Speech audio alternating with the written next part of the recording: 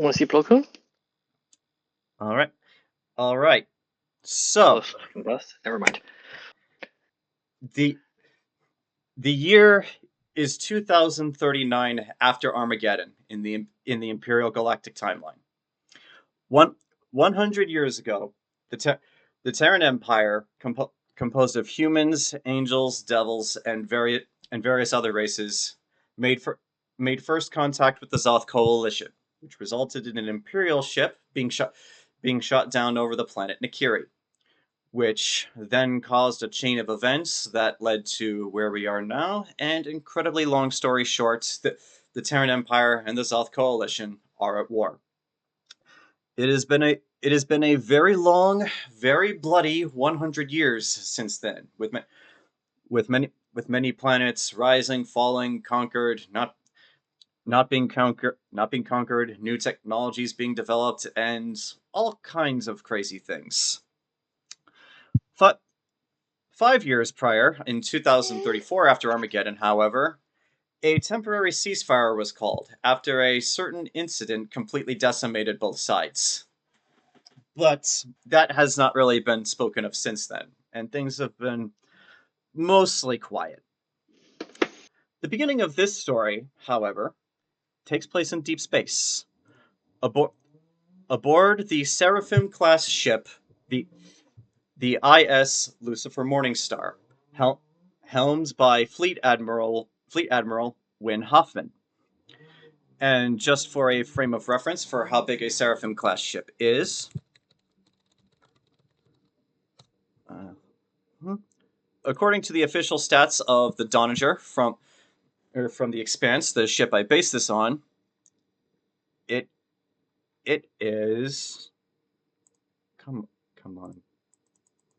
on, Google. Yeah, this ship is approximately 475 to 500 meters in length. So yeah, not quite a Star Destroyer, but close. But yeah, on board this ship, we begin in the mess hall, where so the way these ships work is that they run on 12-hour shifts, where since there's no really day or night out here, so the idea is there's a 12-hour shift goes, and then there's a shift change, like the next one either wakes up or gets off of duty. They go and have breakfast or dinner, depending on what it is for them, and then they head off to do their duties. So we're sitting here in the middle of a shift change where everybody's just either just chillaxing and talking about the shit they've had to deal with and getting ready to start their duties. But in this mess hall, leaning against, as we can see, the far left corner, just chillaxing and looking, I imagine, super cool, despite the blindfold he's wearing, is a certain monkey-looking person. And as such, Mike, would you like to describe your character? What you'll see is what looks like a probably 30s type of Hadozee, wearing what kind of looks like a traditional pirate outfit with a red cloth covering both of his eyes, right there, specifically. He would have a traditional cutlass and flintlock pistol, but they got taken away from him right there. As he is kind of just like we were collected and just put here or such. Is that right? Yeah, you are here. You are here because after your whole thing, when you got your ship back and started looking for work, Admiral you spoke with Vice Admiral Philip Salacia, who serves directly under Wynne Hoffman. He told you that they actually did have work for you. However, they wanted you to come aboard their ship so that they could discuss it in person. They would not discuss it over the comms. All right. Well, there's Jerkaul, as described as the character. Yeah, and Jerkaul, like I should point out that even though all of these NPC tokens are humans, like in practice, not all of them are humans. I just chose generic Space Marine tokens. So you see all these guys milling about. However, the group that draws the most attention to you, specifically because they seem very out of place, is everyone else, are two individuals sitting sitting next to each other at one of the tables. A Kath, which is not that uncommon. There's actually lots of Kath on the ship. But sitting next to this person is a Sakaar, a very bug weird race. one. Yeah, a very weird looking Sakaar, a bug race that is usually considered part of the Zoth Coalition. So, as I started with him first, Zach, would you like to describe your character first?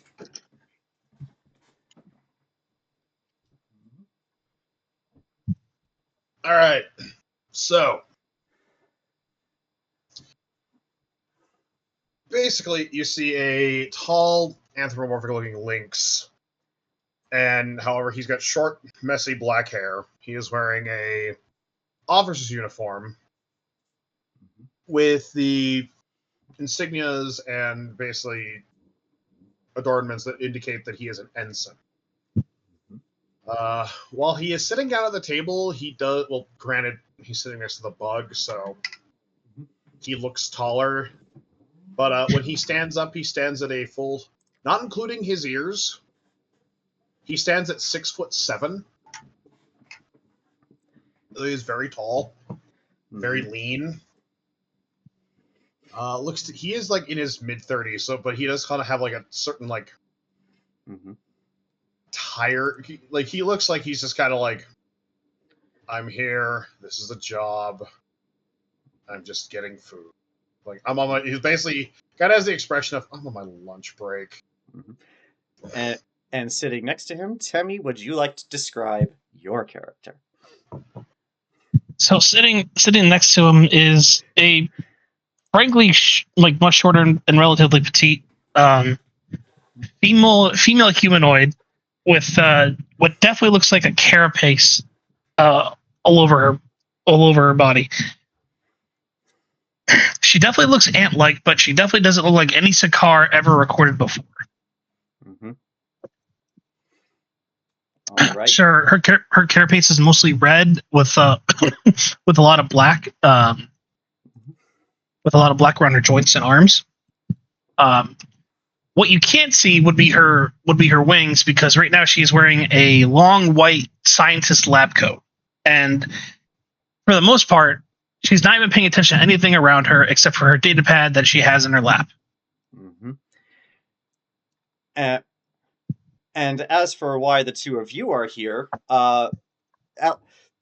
is like Temme. As for you, because Admiral Wynn Hoffman is also one of the heads of the Imperial Science Division. So as such, his word and basically he carries a lot of pull in the Imperial Science Division, which is what you are a part of. And so when he tells you to do something, unfortunately, you kind of have to do it. And as part of that, he has ordered you on this ship for this expedition with him, although he has not told you why. You just know that he wants you here. And now, Actuary, as far as you are concerned, you were assigned to this ship to basically do logistics work, which is mostly what you usually do. However, I will say that as soon as you got on board this ship and then you saw Ellie, it would have become immediately obvious to you that the reason you are here is because Ellie is here, and they are keeping you here because they want her compliant. So. And so, like what you were saying before is like, oh, I'm just here. I'm doing a job. That's more apt than you realized. See, but sitting at the table across from them, alone, as everybody else is giving him a wide berth, because people tend to be wary of a race that they're fighting, at least in general. Is Ken? Would you like to describe your character? At this table with a bit of a impatient look on his face. He's even tapping her like it is a 8-foot tall Tyran with white scales, red eyes, dressed in a leather vest, ripped blue jeans, and black combat. All things that are available in Zoth space. And yeah, Ken, the reason you are here is because in your quest to not be a cog in the machine and like cross over into Imperial space where you might have more freedom, you have just learned enough Terran common to approach these people and then put your hands up and say, "Do not shoot me." Whereupon they've taken you aboard this ship, questioned you, and are basically trying to see if you're on the level before they'll let you in. They've gotten to the point where they've given you free run of the ship as long as there are certain areas you're not allowed to go, obviously. But yeah, like you, as far as you are aware, you have answered all their questions, you have passed all their checks. Now you're just waiting for them to drop you off somewhere. Now, with all of that established, and since the three of you are in close proximity to each other, and as Jerkaul is watching this, what are the three of you doing right now? So Dragula's like tapping his foot, just tapping his hands, just looking very impatient. Like, Okay. Actuary and Ellie? Jayson, did you just grab something just so it look like you're holding your jacket over your shoulder? Yes. We can go with that. Hey, cool. This is a heat pad because my back is killing me. But we can go with okay. that. Let's go with that. Let's go with that. Yeah, that sounds like incredibly Jack's. cooler. Totally fine. Totally fine. You got some aviators, but you should go grab them real quick. What's that? Oh, I don't have any aviators. Oh, my aviators are in my car. Shit. But so yeah, Ellie's just on her data pad. Actuary, Yep. what are you doing? I am. Mm-hmm.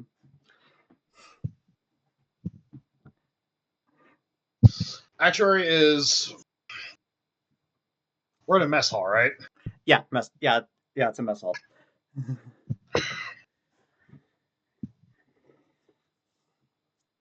Yeah, Actuary would totally do this because he's. Actuary just kind of. Actuary's just sitting there. Mm-hmm. Occasionally he looks up. Just kind of checks around things. Mm-hmm. Just kind of examine. He's just reading the room. Mm-hmm. And occasionally he keeps thumbing the spot on his hip where he keeps thumbing the spot where his knife should be, but because they made him fucking put that in the locker, he's just kind of like. Mm-hmm. Okay. But he's Mm-hmm. and I guess if this is the mess hall, he's probably finished eating and he's just kind of like staring at his cup of coffee, just like. Ensign Thorn! So a voice suddenly rings out. What do you do? Hearing his name screamed across the mess hall, he shoots up. Yeah, but so there's only one response. Hold out his gun, open fire. Yeah. Okay. There's no response. He shoots up and immediately assumes the position. Now, Puts together. as you do, you see approaching you a human played by the not quite legendary but still awesome Jared Harris. Jerkaul, you see this too. This is a man who you all know to be Vice Admiral Philip Salacia, Win Hoffman's number 2 and second in command of this ship. And walking right next to him, Jayson, would you like to describe? Sorry? Treading right next to him. Yeah, but yeah, would you like to describe your character?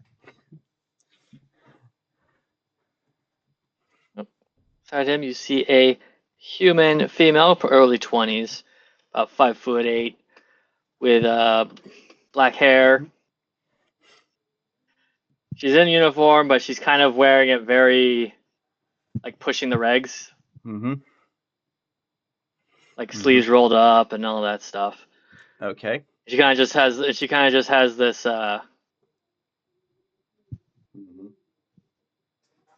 like I said, strutting. She kind of has this like confidence as she's like walking.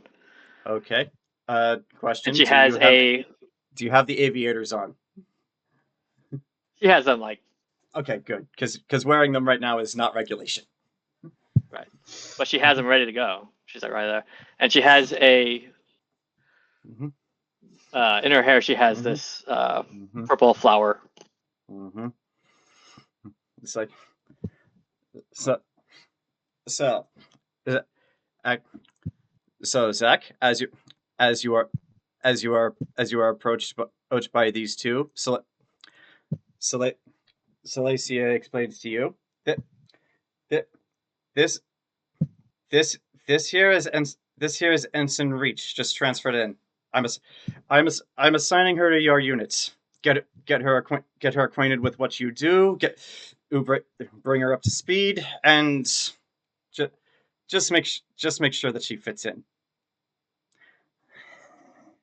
And actually, Ajisai, now that you are here, standing next to this group of people, you see, for the first time in your life, you've learned about them in the academy, but this is your first time seeing them, a Sakar and a Tyran.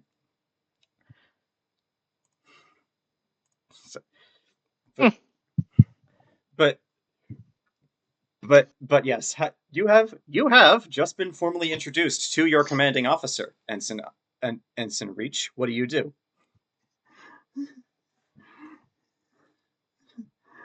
Ensign. Actuary, Ensign. It's like Would I know him? You would not, but however, I am By going name? to say you would not know him, but however, actuary, I roll. Actually, no, I won't make you roll for this. I'll let you decide. The vice admiral introduced this young woman as Ensign Reach. Actuary pauses. Pauses because also I'm trying to figure out how the fuck do I do this accent on the regular. You'll figure it out. I'm still trying to figure out Jared Harris. I don't know. He just goes, Ensign Reach. You wouldn't happen to have a relative who went by the name of Reach that served in the Marines, would you? That was my Uncle Aaron. Arrow. In the back of his head, Arrow. You see, see. I served with the late. He was promoted to lieutenant. Yeah, I think he was promoted to lieutenant major. He was promoted to lieutenant major upon his death. Yeah. I served with the late lieutenant major. He was a good man. Really? Yep. Yeah. And he goes, yeah. He goes, yeah. Talked about his family on occasion. May have brought you up. That was a few years ago. Vice Admiral. Before we get to his response, Ellie, do you have any reaction to seeing this person appear and being assigned to your very huggable Kath companion? She looks up, looks back down, goes back to the data pad. Okay. It's like, and one last question before I get into that. Jayson, is there anything you would like to say, or do you have any reaction to seeing a Sakar or a Tyran for the first time?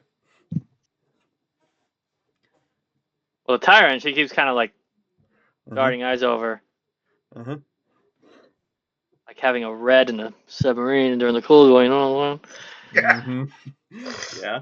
Well, refresh me with the Empire's relation with the Sakar. Well, the Sakar are definitely considered enemy combatants. They are the ones who run all of the coalition ships that you guys fight. That being said, Sakar are not as active in the field, at all, compared to the Tyrans. So, when it comes to on the ground combat, or or especially in most fights, there are no Sakar. They're mostly relegated to either working on the ships or they do maintenance work or they run the large weapon batteries or things like that. They do mostly technical stuff. But also, yeah. So also, as far as you've ever learned, Sakar are giant bugs. Ellie is not giant or much bug-like because she's very humanoid. Yeah, actually, that is another thing. You have seen pictures of Sakar when you were studying at the academy. Ellie does not look like any of those pictures. However, she's a Sakar because she is very bug-like. She's got the eyes, she's got the antenna, and she's got the wings. Not to mention the carapace. Her eyes keep darting to the Tyran, kind of like, Tyran kind of like, But with her, she's kind of just trying to see what she has on her lap there. Well, what The data pad.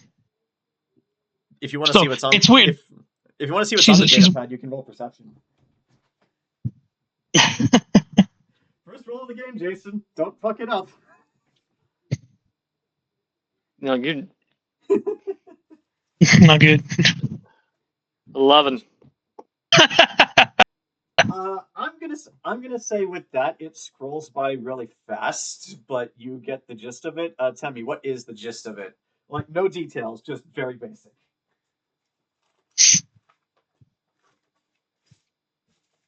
A Thorn website. Kind of just turns to her. What's the officer's name that's with us? But Vice Admiral Philip Salacia. Looks over to the Vice Admiral, kind of just like looks at him, kind of like.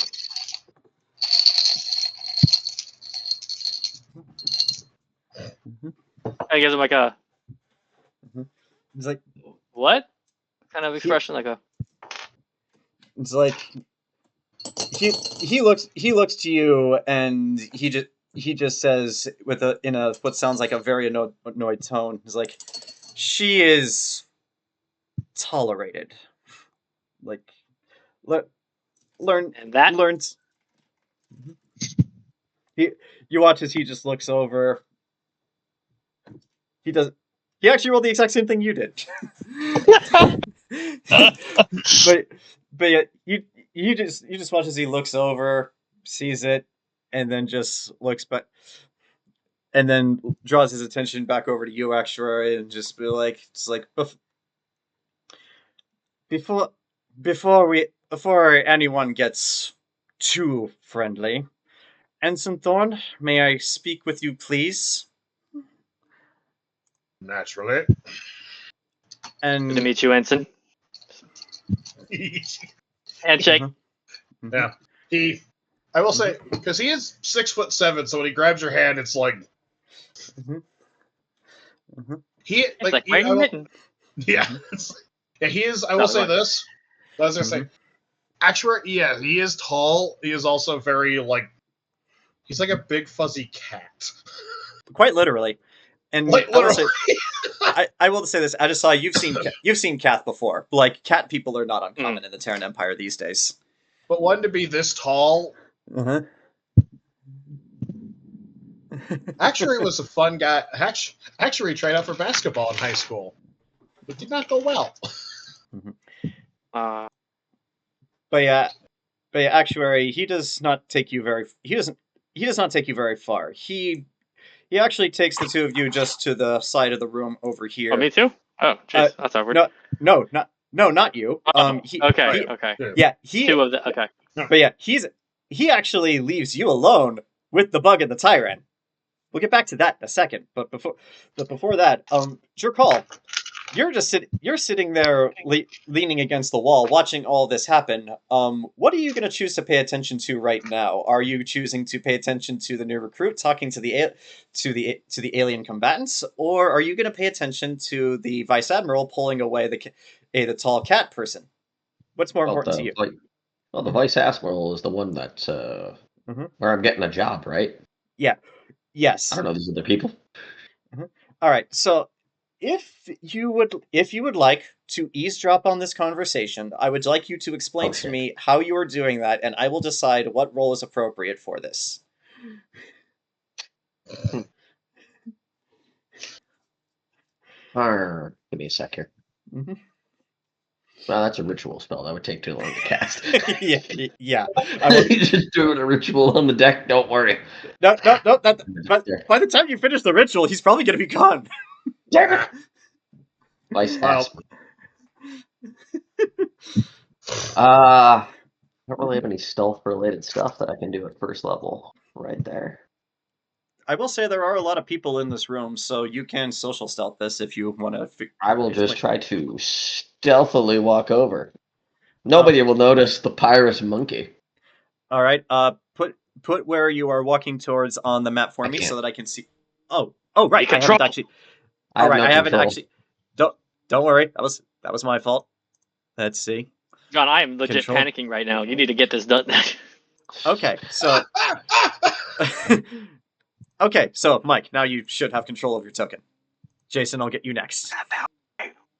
Okay.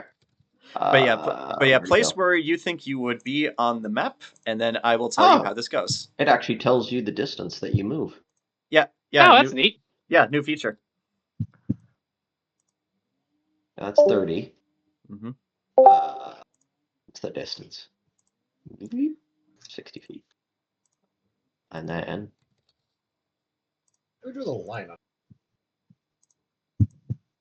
Temme. there we I go. didn't do shit. Huh. And the stealth roll. Name. That's not bad. What the fuck? Stealth roll would have been 18. Okay, that's wait, no, it would have been 19. I have Okay. a 4 in stealth, not a 3. okay. So hardly anyone's paying attention to you. I would now like you to roll a perception check to see if you can pick up what they are saying to each other, because this is a hushed conversation. So good. Mm-hmm. I know Jerkaul is taller than this, but I'm just imagining a chimp. Mm-hmm. I don't know how Literally tall. just Did I you roll forget another how 19? tall I made him. Did you roll He another rolled another 19? 19. 16 plus 3. Okay. Okay. It was 15 plus 4. Now it's 16 plus 3. It's just like, so what you hear, Actuary, back to you. You're just like, I was like, I wanted you to hear it from me first before anybody else starts discussing it. The Admiral and I have read your letter of resignation. Hmm? And I want you to know that the implied threat that comes with it is not a threat at all.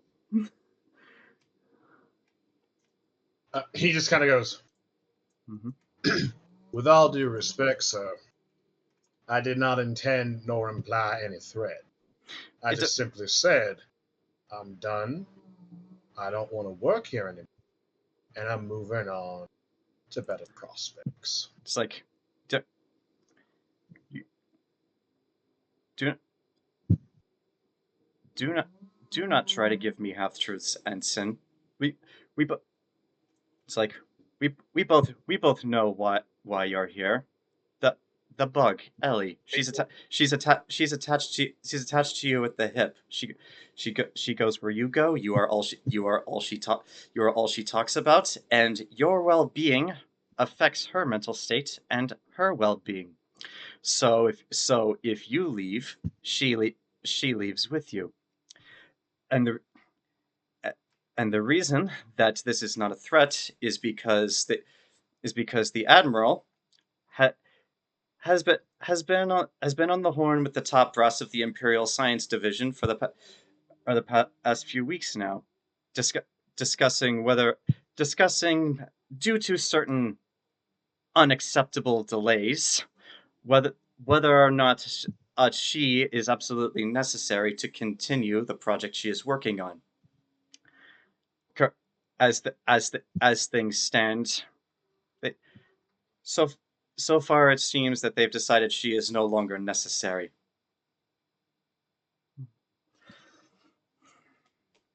Is that all, sir? That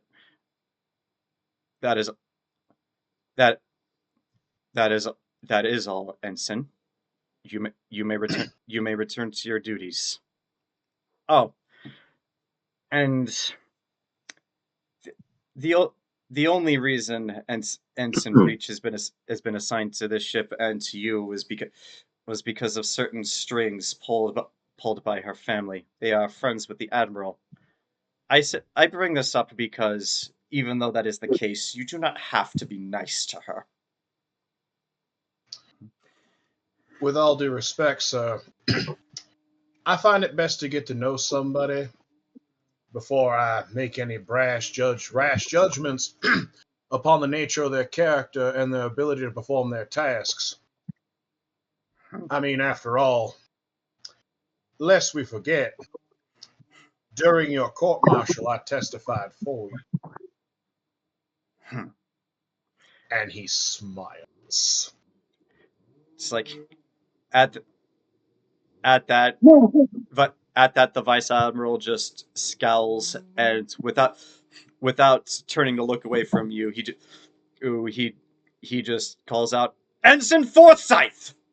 And then from across the room is a man that both you and Ellie recognize. He stands up and then very nervously said it like, "Sir." And oh fuck. Yeah. And fuck, it's him! And with that said, after he stands up, the vice admiral turns to leave and walks over in his direction, past you, Ajisai, and he says loud enough for Actuary and Jerkaul for you to hear. Actually, no, he's yelling at him across the room, so everyone could hear this. Like, the admiral has requested your presence on the bridge. And with that, he salutes. He's like, "Aye, sir." And then, as soon as the Vice Admiral reaches him, he joins him, and the two of them leave the room. They're gonna go get pegged together. Yeah. Actuary mumbles under his breath something in Kath. Mm-hmm. Now, I'm actually not gonna tie a roll to this. After you say that and look around, do you want to notice Jerkaul looking at you? Oh, roll perception. Looking, he not just. Yeah. Roll perception. Jerkaul's just not standing it. He's not going to pay attention because he's literally just. All Actuary does is. Actually, during the entire conversation, he was just standing right next to him. He was so stealthy. None of you noticed him. No, what Actuary will do is basically as soon as the Vice Admiral is. As soon as the Vice. Everyone's dressed as a pirate. As soon as the Vice Admiral is like out of hearing distance, Actuary will walk back over to Ajisai, Ellie, and the Tyran, and he will go. And Actuary will mumble under his breath in Kath something that approximately translates to "May your crops wither and die, and your wives be unfertile." Damn. I'll put you back over to here. I will burn your heart in a fire. When Actuary gets back, Ellie's gonna grab onto Actuary's arm, hold it for a minute, and she's like, "You're tense. What happened?" And Actuary will not reply. Will audibly reply, say, "Vice Admiral Dickhead's being a dickhead." Mm-hmm. Which, by the way, is it Jayson, about me again? Which, by the way, Jayson, I will say, in the short time you've gotten to know Vice Admiral Philip Salacia, he's not racist or prejudiced in any way. He's just a dick to everybody. Yeah. So, about me again? That's typically that's like about me again. Oh, don't worry about it. They took my perceived resignation as well. A threat.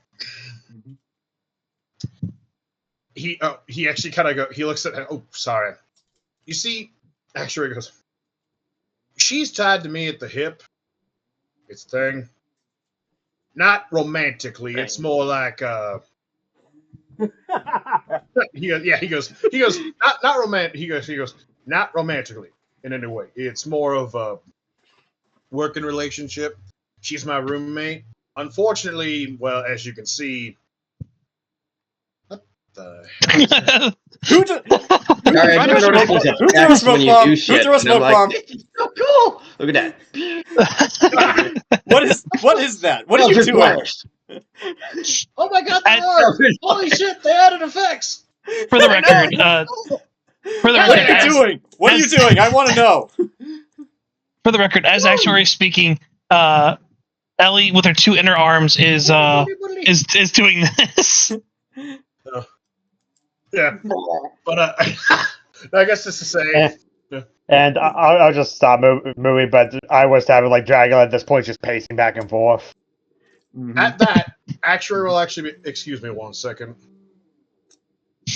And Actuary will actually walk around the table. Grab my character. There we go. Mhm. And I will walk over to Dragula. Uh-oh. Mm-hmm. I'm gonna also have Jerkaul just stealthily move over to this table now. Okay. And I looked With, at the with a I looked 20 at the soldier unnatural. sheet. Mhm. Oh jeez. Actually, no, 23. Guidance. but Actuary will basically just, against all perceptions of him being, a cat and Dragula being a lizard, Mm-hmm. Actuary will just casually walk up and be like, "Anything I'll help you with, sir?" Not unless you could get my music back. Which, by the way, Jayson, sitting nearby, this is the first time you've heard a Tyran speak common, and he asked about music. What the fuck? She looked at the soldier sitting across from her. And she's just like, It's like, he just looks at you guys as, oh. Look, Oh, I understand them confiscating my weapon, but my music player, I have been alone with my thoughts for however long I've been here. He goes, "All right, hold on." But yeah, Who Jayson, took to answer who your took question, Jayson, like the Marine just looks over to you, he's like, oh, him? Apparently he's a special case. They say he wants to defect.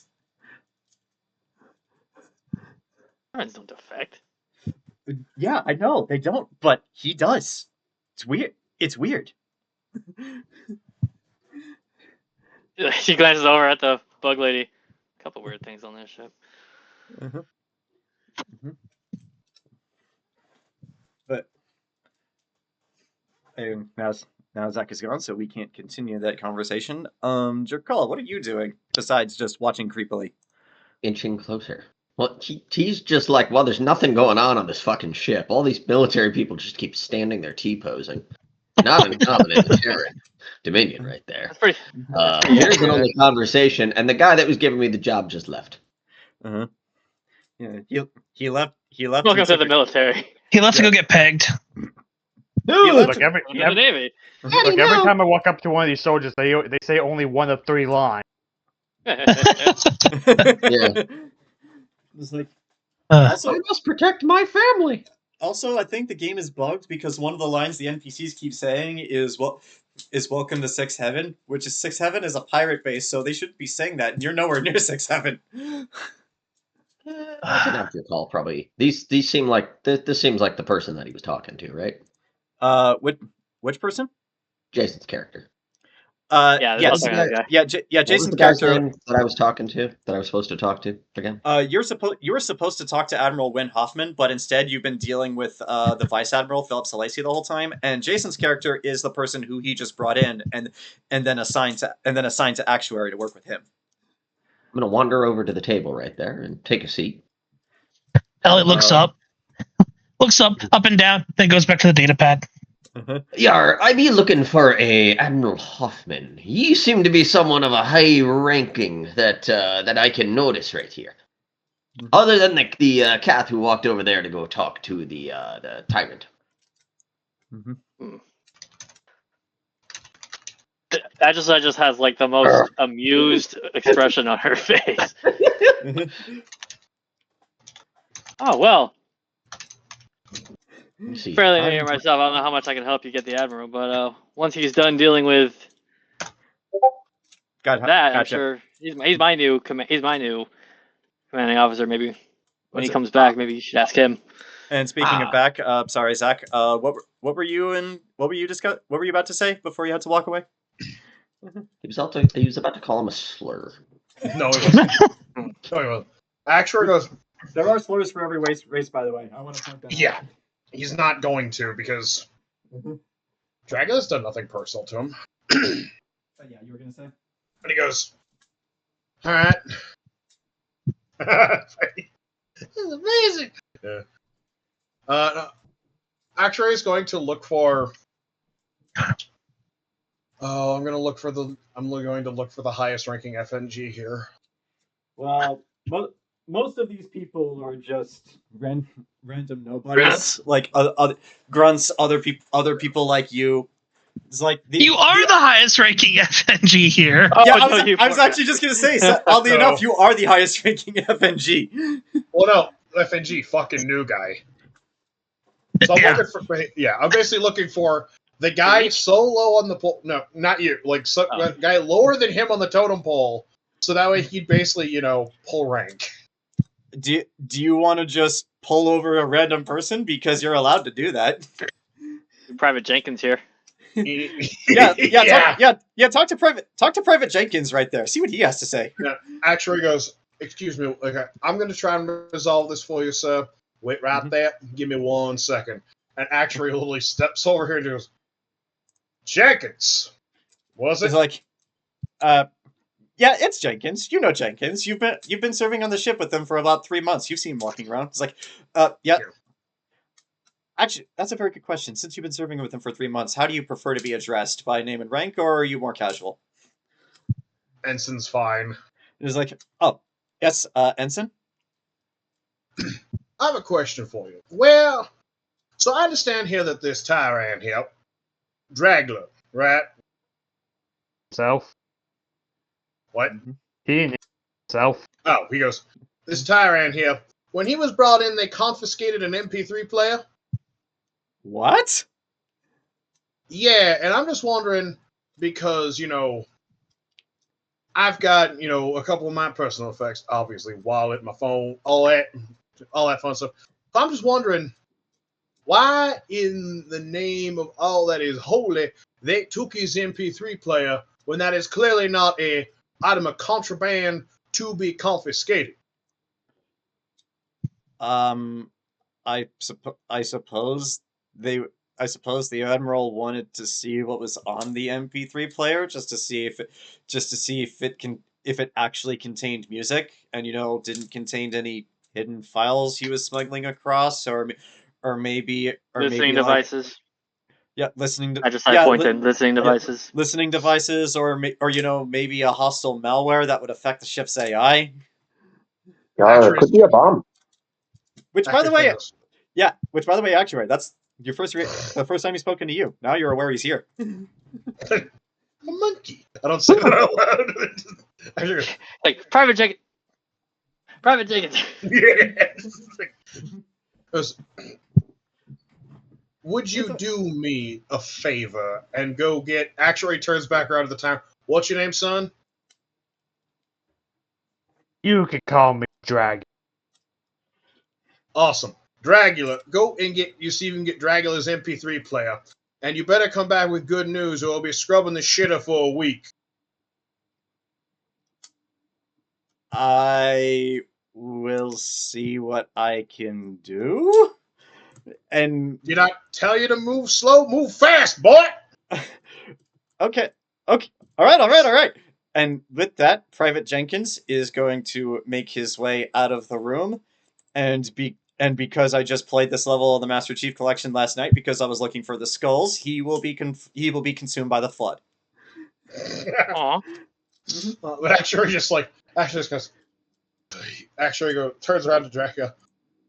We'll see what happens. In the meanwhile, hum a ditty. I don't know. When I'm alone with my thoughts, I just kind of hum or whistle or whatever.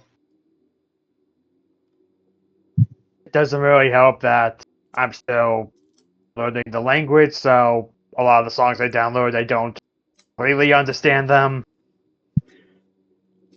Fair. Which, to be fair, a lot of the songs you downloaded are in English, so you wouldn't be able to understand them anyway. I will also say that after you introduced yourself, from somewhere in the background, some speaker from somewhere blurred out, "Dead through the ditches it burned," as a cool effect. But, Actuary goes, in the meanwhile, I guess just try to relax. We'll see what we can take care of here. And Yeah, I just don't really do this. I don't know, political bullshit. So I just need something to kill the time until we're assigned Happy Smash thing, which of course I need my weapons back for that as well. But Meanwhile, a soldier from a different table. The Tyrant said kill! Everybody show your weapons! I'm just kidding. That doesn't happen. He actually goes, understandable. They've had me playing desk jockey for 5 years.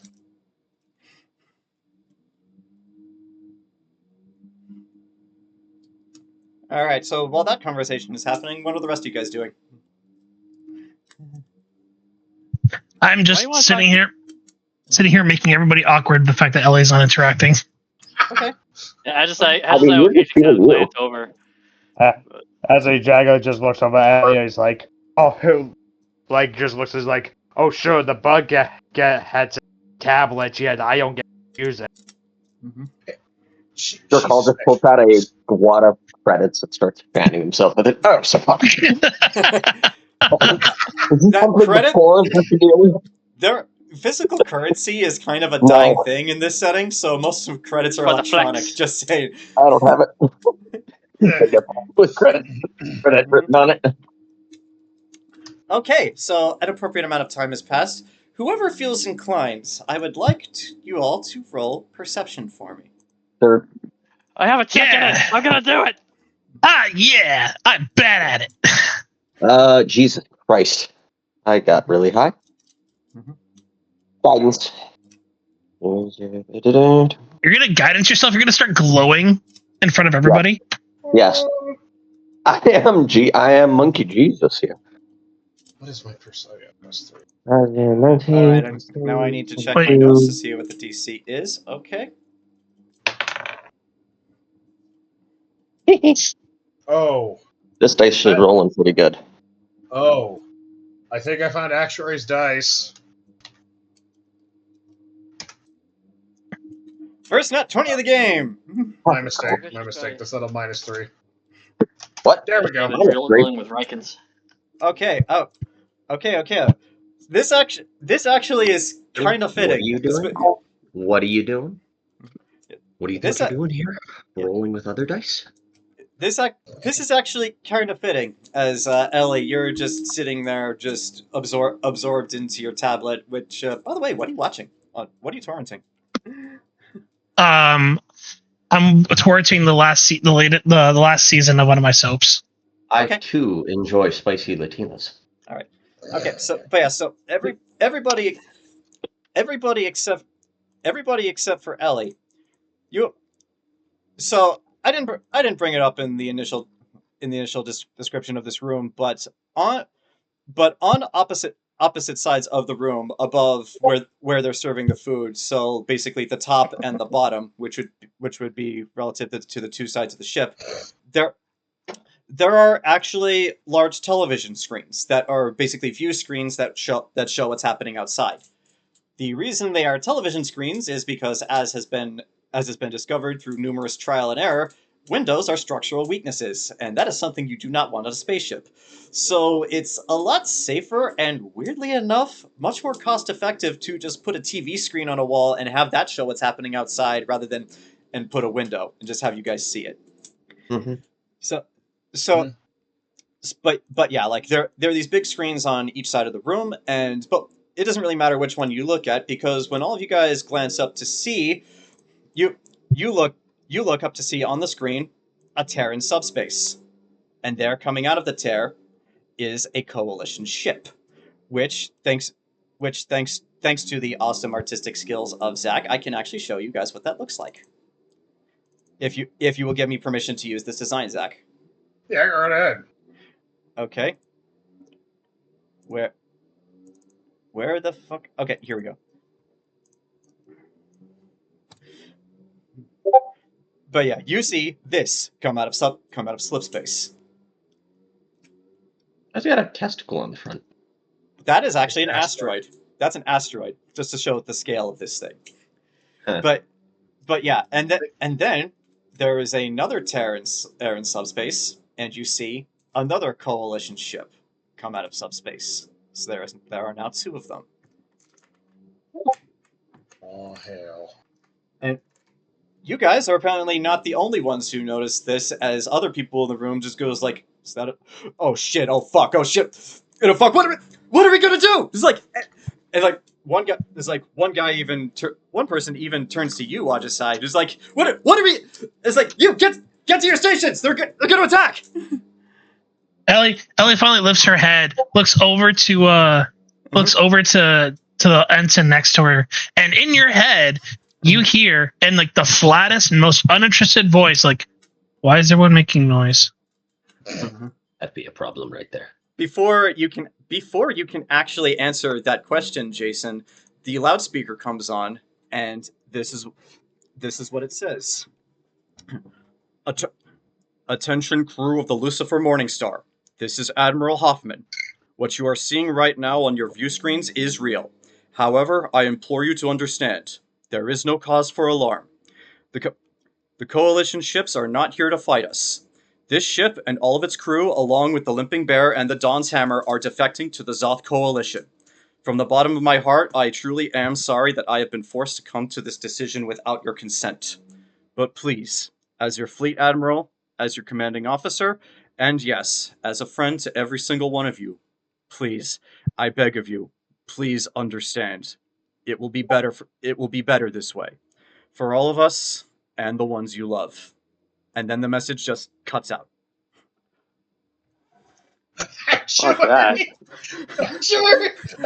Actuary goes. Actuary.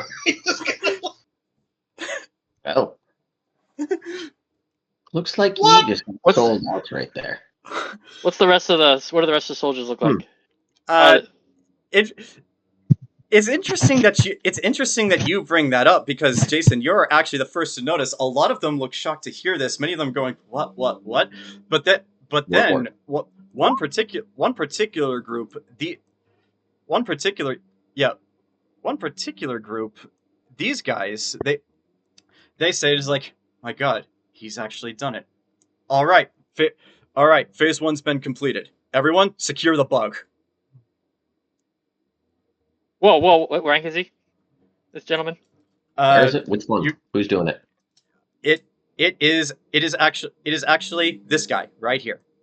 And this guy appears to be moving with them, as the two of them are moving closer to Ellie. Rank? From what you can see, he is actually a security officer. Well, hey, what are you doing?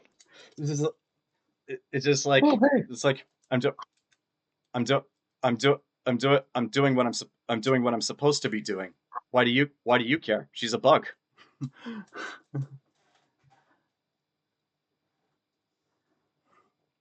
I care. Did you not hear the announcement just now? My chair broke. It's like, we have another crisis. My chair broke. Oh fuck! Oh jeez! Oh no! Oh no! Everything's going wrong all at once. I just died down. Oh, there goes the piston. But yeah. Did you hear the same announcement I heard? As you say that, like, this guy over here walks up next to Ellie and is just like, yeah, man. It's like, with defecting to the South, like, what? He does know that the South want to kill us all, right? And like, what? Why are you taking Ellie? What has she done? She's been nice to literally everyone here. Except Dan. Mm-hmm. Actuary, that's neither here nor there. But yeah, Actuary, what are you doing, since Ellie's apparently being threatened? I look at Ajisai, and I appreciate the fact that Ajisai is basically like, what the fuck is like going on? Actually, looks at her and just kind of goes, now look here. Yes, we all heard the announcement, but you stand down. It's like,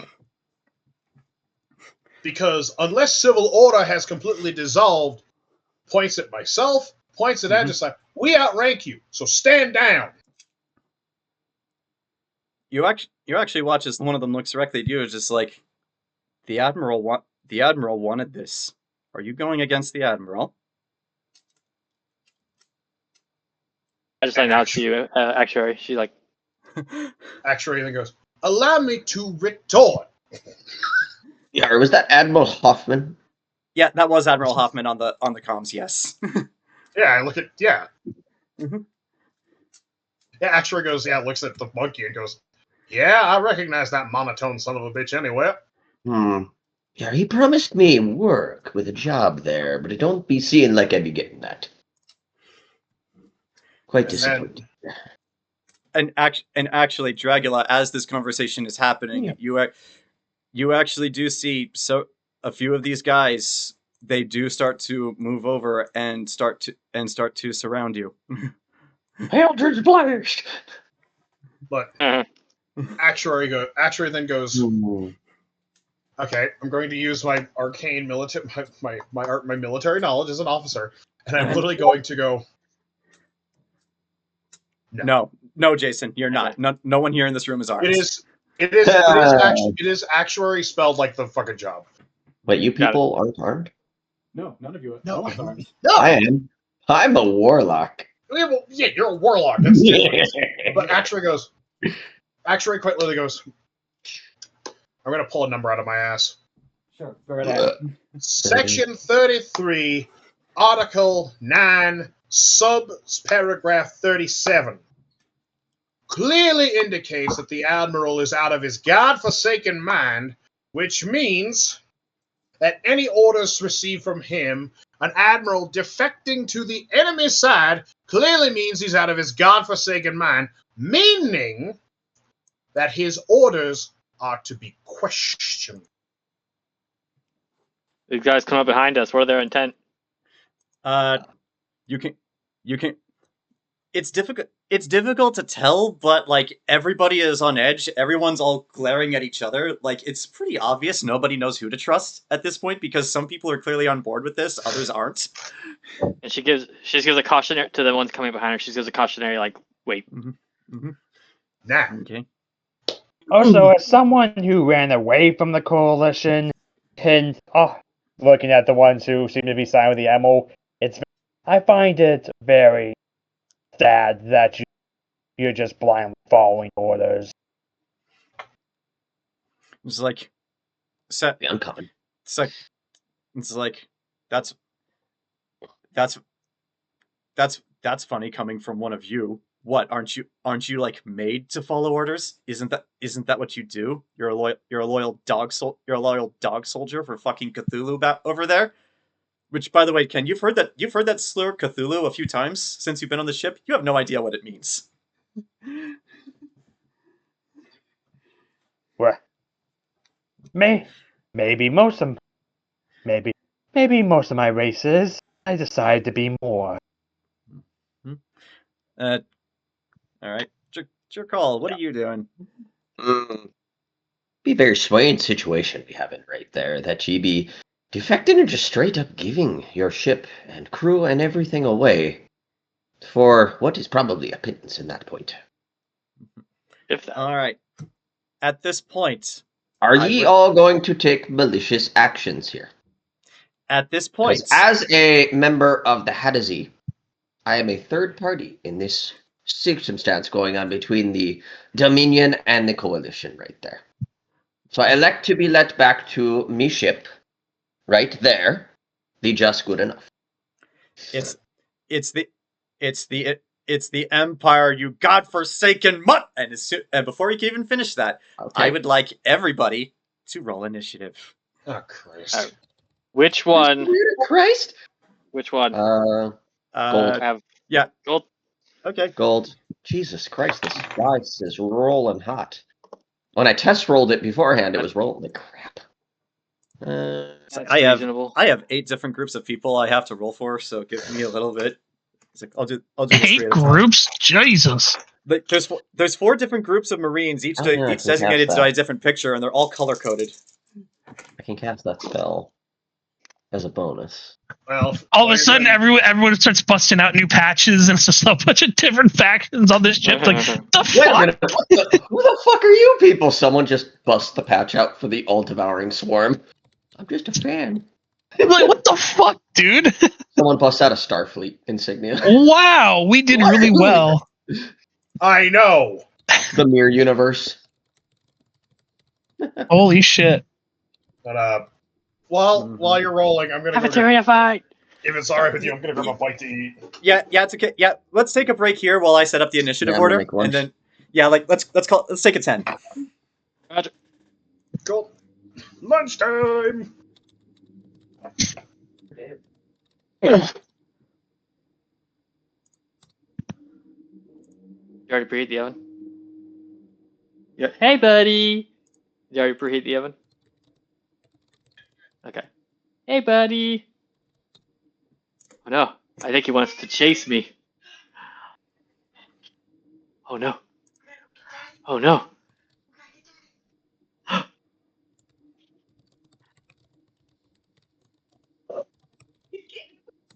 Oh! Oh!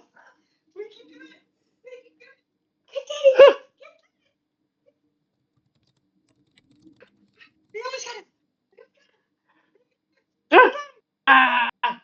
Ah! Got me.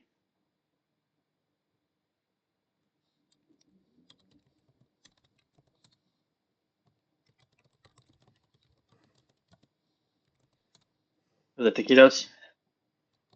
Was it taquitos?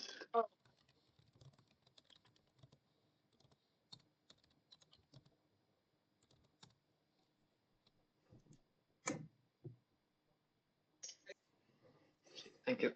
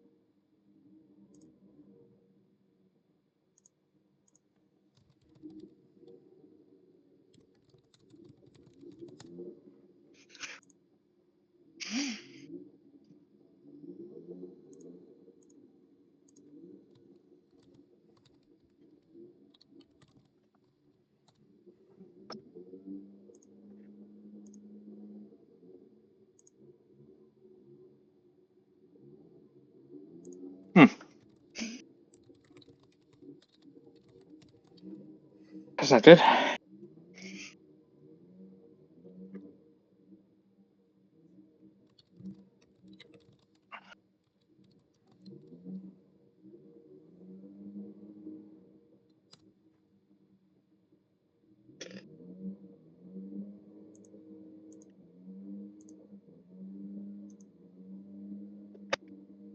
Mm.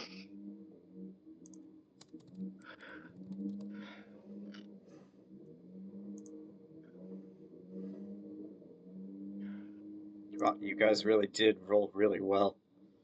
Mm.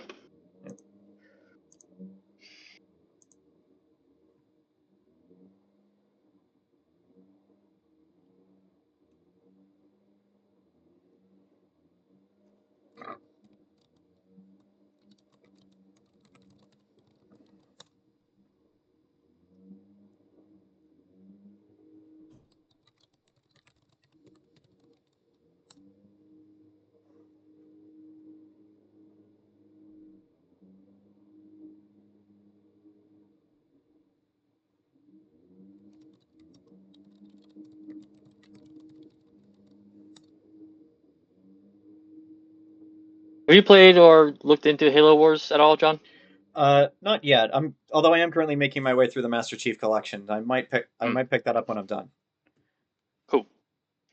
That's Serena, the AI. Serena's the Cortana of Halo Wars. She's great. Mm-hmm.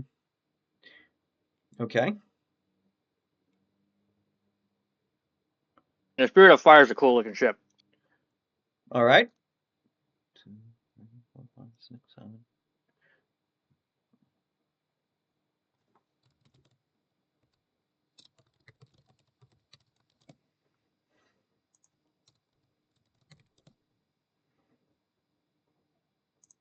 All right. Now I'll be right back. I.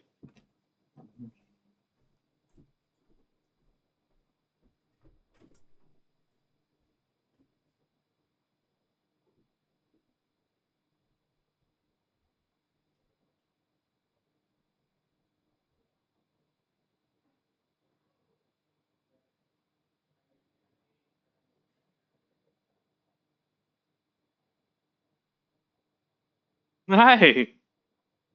Ooh. Okay. 5.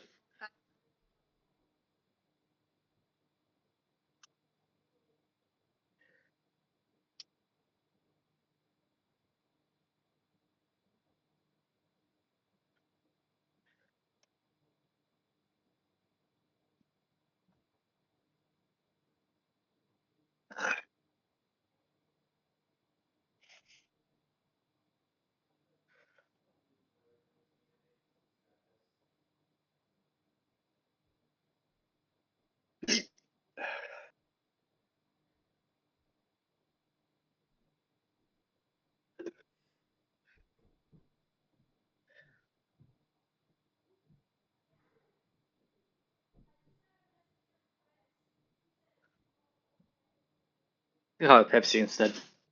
Shell. Rochelle. I think I'll just have a Pepsi instead. I'll keep it in the fridge upstairs. Oh, okay.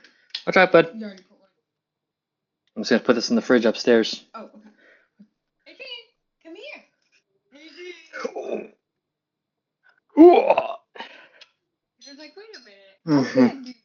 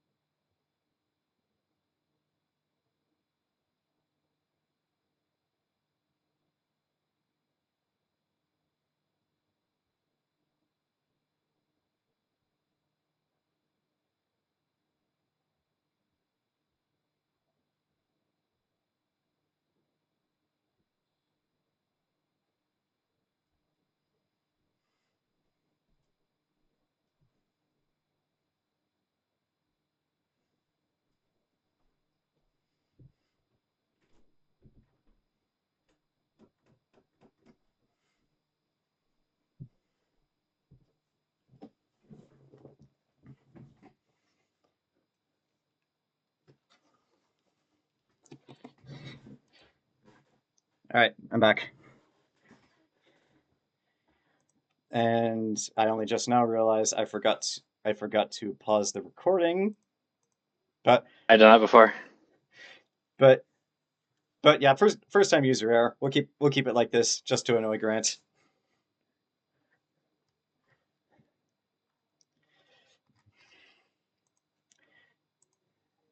We bring the flag out here. Oh, Yes, yeah. Grant, sit through the 20+ minutes of silence. Mm-hmm. Suffer. Suffer! Suffer! And for the one person watching, watching the code word to make sure you didn't skip all the silence is Well, jellyfish. You see, the code word to skip all of the silence is actually the name of the fourth flavor of ice cream, but as we've established, the fourth flavor of ice cream cannot be spoken aloud, lest it incur all kinds of wrath. Oh yeah, that was the thing I thought. Like, what did I blurt? What did I censor myself with? Oh yeah. Mm-hmm. But yeah, so Zach, Hoffman's a traitor. Didn't see that coming, did you? Well, for me personally, Actuary's just kind of like relieved. Oh, thank God! Now I have an excuse to kick that dickhead in the head, dickhead in the balls. Indeed you do.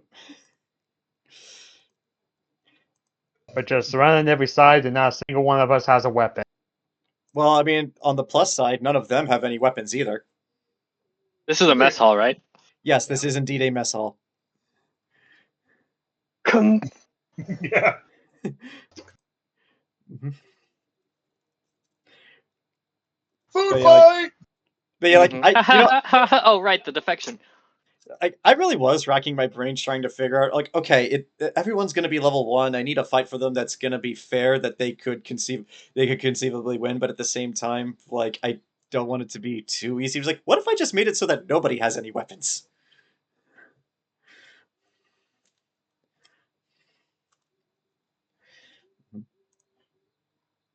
Also, as was established, not everybody is into this whole defection idea, so it's not just you guys. Tyran's over there being like super. Tyran's over here talking about music. I just like, oh, and then talking about like not defecting to the coalition. Oh. Like, it's hilarious how the giant lizard who used to fight for the coalition is the one telling everybody, yeah, this is a stupid idea, and you're all idiots for just following your admiral.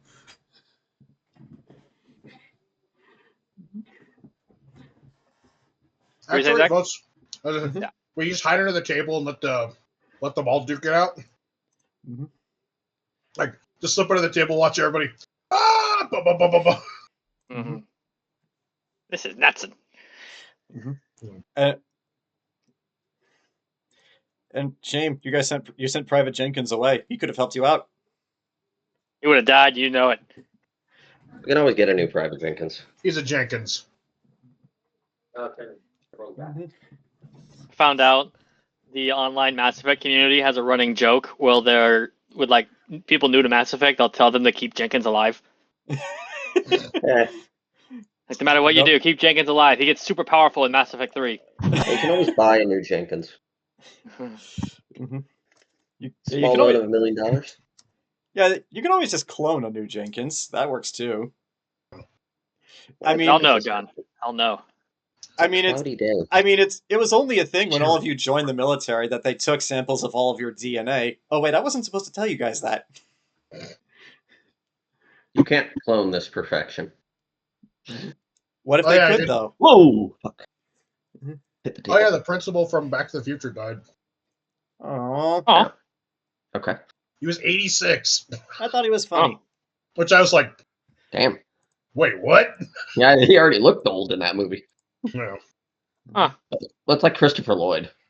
Mm-hmm. Yeah. Well, that's the drugs. Yeah. Mm-hmm. As he celebrated the 1980s. Yeah. All right, we good to go? Yeah. Since everyone's back? I suppose. Well, all the jokes, like, I mean, that's one thing, but the fact that he had already gone gray by like his early 40s, damn. Holy crap! Well, he partied hard. Q Andrew WK. All right. So, for those listening at home, the music for this battle is "To Ashes and Blood" by Woolkid. Yes, that Ashes and Blood. Which unfortunately I can't listen to. Which unfortunately I can't listen to myself because I set up the recording software to record everything that comes out of my headphones, which would include the music if I press play. But also, here is your guys' initiative order. Anybody got the alert feat? Negative. Nope. Just asking. All right. So Nope. as this shitstorm begins to go down, you saw the Wait. coalition. You saw the coalition ships appear. You saw the reactions of at least half the motherfuckers in the mess hall, and you saw some of them try to take Ellie. Here is what you didn't see. Outside of the Lucifer Morningstar, the two Seraphim class ships that are flanking this, the Dawn's Hammer and the Limping Bear, which I will say for Actuary, you can react to this however you want, but the Dawn's Hammer is in service again. It's been with you for these past 3 months. But yes, that aside, it's like the Dawn's Hammer is mostly still. Nothing's happening. Over on the Limping Bear, however, they apparently did not take to the idea of a defection in that well either.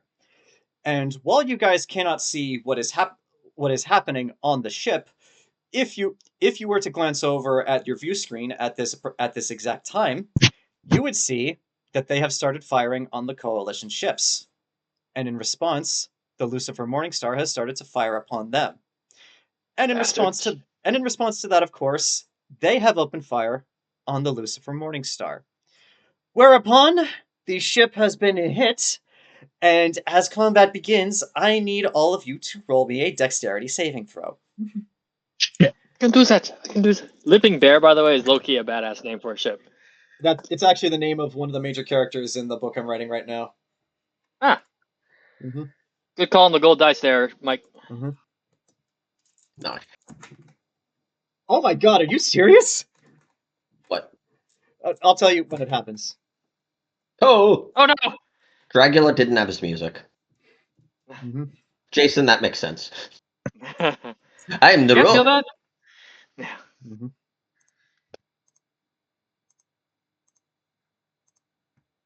I'm concerned. I've been rolling decent. Well, looks like I'll be breaking out my mad scientist bat sooner than I thought. Mm-hmm. All right, so everybody. Not Dragula. He taught Ajisai to feel. Okay, so everybody except for Dragula, you're fine. Dragula, as the shot from the Limping Bear impacts the ship, the Lucifer Morningstar shakes, and you fall prone. It is going to take half of your movement to get back up on your turn. The good news is, every single member of the blue group who was trying to grab for Ellie, every single one of them, I am not kidding, all fall prone. Every single one of them. I guess I'll drag on his back, like, oh, what was that he was saying about them not here to attack us?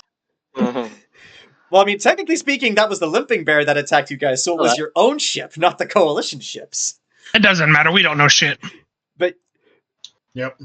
But yeah, so however, on the other hand, of the red group, the Warhammer 40K Marines and the Starship Trooper Marines over here, they are just fine. They do not fall prone. The others, however, all do. So with that being said, first on the docket is Jerkaul. What do you do? All right. Let me see as well. Are there anything to climb up with? No, not really. The walls here are pretty All smooth. right. Like there are some Then- lockers and like storage things, like some on the walls and some back here where they're actually preparing the food. But no, not really. You said all the hostile people directly near Ellie went prone, right? Yes, they failed the saving throw. They've fallen prone. Okay, where is other enemy people? From what you can tell, the enemy people are either surrounding Dragula, or are approaching you guys from behind. And there are some about the rest of the ship. However, they appear to be engaged in a massive brawl that has broken out between you guys and the other guys. I'm gonna climb up on the table By all means. because I can just climb. That's part of my stuff. And then for basically, there's that one, and then there's this one. 20 feet, 15 feet. I could do either. I am going to bonus action Hex. 'Cause I believe I can then Hex and do Eldritch Blast because it's a cantrip and a levered spell. Yeah, it is. It is. So I am going to Hex. Let's say this guy right here. Okay. Let's see. What can I mark you with as a hex? I'll put this one on him. He is Bonus hexed. action Hex. I deal extra damage, and he has disadvantage on ability checks. Let's say made with Wisdom. Okay. So he has been hexed. He has been hexed for wisdom. And then I'm going to cast Eldritch Blast. Now, so you shoot light at him. Yeah, So, I make it like a gun finger. okay. We Which try to roll to hit him. yeah, roll to hit. And also does no, you're level 1. Your Eldritch Blast doesn't have any effects on it right now. No. That's why I have the tome. My spell attack is a +7, so that would be an 18 to hit. Roll for damage. Now, These are does level he 1 have resistance to necrotic in any way? These are level 1 NPCs just like you guys. They don't have resistances to anything. I'm just going to throw that out Okay, there now. so I will roll this. That's a good. And the D10. That is alright. I wish I could listen to music. But recording is recording, so I can't.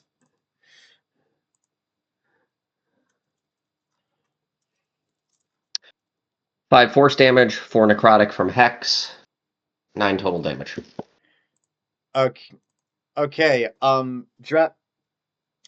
Dragula, this guy behind you who was looking as if he was ready to shank you. You watch as just suddenly his arm and like half of his torso are just now suddenly missing as like a beam of what does your Eldritch Blast look like, by the way? Just a beam of light? It looks like basically the void itself, swirling energy of just the void itself comes out of his fingertip as he goes.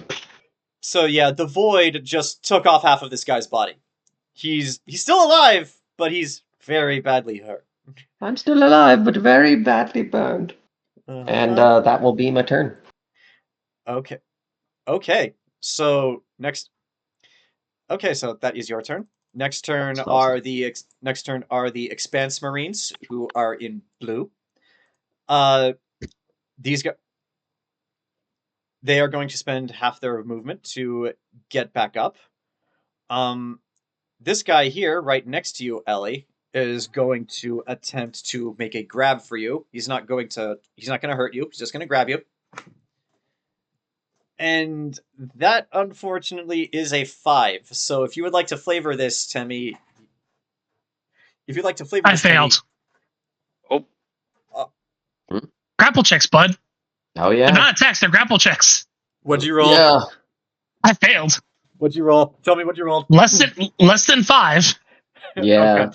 Oh god damn it. So Ellie, what happens is like you don't even get a chance to stand as just this guy walks over and then just very violently grabs you by the forearm. But that is his turn. This guy who's in front of you, Actuary, he's going to stand up and he's going to walk right up to you. And he is going to attempt to grab onto you as well in an attempt to prevent you from getting to Ellie. That is a 2. Please tell me you roll better than a 2. What's this, a strength check? This is a strength check. It's either athletic. Yeah, it's usually like it's either strength or dex. Athletics or acrobatics? Yeah, that one. All athletics. Basically, you're trying to move out of the way, or what? No. Wait, what? Yeah, I rolled 1. Okay. Good lord. Yeah, this crew not be looking too good. All right. What's the coalition pay? The coalition doesn't have money. Average. They don't pay anything. Oh no. Okay. Yeah, It's a lose-lose situation. But things. Jayson, to summarize this up as quickly as possible, the coalition is kind of like the Qun from Dragon Age, so they don't have money. They have I'll stuff. be grateful. But yeah, But yes, Actuary and Ellie, both of you are grappled right now. You can't. Wait, did cannot- you fail too? Yeah, yes, he did. What? You didn't roll acrobatics? It's a natural one. It's still a natural one, man. Yeah, it wouldn't matter. Uh-huh. Fool of a two. Uh-huh. You know what? We're two peas in a pod. I don't have Uh-huh. acrobatics.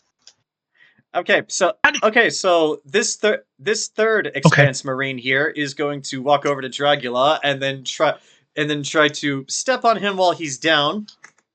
Brother got the short end of the short stick. Step on me, And- daddy. What? Wow, these guys are rolling terrible today. Thankfully, this is against AC, so there's no roll for Dragula. He rolled a natural 1. So what Did you happened roll is advantage? Because he is prone. the good news is with advantage it was an 8. So I imagine your AC is higher than 8, Dragula. Yeah. So Actually, my So- AC's a 2.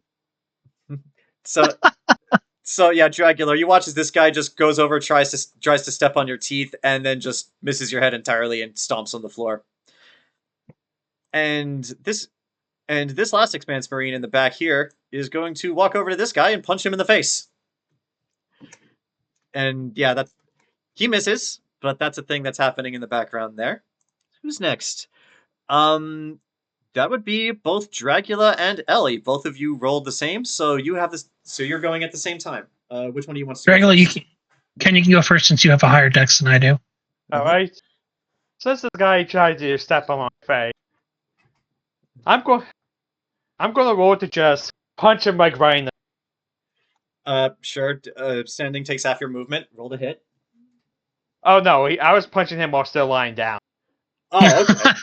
Oh, okay. I see what Dragula's you're doing, massive. right? It doesn't matter where he Yeah, is. I see what you're doing. Yeah, go right ahead. That was a nice kneecap you had there. Those are some nice balls you had. Oh. Has Cage's X-ray going on. You know, Ooh. because it All doesn't right, really so matter. that's a 9 to hit. Roll Yep. the damage. Roll. So, Actually, Is that- damage what's for your I strength? believe damage for a punch is just your strength, if I'm not mistaken. I believe Correct. D4 plus strength or No, it's just strength. Your strength mod. So, like, you have what's your strength total? 20, so 5 damage. God damn, that's not Okay. bad, actually. Okay, so That's 5 damage straight to the balls. also 5 damage to an unstatted NPC. So I'm just He had balls. Yeah, I'm just gonna say this. He is now prone. He is now prone again. He used half his moment to get back up, but now he's prone again just because of that. Falls now on his throw. Uh-huh. Okay, that was Dragula's turn. Ellie, it is now your turn. Go ahead. Sorry. Well, I still have movement, right? I could grab that. Oh yeah. Yep. You did. Yeah, you still have movement. Getting up costs half. So what are you gonna do with the other half?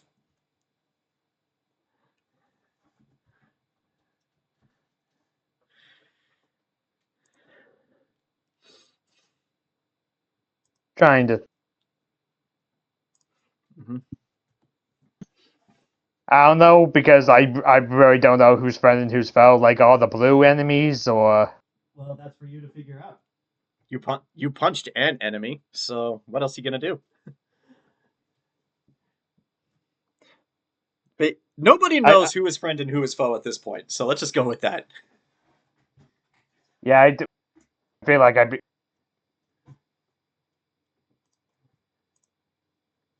Kill them all.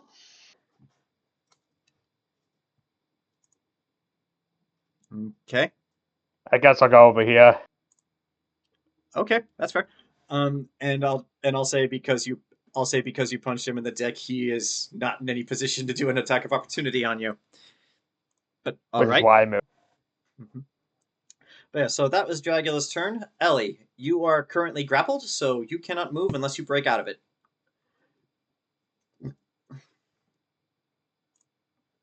I turn my head to look at Actuary, then I look back at this guy. Mhm. I open I open a small jaw essentially, and I poison spray his face. Ah! Roll to hit, because I believe that's Roll a dex save. yeah. Oh, it's a dex save. Well, he rolled a 6. He's taking full damage. Yeah, he is. Well, no. So Well, it's either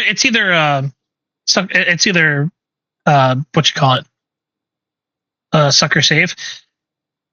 You said they're not statted, right? I mean, pretty much, yeah. Their stats are 10 across the board. Oh, good.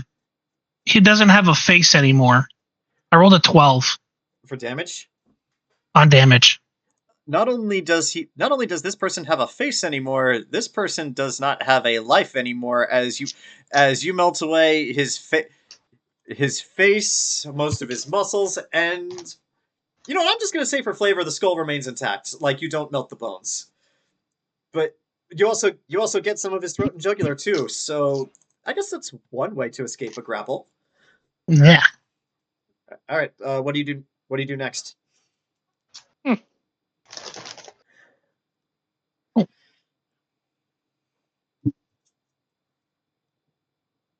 she turns, looks at Actuary, and in your head you hear, "Stop playing. Let's leave." And as do you want to move? Oh, you Yeah, I did. Yep. Okay. So with that said, Actuary, it is now your turn, I believe. It is. It is. It is your turn. So what are you going to do? I can roll strength or dex to break out of this, right? Correct. Yes, you can. Neat. I'll roll dex. Okay, that counts as an action though. So if you do that, you won't be able to attack. Toad's fine. Mm-hmm.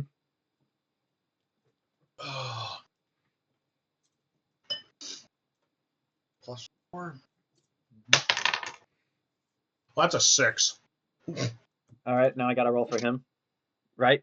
Does he even maintains it? I think so. I think so. Yeah, it's He- The contested. boss. He also rolled a 6. Huh. So who gets the tie? Who has You know what? Who's the Well, tiebreaker? Rule of cool Up to you. applies for this campaign. I'll say tie goes to player. So Actuary, you do manage to break free, even with the 6. you broke those cuffs? Mother! Yeah, you broke the cuffs. But yeah, you are free. What do you do? Hold on a sec. Mm-hmm. Just checking something.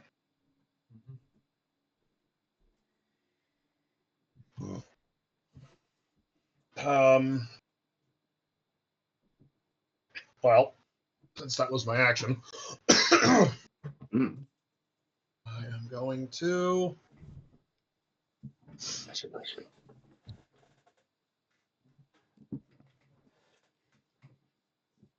I'm not going to basically step away because I know that if I do that, he's going to try and grab. He'll basically provoke an attack of opportunity.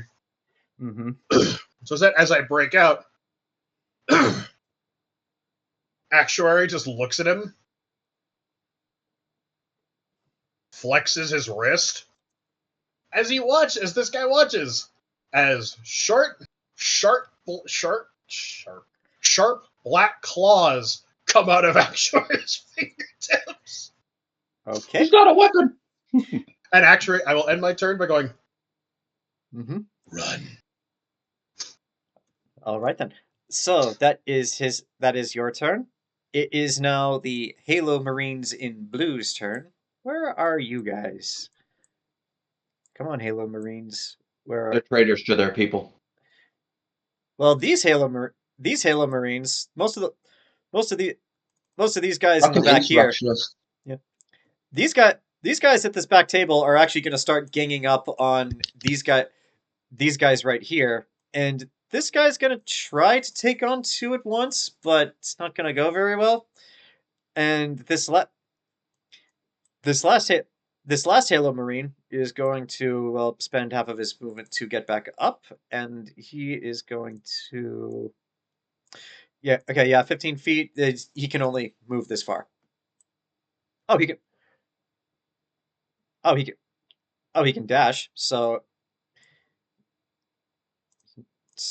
yeah, let's. Okay, I'll put him right in front of these guys. That is their turn. Ajisai, it is now your turn. The security officers weren't armed either, yes? I mean, they were armed with like stun batons, which for the purposes of this don't do much of anything. If you want to say you take a stun baton to use that as a weapon, I'll allow it. I was gonna step towards the X person.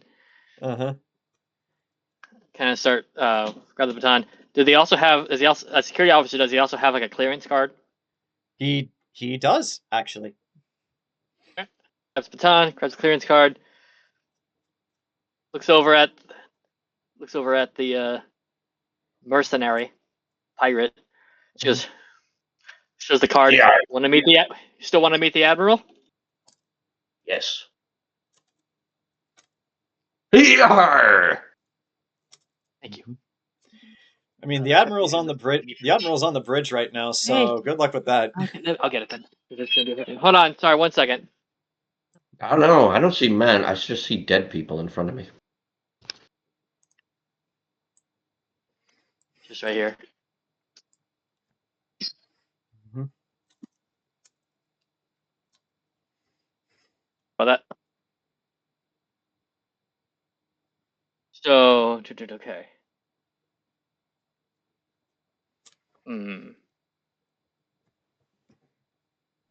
This guy that Actuary just threatened, how's he look? I mean, nothing's really happened to him just yet, so he looks okay. The only thing that's happened is Actuary broke free of his grasp. But he doesn't look deterred.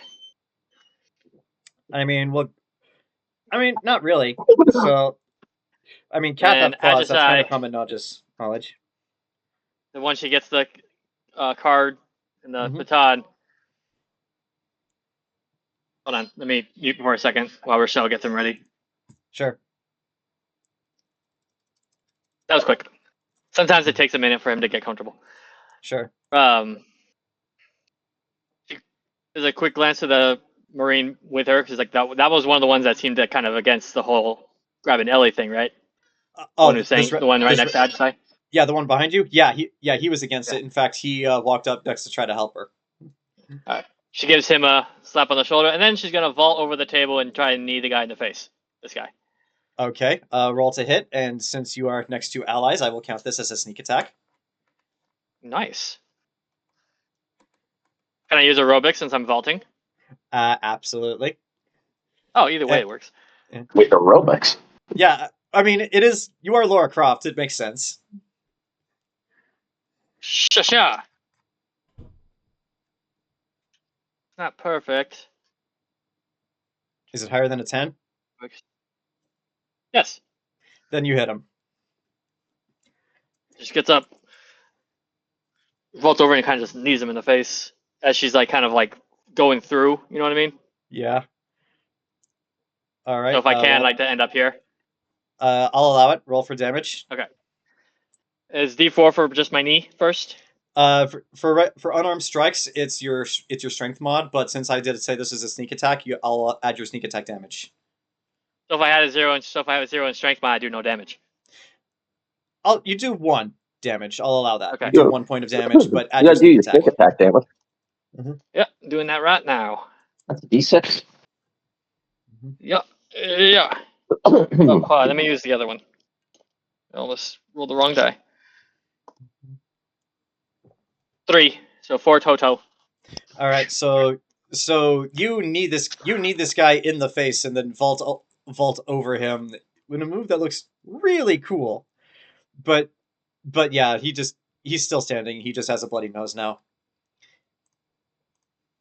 So, with that being your turn, it is now going to be the turn of the Expanse Marines that are in red. So, where are you? All right, so this guy here is going to run over and try to pile drive this person into the table. That doesn't work. Rude. This guy here is going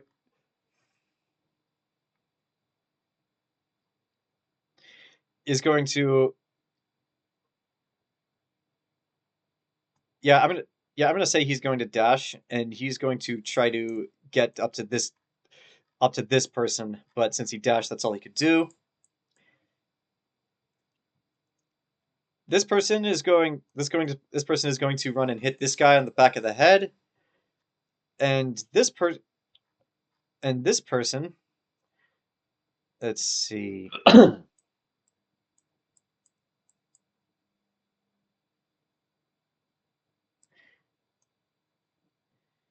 Yeah, I'll say he dashes over here. So that's their turn. And it is now time for the Starship Trooper and the Halo Marines turns, who are in red. Let's see. Those are blue. Where are the red ones?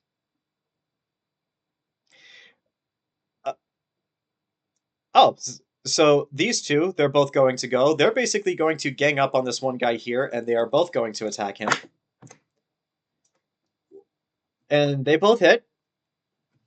And yeah, unfortunately, because of their strength, they don't do much of anything to this guy, but they do hit him. This guy is going to run up and try to back up his friends, and these four over here are going to get into a brawl with these guys. And where are the red Halo Marines? Okay, this guy is going to run and gut check this person and try to knock him prone. Yeah. Which he succeeds in doing.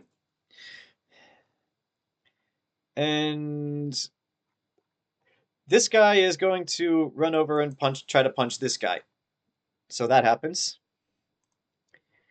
Let's see. So now it's time for the blue 40k Marines. Where are the blue 40k Marines? Oh, here they are. So this guy is going to grab a kitchen knife and try to stab this person, which he does.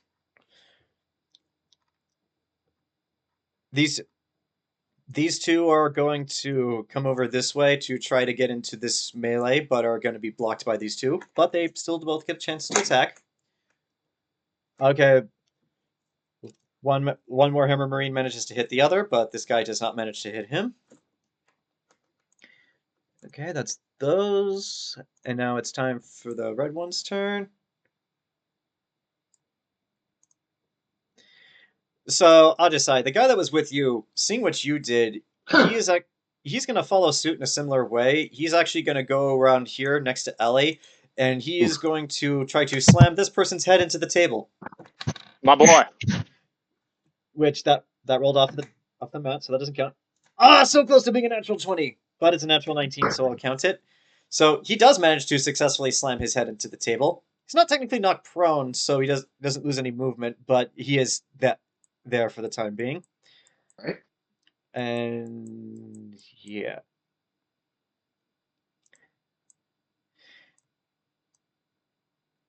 These guys here are all gonna come and try to help out you guys. Hey, buddy. And this guy, Buddy. these two are going to attack the hexed person. They both miss. The last person doesn't miss against this guy though, and that's good. Mm-hmm. And yeah, this guy's just going to stay where he is and attack that guy, which he does so. And the blue Starship Trooper Marines. This guy here is going to push this guy into some hot soup. This guy here is going to grab a knife, reach over the counter, and stab this Halo Marine in the neck. Which he does so. Damn, you gotta do a lot of damage for a butter knife. Mm-hmm. And the person who is currently hexed is surrounded, so he's going to try to escape and go back to Ellie. Which, oh god, all three of them succeed in their opportunity attacks. So he tries to escape, but he's going down. You know what? Yeah, half of his body was already missing between 3 other Marines showing up to curb stomp him when he tries to leave. He's dead. And yeah, that is their turn. Which brings us back to the top of the order, which means the Limping Bear is going to fire upon the Lucifer Morningstar again. So one more time, I need everybody to make a dexterity saving throw.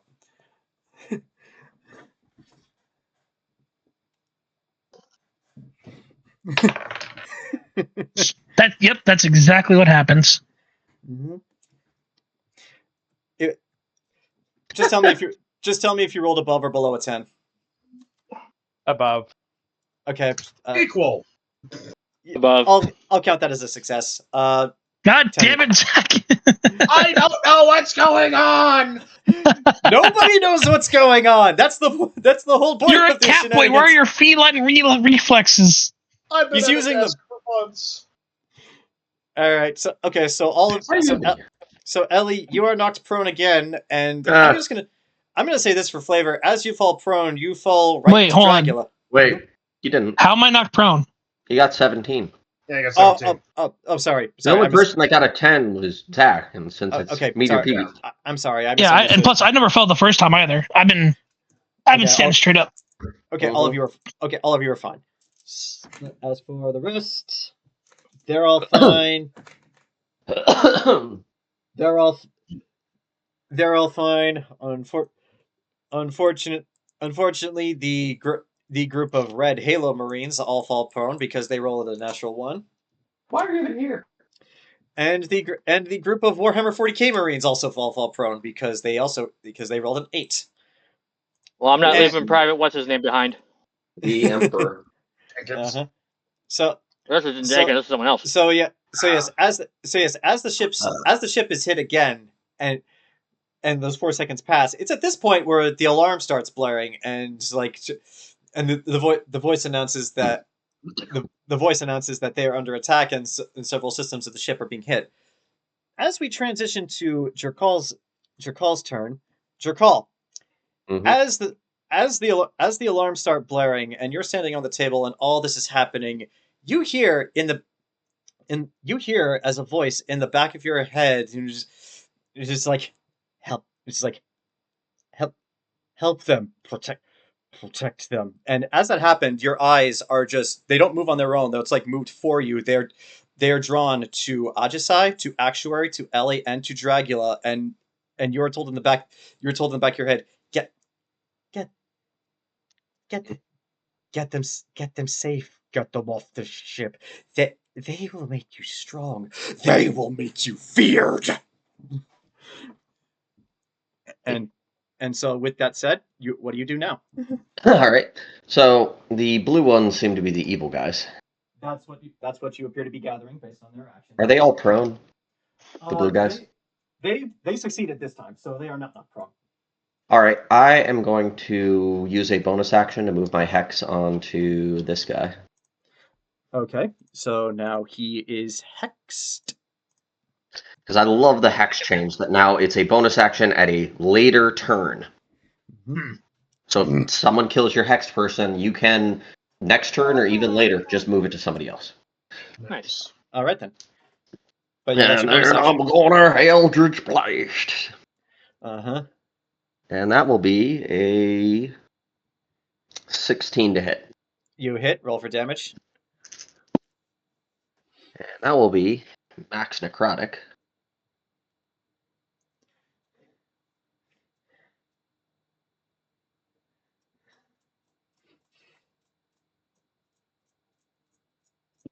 Now it's like the kids say, 6 and or 7. Exactly. Yeah. You finger gun this person, shoot the void, and Ajisai, you just feel a splash from behind you, and you turn to look. Where's this guy's head?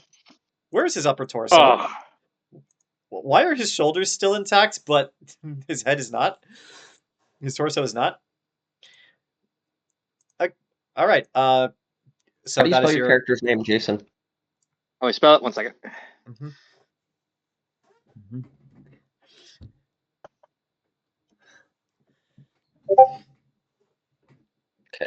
Okay. Ajisai reach. Uh-huh. Yep. Mhm. Yar! Seems like we should be getting off this ship post haste. Which way be the exit to the docks? I ask to the general group. I'll give you guys a chance to respond. Well, that depends. That also depends. All of our stuff on the way to those docks. Are they? No. No, but the Actually, good I news. would know. Yeah, you know where the hangar is. You do not know where they're keeping your stuff. I will say this: Actuary and Ellie, you know where they're keeping everyone's things because Actuary, something of yours is there too, and you would always know Yeah. where that is at all times. And So yeah, someone you know has where a that. security card. Yep. Yep. So yeah, do any of you want to respond to either of those comments? Yeah. Actuary just goes, I know. Good. Let's be gathering our equipment, and why don't ye all come with me to the just good enough All right. and There are get off this sinking ship. there are currently 4 exits to this room. Two up top and 2 below. If you're gonna move, which one are you moving towards? Which one is where, like, the area? That's what I was generally asking. Well, I mean, It's a okay. big ship. Yeah. Okay. So 20 minutes later. okay, so to think of what the general layout of the ship is, think the Pillar of Autumn. So like once That's you get a out of big this, ship. yeah, it's a Seraphim crest ship. This is huge. So yeah, like once you get out of this room, the ship pretty much runs long ways. Like this, like the two sides of the ship are literally up top and below. So you're gonna have to go through either of those 2 exits, run down a long hallway, take an elevator, and then you'll arrive at the hangar. Actuary, the weapons locker is actually in the opposite direction of the hangar. However, it is much closer. Like it's like not even a 2-minute detour. Yeah, I'll point that out. I'll just say like, okay, we basically have to go to the weapons hangar, double back, and then we can get the hell out. Up, down, up, down, up, down. But I feel like So we're going up first or anything down that first? Up first. Okay. Then 1, 2, But- 3, Well, 4. I mean, it doesn't matter which side. It doesn't matter. Okay, so here's the thing. So the room is like this. The 2 sides, the exits are up here or down here. However, once you go through those exits, the rest of the ship runs this way. So you'll have to go this way to get to the weapons locker, and then all the way back this way to get to the hangar. Got it. We just go that way. So Yeah. we just go to the weapons locker, get our shit, and then we just double back really quick. All right, okay. 30 feet. we have to, yeah, Over 30 here. feet. we have to, Yar! Follow me! All right. All right. are we gonna have to worry about the surface cannons? We'll get to that. We'll get to that. Yes. But that's my turn. All right. Okay. Okay. So with your turn, let's see. 2 of the Expanse Marines who are in blue are dead. So here's what I'm going to say happens. This one Expanse Marine in blue who is currently surrounded by Actuary, Ajisai, Ellie, and then Dragula is just towering over Ellie behind him. And then there's Private what's his name over there. He's just going to look between all of you and just say to himself, for the Admiral, and he's going to try to punch Actuary in the face. Actually, no, he's going to try to punch Ellie in the face. For Frodo. Ellie, what's your AC? The 14. You rolled a 13, so he does not hit. Okay, You will. where's the other one? Okay, and this guy is going to try to attack the Halo Marine, which he fails at, and that's their turn since there's only 2 of them left. Dragula and Ellie, it is now your turn again. So which end the map is now north or south? That's the weapons Going locker. north first, then south. So Okay, follow okay. the monkey. Yeah, Follow the monkey. follow the the monkey. He knows monkey. which way he's going. He's going north first. Oh man, it's just like ice. Just like, what? Burning Man all over again. You'll be taking this and you'll be going on a journey. Which, by the way, if you want to go directly that way, you can absolutely vault over the tables. Do it, guys. Makes you feel badass. Let's see if I dash like that's 6. So how far could that be? I guess I could get all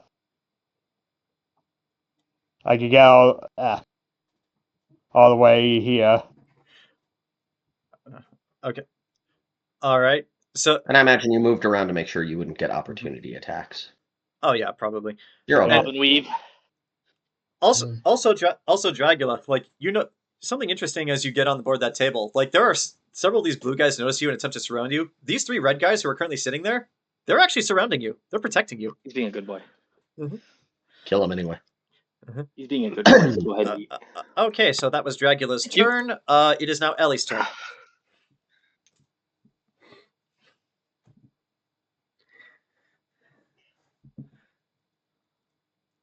Ooh, this one's patented.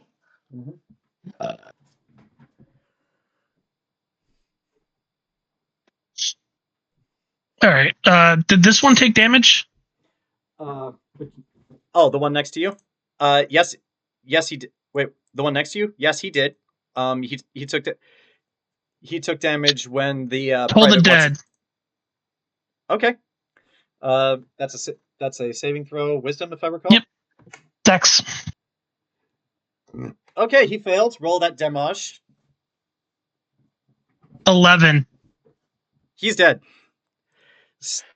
So yeah, this person. Ellie the fucking Reaper. He's just fucking going around poison. Hold it dead. How is it that the monkey and the bug are tied for the highest body count so far? Yeah. All right. Okay, but yeah, like all those guys are dead, and Ellie, much like with Dragula, as you run in this direction, these 3 Warhammer 40k Marines, when they see you run by, they actually form a wall to keep you safe. But it pays to have a fluttering white lab coat. Mm-hmm. Okay, so that is your turn. Actuary, it is now your turn. Well, seeing as the Let's guy not in play front of with me that. just dropped, Yeah. Oh, dude, stop flop. I'm Yeah! going to actually. Question: does feline ability stack with dashing? The way I understand. Neat.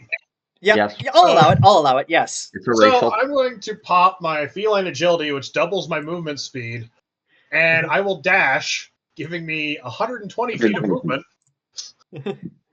Decent. Because so you basically get to see Actuary the track star for a brief Careful. moment. To Wait, Actuary, you're going too fast.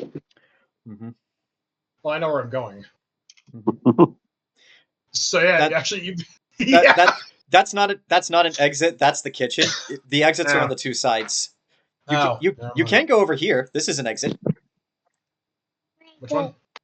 Over here to the right of where you ended up. Like you were here. If you go here, that's an exit. Neat. So let's see. Blank.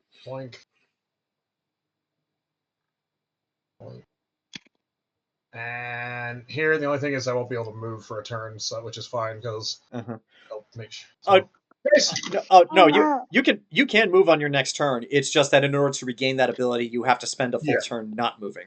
Yeah. So basically, you will watch as suddenly the cat basically bolts like a son of a bitch.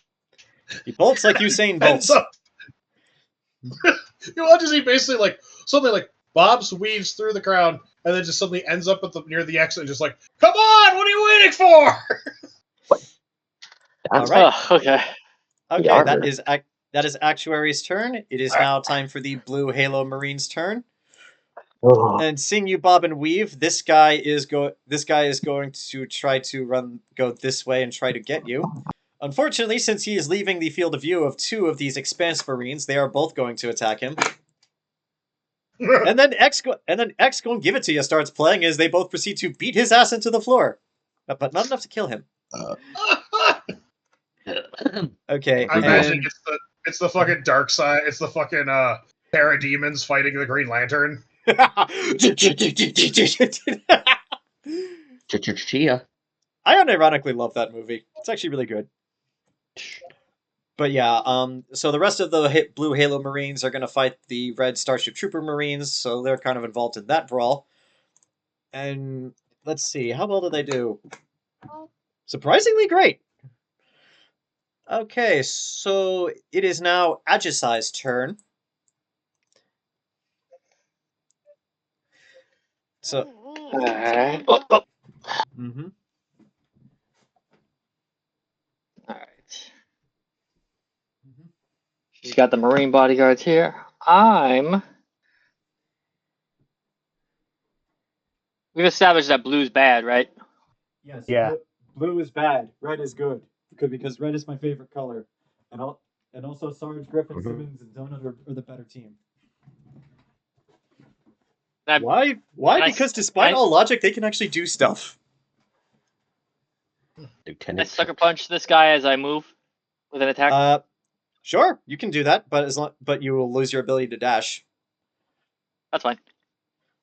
So yeah, sure I move first, and then as she runs by, she whack. Okay. Roll to hit. Is this a finesse weapon? I'll count it. Sure. Yeah. That's not good. That's A10. Ty goes to player, so I'll say you hit him, and because you have an ally standing behind him, I'll count it as a sneak attack. Not a player ally, but still an ally. Yeah. 6 damage total. Okay, so like you pop him in the nose, break it, and he falls right into the back of this guy who grabs onto him. And I'll be nice. I'll flavor that and say you punch him into this guy who like grabs him by the arms and prevents him from moving, and that's what allows you to continue on without taking an opportunity attack. Yay! Okay. So now it's time for the Red Expanse Marines. This Red Expanse Marine is going to, from his hold, just try to pummel this guy into the floor, which he does so. And that actually is enough to knock him out. So this guy is dead. This guy here is going to punch this guy without success.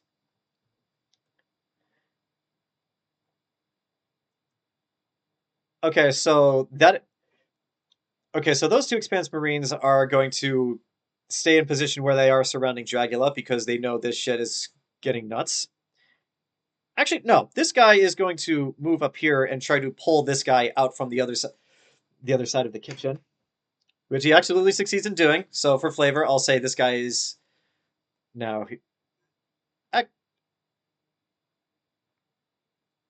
Yeah, I'll say this guy's now here. So he does that and does that amount of damage. That's good. And Actuary, this guy is going to come over here and back you up, just to make sure that nobody can get to you. And this guy is going to attack this one Halo Marine right here, which he does so. And considering the beating he had taken earlier is enough to knock him out. So that's their turn. Okay, Starship Trooper and Halo Marines in red next. So these Starship Trooper Marines, these two are going to jump this way and dogpile these two. Okay, all four of them hit 2 of these guys. So I'm just gonna say with the combined strikes of all of them, these 2 are down.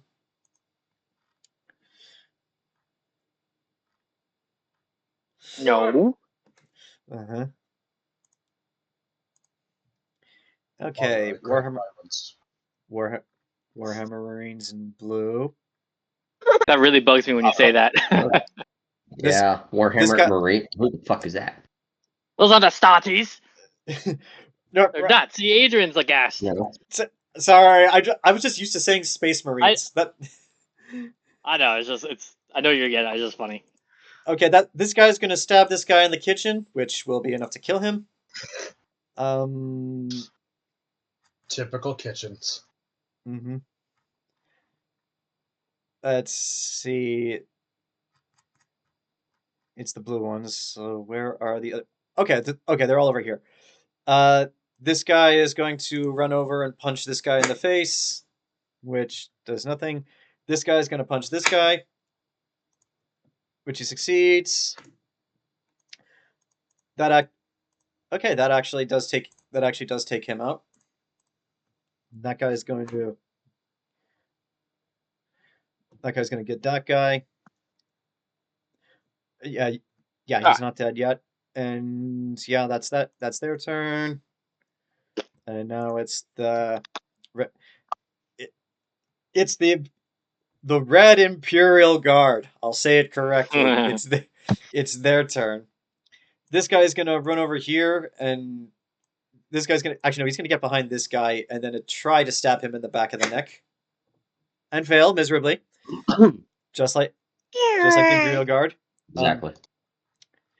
So, and these three guys, they are actually going to form a line, and they are going to get like this, so that for Jerkaul and Ellie, when you guys move past them, nobody will run toward. Actually, you know what? I'm gonna have them go a little ahead, just a little bit more. So yeah, let's put them about here. So, and actually, now this guy's gonna deal. This guy's gonna help him deal with him. So yeah, like for Jerkaul and Ellie, you guys have a bit of a buffer when you try to run past. So that is their turn, and it is now time for the Red Starship Trooper Marines. Actually, no, it's for the Blue Starship Trooper Marines. I misspoke. This guy is going to stab this guy back. Succeed. And yeah, not dead yet. This guy is going to punch this guy. Fail. This guy's going to run over here and attack this guy. Succeed. And yeah, that's their turn. Back to the top of the order. Again, lair action. Everybody needs to make a dexterity saving throw. Let's try. Damn.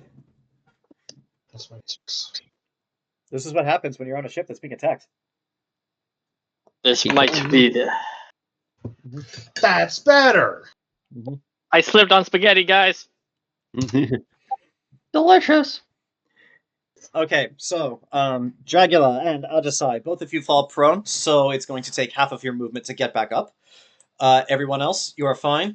Now it's time for me to roll for everyone else.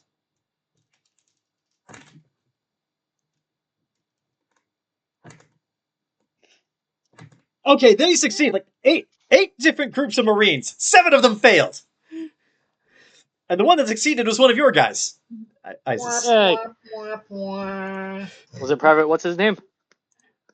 Yeah, sure. He succeeds. If anything happens to him, I'm murdering everyone in this room.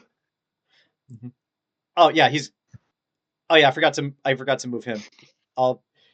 He's actually going to vault over the table and get in between this guy for you guys. But yes, that is your turn. Jerkaul, you are up next. All right.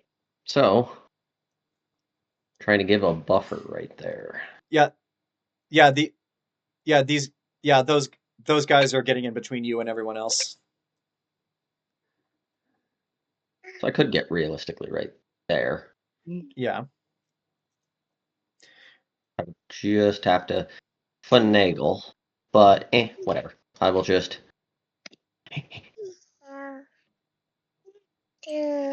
I'm gonna just action dash. Okay. And that guy's going to take an opportunity attack on you, and he rolled a natural 1, so he fails. So that doesn't matter. Failure. All right.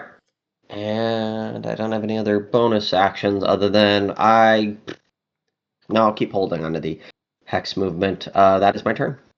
All right. Now it's the expanse. Now it is the turn of the Expanse Marines in blue, of which 3 of them are dead. And this guy is going to attempt to break from these 2 to try to get to Ellie. And okay, with a natural 20 from one of them, he's dead. He tries to run towards Ellie, but he fails. So they're off of the turn order, which brings us to Dragula and Ellie.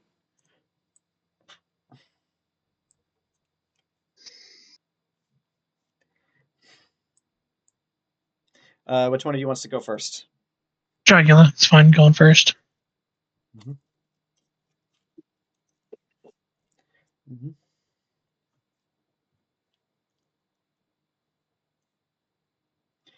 Ken, what do you do?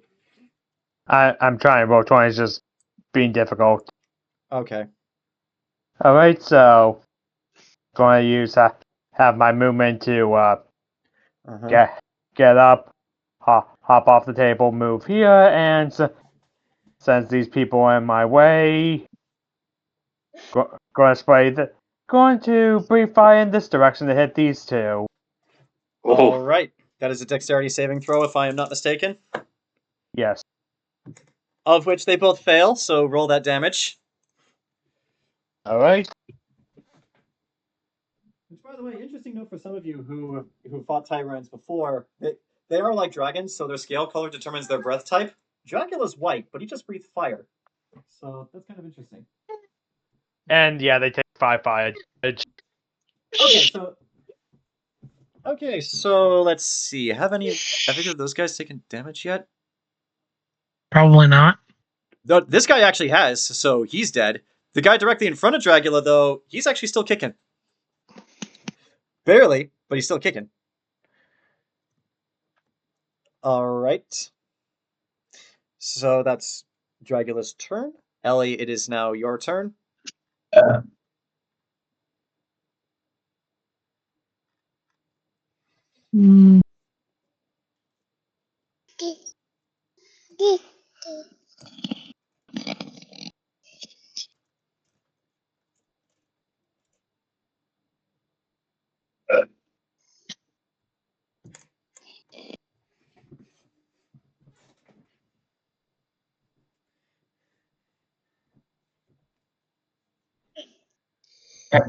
Whose turn? There we go. I'll fall behind the human. She seems to be nimble enough. Yay. Okay. And if you guys stick along that line, you theoretically should be okay. Yeah. All right, Theoretically. So that is your turn. It is now the turn of the Expanse Marines in red. This guy's going to punch this.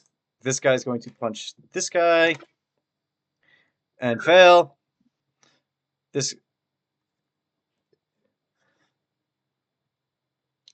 This guy is actually going to vault over the table, get over here, and try to finish off the guy who you breathe fire at, Dragula. He succeeds at that, but will he do more than 5 damage? He will! And he's down! So yeah, Dragula, you're clear to go on your next turn. And this guy's going to fight this guy and miss. That guy's going to fight that guy and also miss. Let's see. Okay, it's Bishop Trooper and Halo Marines in what color? Okay, in red.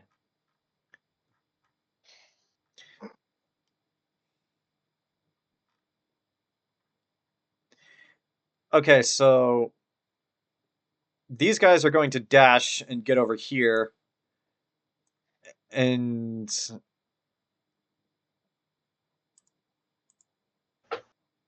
yeah, they're going to help you guys out. But that's their turn. And where are the red Halo Marines? Okay, he's dead.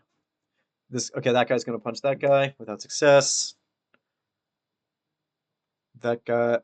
This guy is going to get that guy with success. And yeah, he's down. And this guy is going to move over here and try to punch this guy without success. So that's their turn. Okay, blue 40k infantry. This guy's gonna try to escape. The other guy misses his opportunity attack, but he's gonna run right into those 3, so he's not gonna do much of anything there. Let's see. This guy is going to vault over out of the kitchen and try to attack this security officer without success.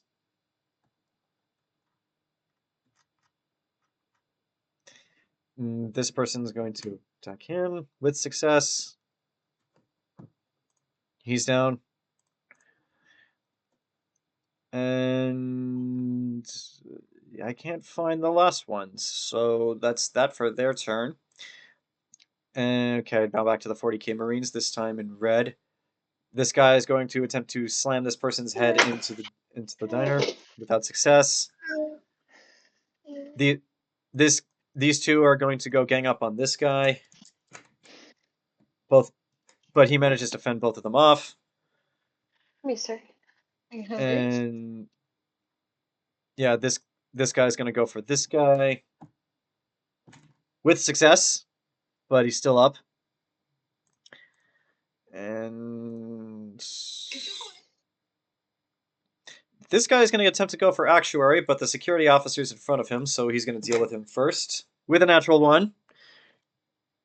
That guy's dead. That guy's going to try to stab the Halo Marine with a natural 20, which he does. This guy is now dead. This guy is going to attempt to dash and vault over the tables and get over here. And yeah, that guy's going to fail at doing that. So possibly for the last time, since it seems like in this turn you guys might escape, because only really one of you has to get to the exit. Actually, no, I take that back. Never mind. Okay, so yeah, first things first, top of the round, everybody roll me a dexterity saving throw.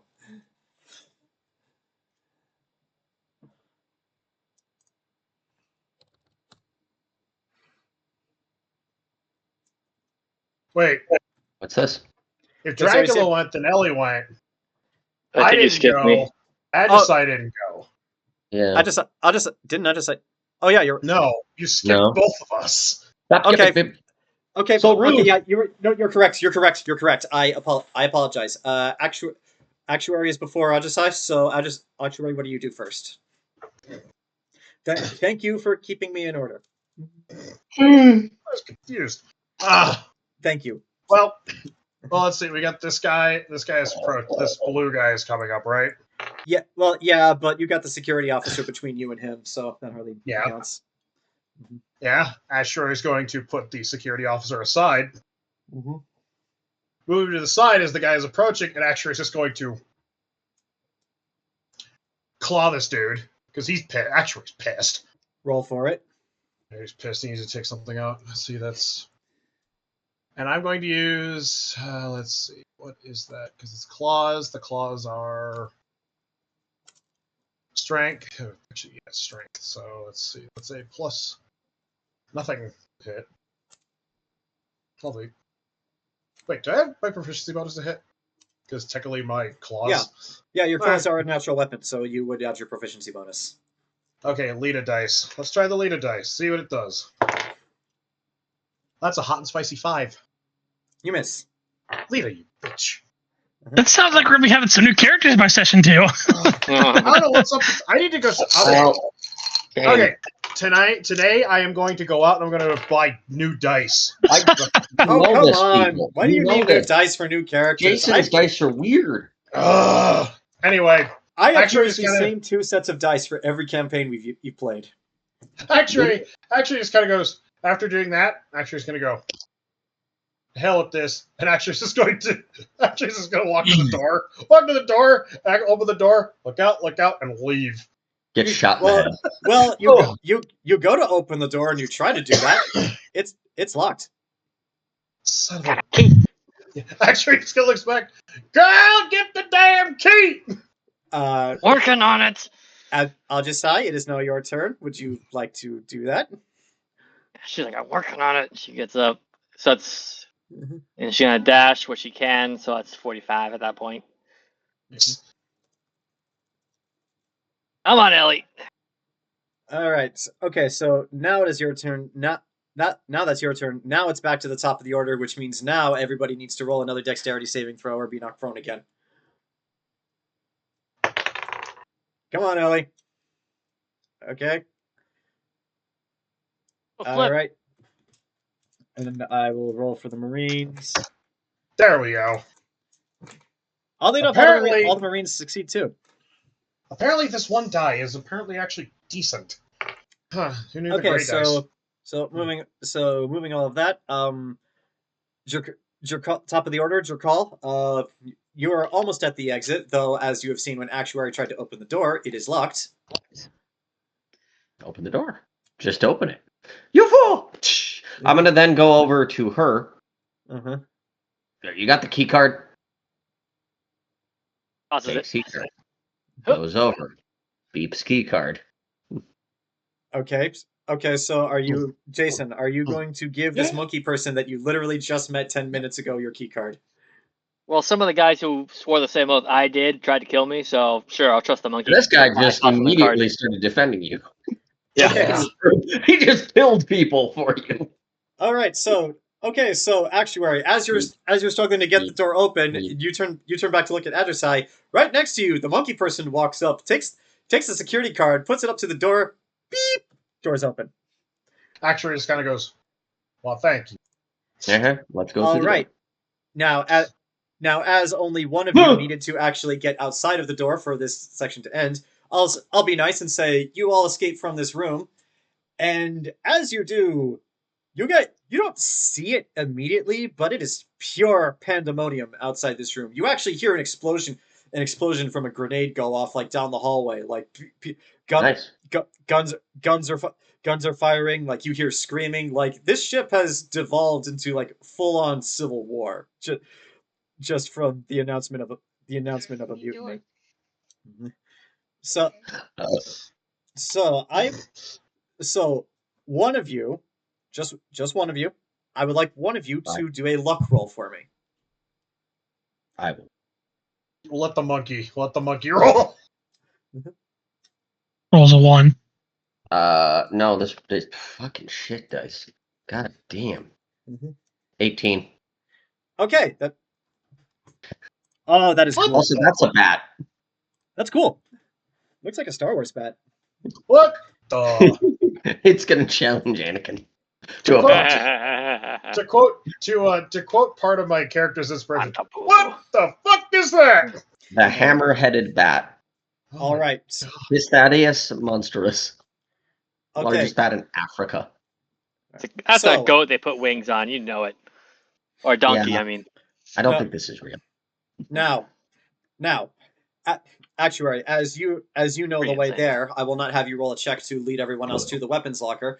Now, however, as you get to the entrance to the weapons locker, you find Private Jenkins with a laser blast through his skull. He's dead. However, replay on that. I'm getting to that.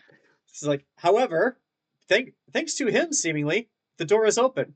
Which also means, as you see when you guys run in, all of the weapons that have been stored in the weapons locker, except for all of your guys's, have been taken. When I said the ship has evolved into full-on civil war, I meant it. So, quick question. Do you guys shut the door behind you? Yes. Yes. Do you attempt to lock this door? And if so, how? Beep. No. Jerkaul, do you have the clearance codes to lock the weapons locker? Wait, I'm the logistics guy. Yeah. It's my job. Yeah. It's my job. So Lily actually closes the door. Get on the floor. And then proceeds to the dinosaur. Okay. To basically go. And just while I'm at it, I'm going to reset the security clearance code, so that way if somebody tries to open it from the outside using their key card, they have to enter in my security code. I'll allow it for this time. All right, so now that you are all here, I'm just going to say it. All of your things for all of your characters are here. So in no particular order, who would like to describe first exactly what it is they grab from the weapons locker? Sure, I will go. Jerkaul proceeds to grab from the weapons locker a antique-looking cutlass right there that he slides into his side, as well as this like weird-looking pistol. It looks like it should be an old-style flintlock pistol right there. So you just, there it be. No. As then proceeding to grab that and other effects that they may have taken from him, including like a chart, some tools, a pouch, a mask. All right. There you go.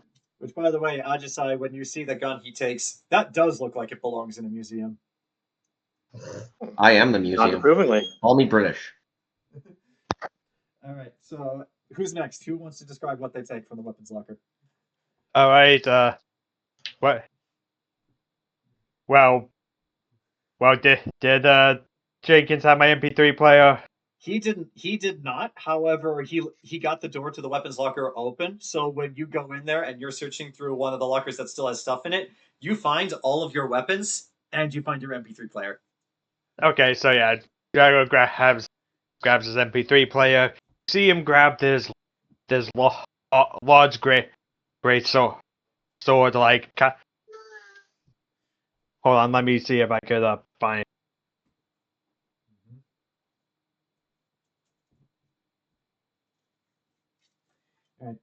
All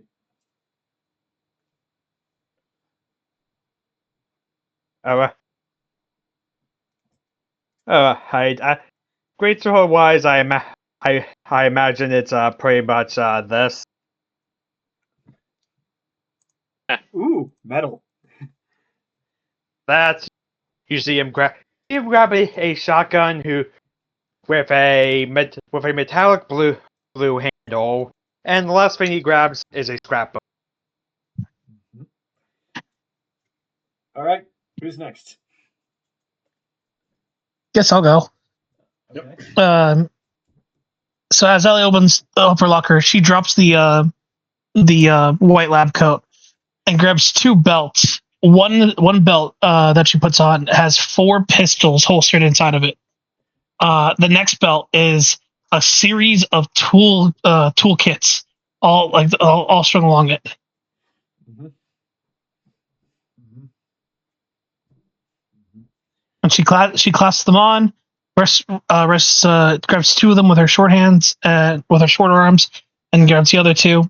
Make sure they're loaded. Okay. And Jayson, Zach, who wants to go first? Jason. There you go. Aside from just miscellaneous gear, you see her kind of like grabbing her like that. Weapon-wise, she slings a standard issue SMG.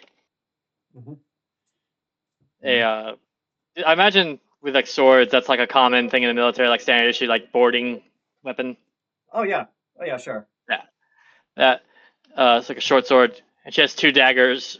Two daggers. One she has on her arm, ease of access. One she has on her leg.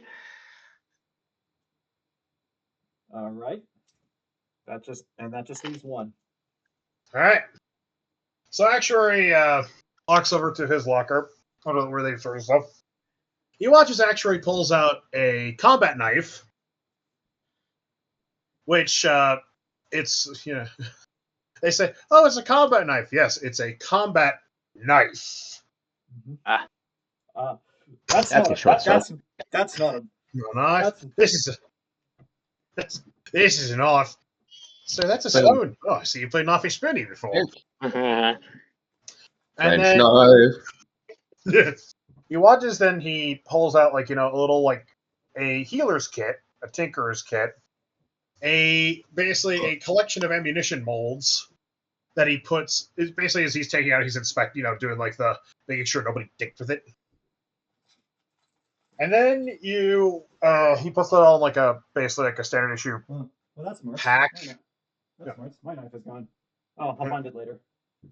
You watch it. Basically, he pulls out a pack, a very old-looking marine pack.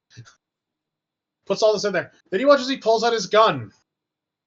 It is a sleek, long black rifle that has a revolver-style body and handle, long-barreled with a stock. And you watch as he pulls out a rather odd-looking cylinder that he inspects, looks at, slides in after he loads it. And yes, I do have I have a picture of what this thing looks like. Basically, you watch his Actuary actually takes this, locks, loads, and basically which Ajisai, having just come from basic, this is not a regulation weapon. You have never seen this before. Locked, loaded, and ready to make shit dead. Who talks like that? Doesn't realize she just posted the pictures for Grant and any potential audio listeners. I posted Siegfried's default swords from Soul Calibur, not Soul Calibur itself, just a big Dragon Slayer knockoff. That's fair. I believe that type of weapon's called a Zweihander, if I'm not mistaken. Not quite, no. No. Well, I mean, that's how it was labeled in the game. Okay, so It's too big. now that all of you are locked, loaded, armed, and ready to go, that Makes that just leaves the question of how you guys are going to get to the hangar. Which, as you guys finish this up, you actually hear somebody run up, practically crash into the door, and then they just start beating him. It's like, "Hey, who did open up?" And then he goes silent. So this begs the question: how are you guys going to get to the hangar from here? Go back the way we came. Now we have guns. Yeah, walk out, guns blazing. Guns. So, Yeah, we have weapons now. Why would this be an issue? God I and mean- anime. Well, okay, so, well, I was going to offer you guys the option of you could just walk out into the hallway right into the fight, which takes time, but it is safe. I mean, which is quicker, but you run the risk of getting shot. I mean, or you can go through the service vents, which takes time but is safe. But it sounds to You me think like you guys Dragula's going to fit through the vents? okay. So you guys are Well, the taking. vents are about 20 feet. Mhm. Are we That's not a talking vent. At that Sergeant? point, that's just a hall. That's just a warm hallway. It is a warm hallway. No, it's a cold hallway. All right, so you guys are taking the quicker option. So I will allow you guys a moment of badassitude as you open the door to the locker room and step outside to people with guns. Well, What do you do? Before doing that, I'm going to cast Armor of Agathis upon myself. That doesn't Cool. require concentration. Mm-hmm. That'll be my Okay. 2 spell slots. All right. So So as like cold armor, like a cold bit of ice crystals and such seem to like form all along his body. As the okay. pistol kind of glows a little bit while he casts it. All right. But yeah, so I meant Actuary, since you set the code, I imagine you guys open the door just as a group, Actuary? armed to. Go ahead. I will say this. Actuary walks over the keypad. He punches in the security code. Huh. 8675309. but No. all right, Just- just says, like- when this door opens, 69, what do you, 420. when this door 69, opens, 69. what do you guys do? Well, now that he has MP3 players that playing, I mean, I assume Dragula has headphones, because he's playing it live. He hits that, and of course, for as long as he plays in the campaign. Nice. So, okay, so Dragula, your theme starts blasting out of speakers coming from your MP3 player as this door opens. What do you do? So there's just is a bunch of enemies in front of us. There's a couple, but like they're just there for flavor. I just want to give you guys a badass moment. What do you do? I would like to rage. By all means, and then what do you do once you rage?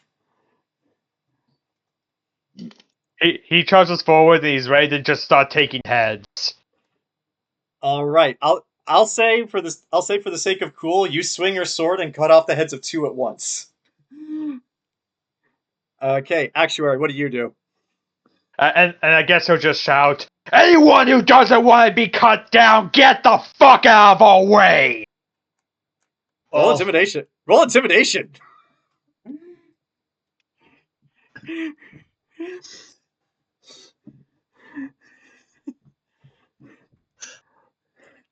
For that. Because I do know exactly what noise this gun makes when it goes That- off. Okay, that's a total of 8.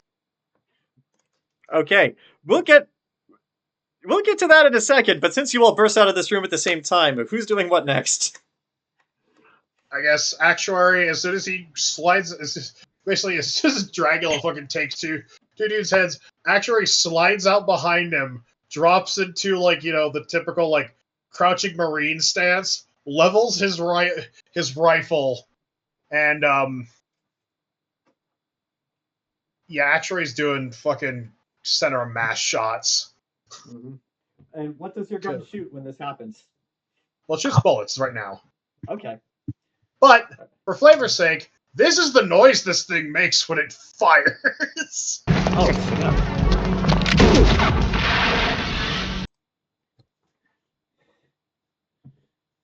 Okay. So, And if I need to roll anything, I need to roll anything. I'm hitting center of mass, Which But- for sake of flavor, There- the there's no size roll- of this. There's no rolls to hit here. It's just rule of cool. Yeah, well, for the sake of it, when Actuary's firing, and I will give those who saw him load this, he's loading this thing with fucking bullets that are roughly like this. Mm-hmm. Requiem. Mm-hmm. Yeah, he's essentially loading this thing with fucking slugs. Mm-hmm. Now realize that I don't have how many rounds I have on my shotgun. Don't worry about it for the time being. Just don't worry. But yeah, anyone else want to have a badass moment, or you want to get right on it?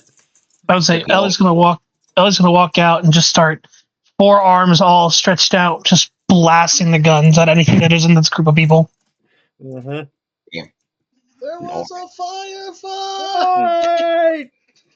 Switch hex. Click. Bang. As And- he's firing shots out of the flintlock as it keeps clicking back. As he's just swapping hex from people to people. Just killing them. And Jayson? Self-defense. Ajisai is just keeping up, just like going All right. first And- firing. And Dragula, thanks to what you yelled, anyone else who's still left runs away. Like, it doesn't matter So what how I side they're on imagine at it- this point. I imagine Ellie right now. Yeah, that's essentially. Uh-huh. Okay, so Jerkaul. Actually, yeah, Actuary and Ellie would know where the hangar is too. So that aside, armed to the teeth, you guys just run through these hallways. I'm gonna need another one of you to roll luck for me. Not Mike, because he did it last time. Someone else roll luck for me. I'll do it.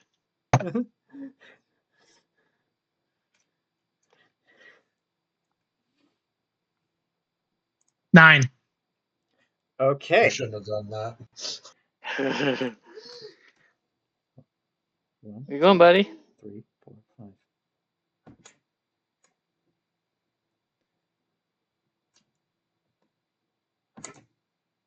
Hey, Dragula, what's your AC? I didn't catch that. 15. 15? Okay, well, that is unfortunately a hit, and I will count this as you are still raging, as you take 1 point of damage as a stray shot just grazes your arm. He's bloodied. If you would like, you may turn to fire back. Right. Mm-hmm.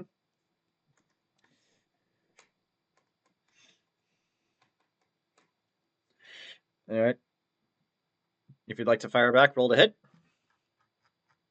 Yeah, I haven't really well, I mean, I played Barbarian before, but it's been so long since I played as Zoram that I had to remind myself how rage exactly works. Um, But just to read. I got you. But yeah, for right now, just it's just a standard hit roll. All right, that's 18 to hit. Oh, absolutely. And for flavor, since this is another unsetted NPC, I'll just say you turn level your shotgun fire, and even though he's like a good 15, 20 feet away, he still gets knocked back as he falls and does not get back up. Yeah. As the music is blasting and you guys run the rest of the way through the ship's hallways, you encounter this situation. Oh shit, and I didn't put any of your tokens on this map. Let's do that. All right. Well, don't worry about that. I'll get to that in a second. But like as soon as you guys turn this hallway and then see these two you draw their guns on them, they draw their guns on you, and then one of them just like whoa. Open fire. Do you actually open fire? No. But yeah, like one of them just goes like whoa. Actuary, which one are you? are you? Like, that's what he asks. Which one are you? It's a good fucking question. Which one are you? I did not support this. I don't.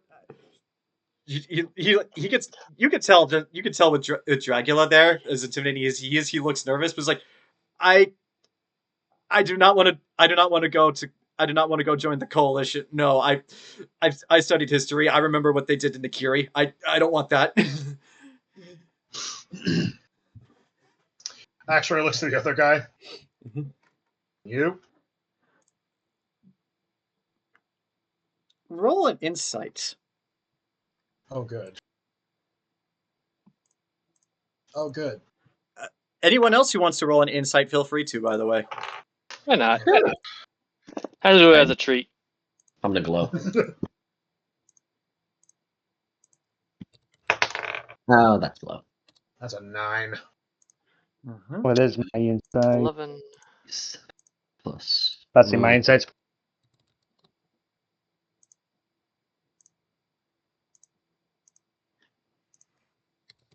I was gonna say, what color dot is he? You can't see the I know, I know. You can't I see know. the dots I this know. time. I know.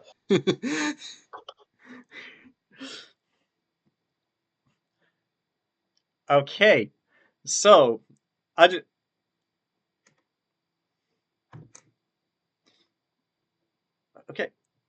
Ajisai, Jerkaul. The other guy, he's seeming silent, but you watch as like he's holding a gun out to you as well, and then you watch as he eyes the other guy just as he says he does not support the coup. He hasn't done anything yet, but you can tell he's going to. Now's not the good time to be the strong silent type, buddy. You shoot?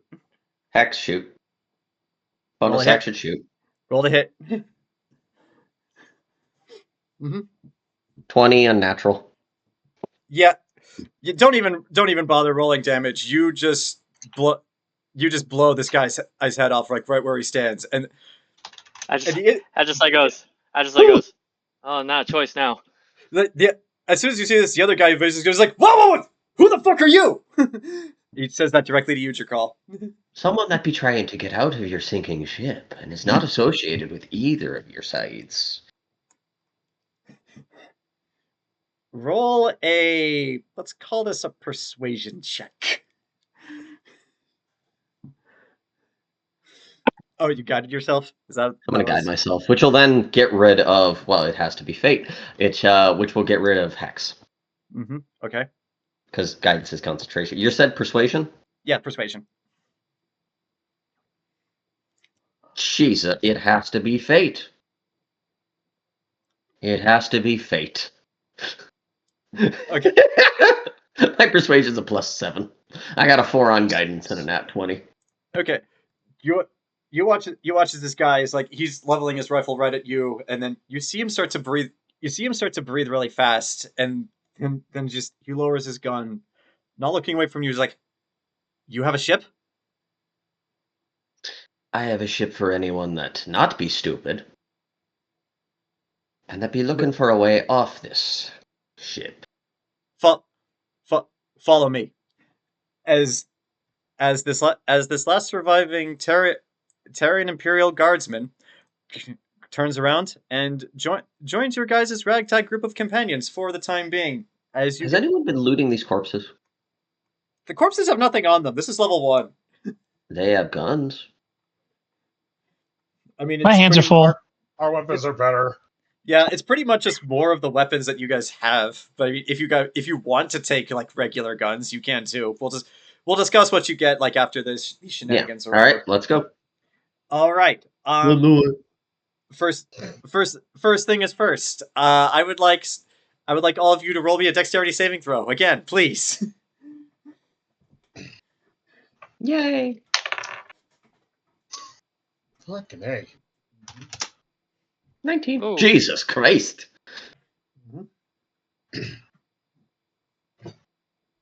Someone got an 18. Right there, Zach.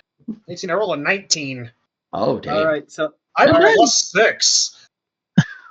Well, not with all my bonuses and shit. I have a +6 to Dex saving throws.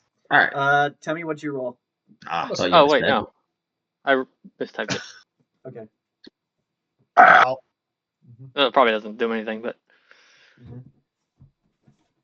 Okay, so I'll say this: with the two nat 20s, Ajisai you stumble over, but both Ellie and Dragula. Go ahead. Yeah, Zach. no, never mind. Yeah, I was gonna say with the two nat 20s, Ajisai you managed to stumble over, and it would take half your movement, but both Ellie and Dragula actually walk over and help you back up to regain the rest of your movement. So yeah, you guys don't lose your pace. Now, somebody who is not Mike and who is not Temme, roll for luck. let's do it. I got it. Oh, okay. Just, Ah! Ken, did you want to roll for luck? you already called it, so Yeah, too yeah, late. you already called it, and you You already sure? rolled, so it's on you. Oh. All right, you know what that means. 1, 2, 3, 4, 5.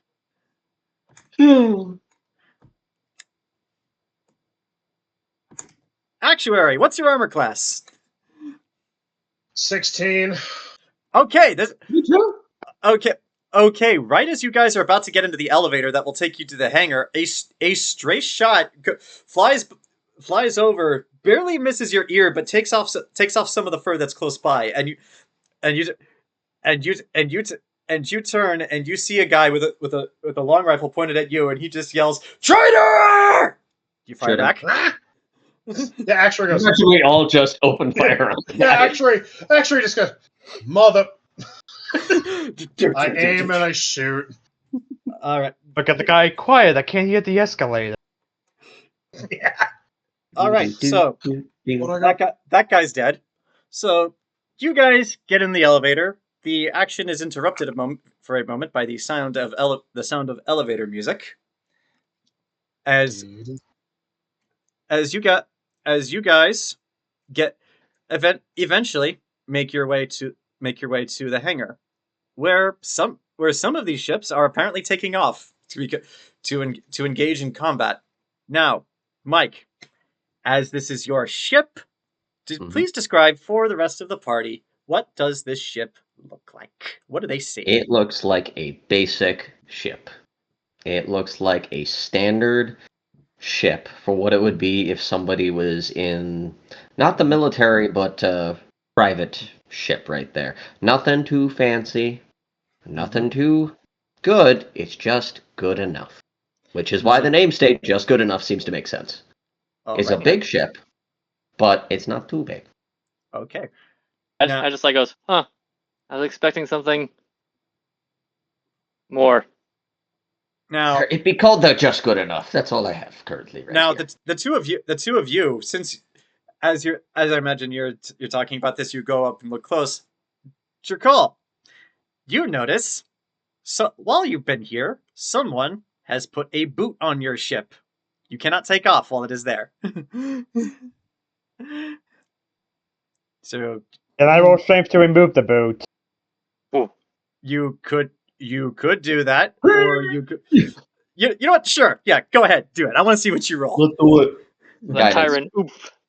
Add a D4, Ken. No, that D4 you said. Add Yeah, a for D4 guidance. guidance. You start glowing.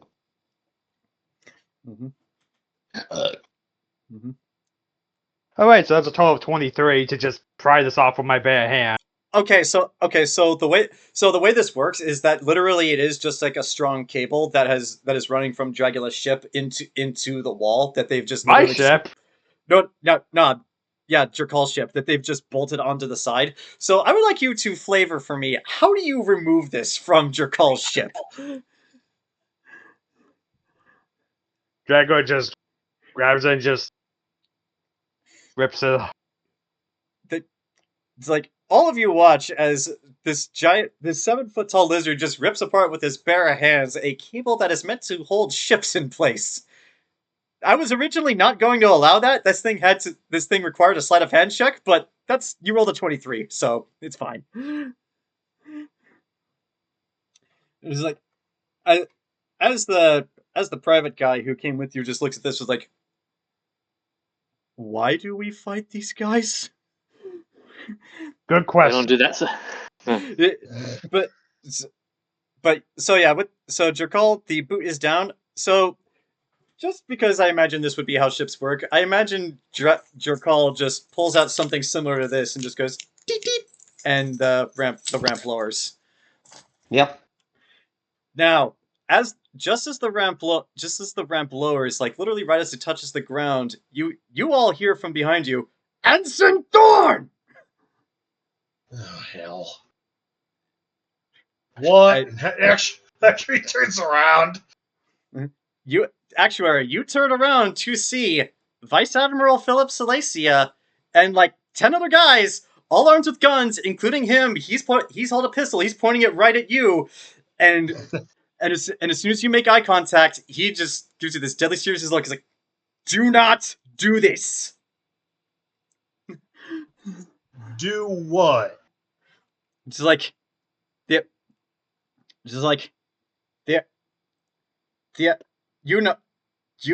you heard the Admiral. You know what's happening. If you're going to leave her. We need her. Actuary literally goes. Actuary just stands there. Mm-hmm. Looks at him. Mm-hmm.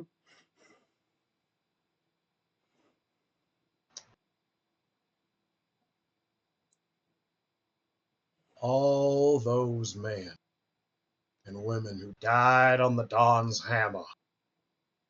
All of them. You're going to throw all that away? All the thousands of lives who died under your command?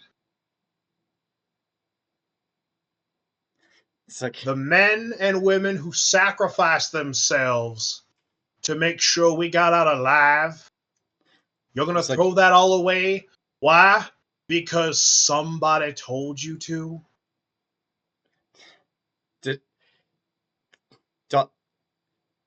Don't talk about things you don't know. This is bigger than you and me. Do you have any idea how big the Zoth Coalition is? How many Tyran legions there are? Even if we defeat one, they'll just send the others. You don't believe me? Ask him! He points at Dragula. Actually just looks at Dragula. This ain't about him. This is about you and your tiny, fragile ego. It's like... Because you know what? You know what, sir? I was wrong. I was wrong. When I told you they shouldn't have court-martialed you, I was wrong. They should have hung you from the highest goddamn tree. You traitorous, small-dick, cock-sucking, motherfucking, goddamn boot-looking, ass-wiping, motherfucking son of a bitch. You are a disgrace to your God, your country, and your people. I hope you burn in hell for what you've done here. You stupid cock-sucker. What eccentric performance. And then Actuary just kind of goes, I'm done. Fuck you. And I get on the ship. Well, before you have the chance to do that, I would say, as you're going through this long-winded insult, Ajisai and Jerkaul, you're the only ones close to him, so you're the only ones who notice this. You watch as the private guy who came with you, as he's doing this, he reaches behind him and grabs his pistol, and then right as Actuary finishes, he opens fire right on the Vice Admiral. Actually manages to hit him, and like two of the guys that were with him like pull him back, get him out of the line of fire, as everyone else just starts literally opening fire. They all hit him. He eats lead and dies right in front of you, Actuary. And before he does, he's like, "Go! Just go!" Actuary looks at him. And before I get on the ship, I'm going to say, you were too stupid to bring with. Last thing that guy's here. Is Actuary going, you were too stupid to live. All right, so you all run onto the ship as the, like, I'll say 7 other guys who remain behind all open small arms fire on the ship, which does nothing to it. So you all get in. Jerkaul closes the door, and thus we enter the space combat tutorial. Before we get into this, I need to use the restroom. So 10-minute break, and we will resume. Sounds good. Right.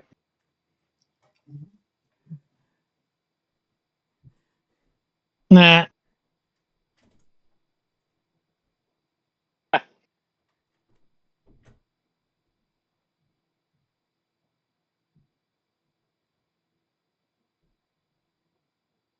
Ah.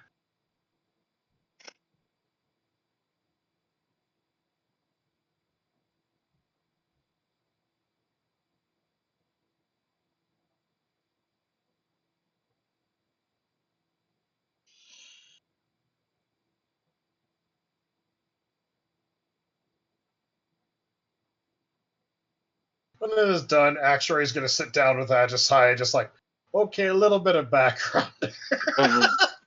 Like, I feel like we haven't really had a nice chance to, introduce ourselves, so... Well, my last orders were to follow you, so. You're following to the letter. Hey, I mean. What's the letter of the spirit at this point? Yeah.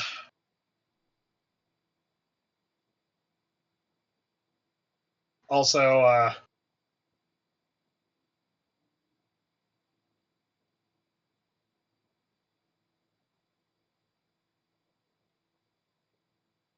What? I was going to say, just as a fun little aside, not all Kath have southern accents. They actually are French.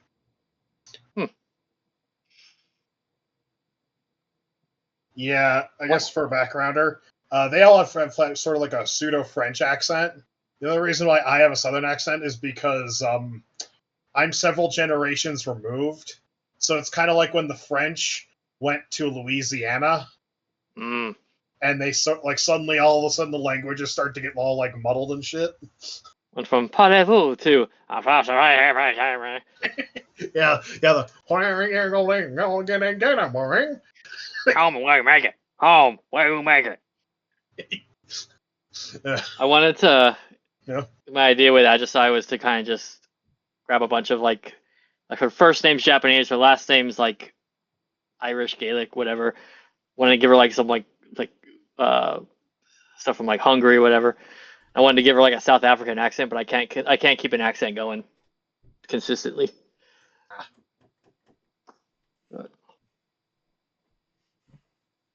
Even this accent I've given Actuary is very like kind of like it's what it is. Mm-hmm. By the way, Temme, if it wasn't already obvious, Hoffman and Silesia we're gonna trade Ellie for entrance into the coalition. Yeah, I figured that much. Mm-hmm. You said you wanted to be hunted. Here you are. No, that's fine. I'm totally down with it. All right, now I need to pull up the stats for the ships.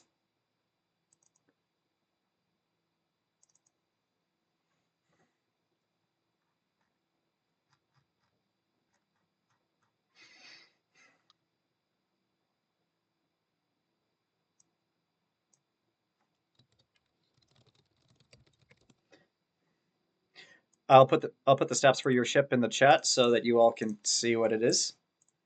What did when I was looking at the PDF for this? What does CP mean?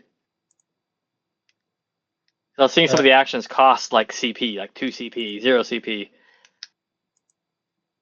Like NP, like right there, NPC CP. Oh, like, those are command points. That's a rule for the Stars Without Numbers that I won't be using. Right. Oh, okay. Yeah, the command points. I recognize the concept from like Halo, from like Warhammer, but. Mm-hmm. Mm-hmm.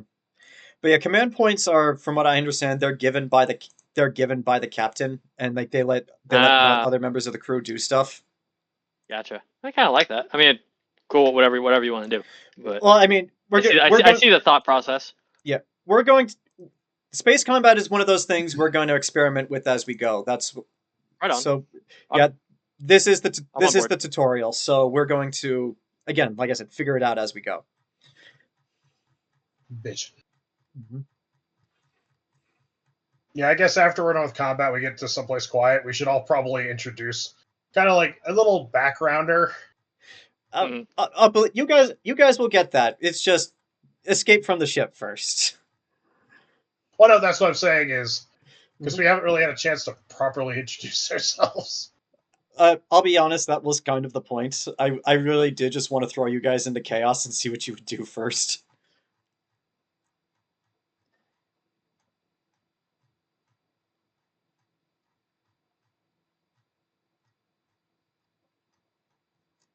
Can I call the music Ajisai likes Riot Core?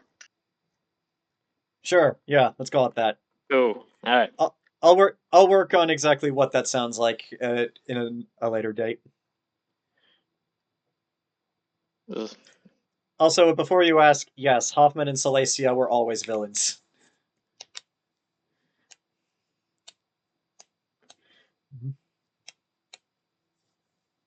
I mean, they're played by William Hurt and Jared Harris. What do you think was going to happen? Actually, no, I shouldn't say that about Jared Harris. He's played some pretty cool good guys. I liked him as Francis Morver Crozier.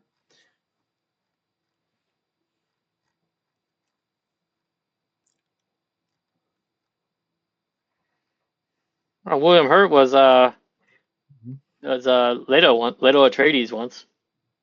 Oh yeah, he was. I completely forgot that. That wasn't in the David Lynch one. That was the one that came later, right? The sci-fi one, yeah. Yeah. I never actually saw that one, but I've heard good things. I think you can watch it on YouTube for free, but like, it has its ups and downs, just like the Lynch. It does have moments like this. For every moment of I've loved what I love about the 3 takes on Dune was that the Baron is all like for the Baron they focus on a particular aspect of him. Like, Lynch focused on the version of him. The latest one focused more on the sinister side of him, and then this one focused more on the sci-fi miniseries. He's a lot more like cunning and kind of like you can kind of see the diplomatic part of him. All right.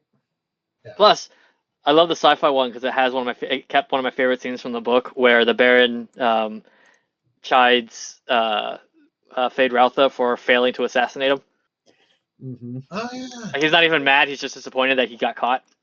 Yeah. Baron's like, if you're gonna kill me, kill me. Come on, man. You're embarrassing yourself and me and the house. I'm also, the teaser.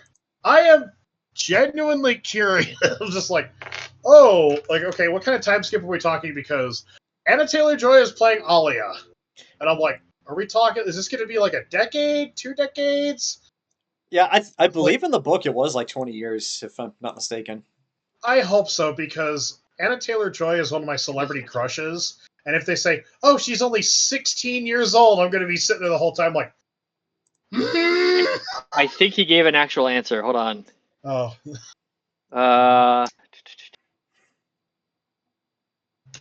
Looks like 17 years. That's good. It's just good. Just good enough.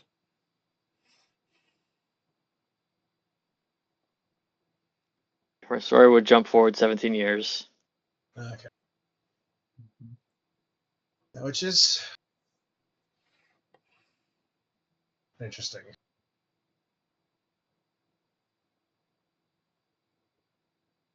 Apparently, I haven't read Messiah. It's on my list, but apparently, what's her name? Rebecca Ferguson. She said she only has like one scene in the whole movie. Lady Jessica. Yeah. So, Doesn't she die? Yeah, doesn't she die? Probably. I got all, like, when I read Dune, I got all the way to the part where, where did I get to in Dune? I got to where, We'll do it. what's his, I got to the part where Paul is walking through the garden.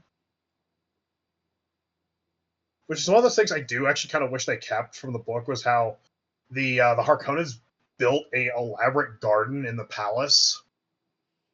And it was literally just like they built it to assert their power over the desert, and how Paul is just like in awe over the fact that such a beautiful garden could exist, but even he recognizes the futility that the minute any system controlling this place goes down, the garden is just going to be burned.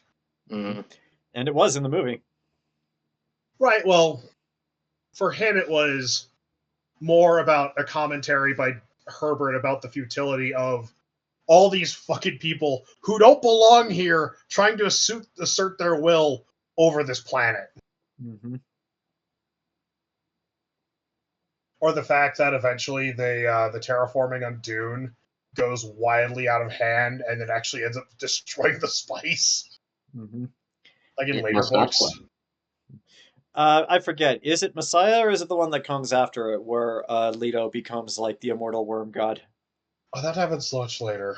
Okay, so it's not going to happen this time. That's good. No, because next... So after this one is Children of Dune, which is one of those where people are like, it's either...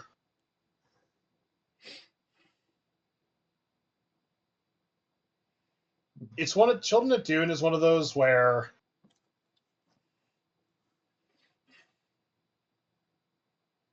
people either love it or they hate it. Is that the one where we get the immortal worm god? No, that happens way, way later. All right. But no, with Children of Dune, it's just a weird fucking thing. Mm-hmm. Because it's all about, like, Paul's kids, and all about, like, you know, they're, like, arguing about, like, it's all about, like, and Alia is batshit insane at this point.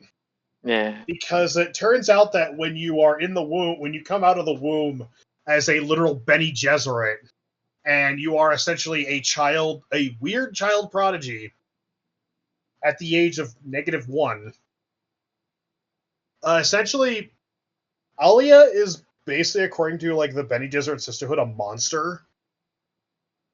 Like, yeah, even by their own standards, they're literally just like, keep her the fuck away from me as possible, because she has legit psychic powers, not the fake bullshit that they've got. She has legit powers, but the problem is, because of all her training she received when she was not even a human, not even born yet, she sees the Baron, and he talks to her. Isn't the Baron dead? Boy. Yes. Yep. But she's nuts. Like, it's literally like, Alia is batshit insane. Mm-hmm. And Paul's kids are running the shit show, and it's not good. There's also a weird blind homeless guy from the desert who everybody thinks is the reincarnation of the Muad'Dib, and that Isn't it because literally Paul- him? I think it is revealed that it actually is Paul, because like the way Messiah technically ends is Paul disappears. Mm-hmm. He basically decides to do the whole thing of like, oh fuck, I started a cult. I'm gonna go to the desert. Mhm. I'm gonna go into the desert and I'm just gonna sit back and be like, I need to go think. Basically, he pulled a Obi-Wan Kenobi at the end of episode 3. Which, He's just considering like, Dune, chill in the desert. considering Dune predates Star Wars, wouldn't it be that Obi-Wan pulls a Paul? Well, potato. Mhm. It's like All to right. quote the man himself. It's like poetry. It rhymes. All right. Well, Mhm. since we're all back, we good to go? I guess. Okay. So, as you all fly away from the Lucifer Morningstar, welcome to the space combat tutorial. Jayson, I believe it was you earlier who was asking whether or not you have to worry about the surface guns. Actuary, you have served on a ship like this for most, if not all, of your military career, specifically as a gunner. You know, beyond a shadow of a doubt, that you absolutely have to worry about the surface guns. So, and Jerkaul, just based on your own experiences, you also know that you have to worry about the surface guns. So what's happening here is, before you guys can officially escape this ship, you guys need to destroy the surface guns on either the top or the bottom of the ship before you can cross this red line, which will allow you to escape. Now,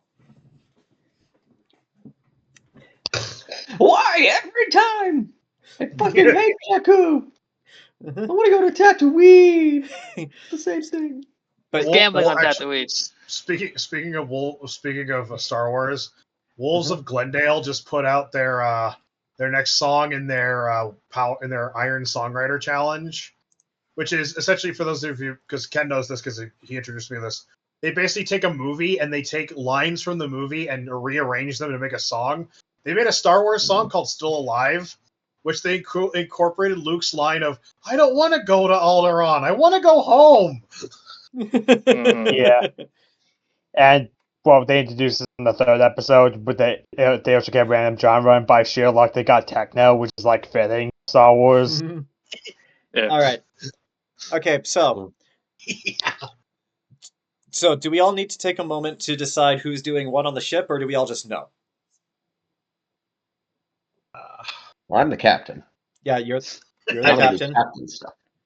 Okay. I intended to be communications. Okay, so use captain. Your comms. Zach, I believe you said you wanted to be guns. Temme, you wanted to pilot the ship. Yeah, if Jerkaul's fine with letting me pilot the ship, I'll pilot it for him.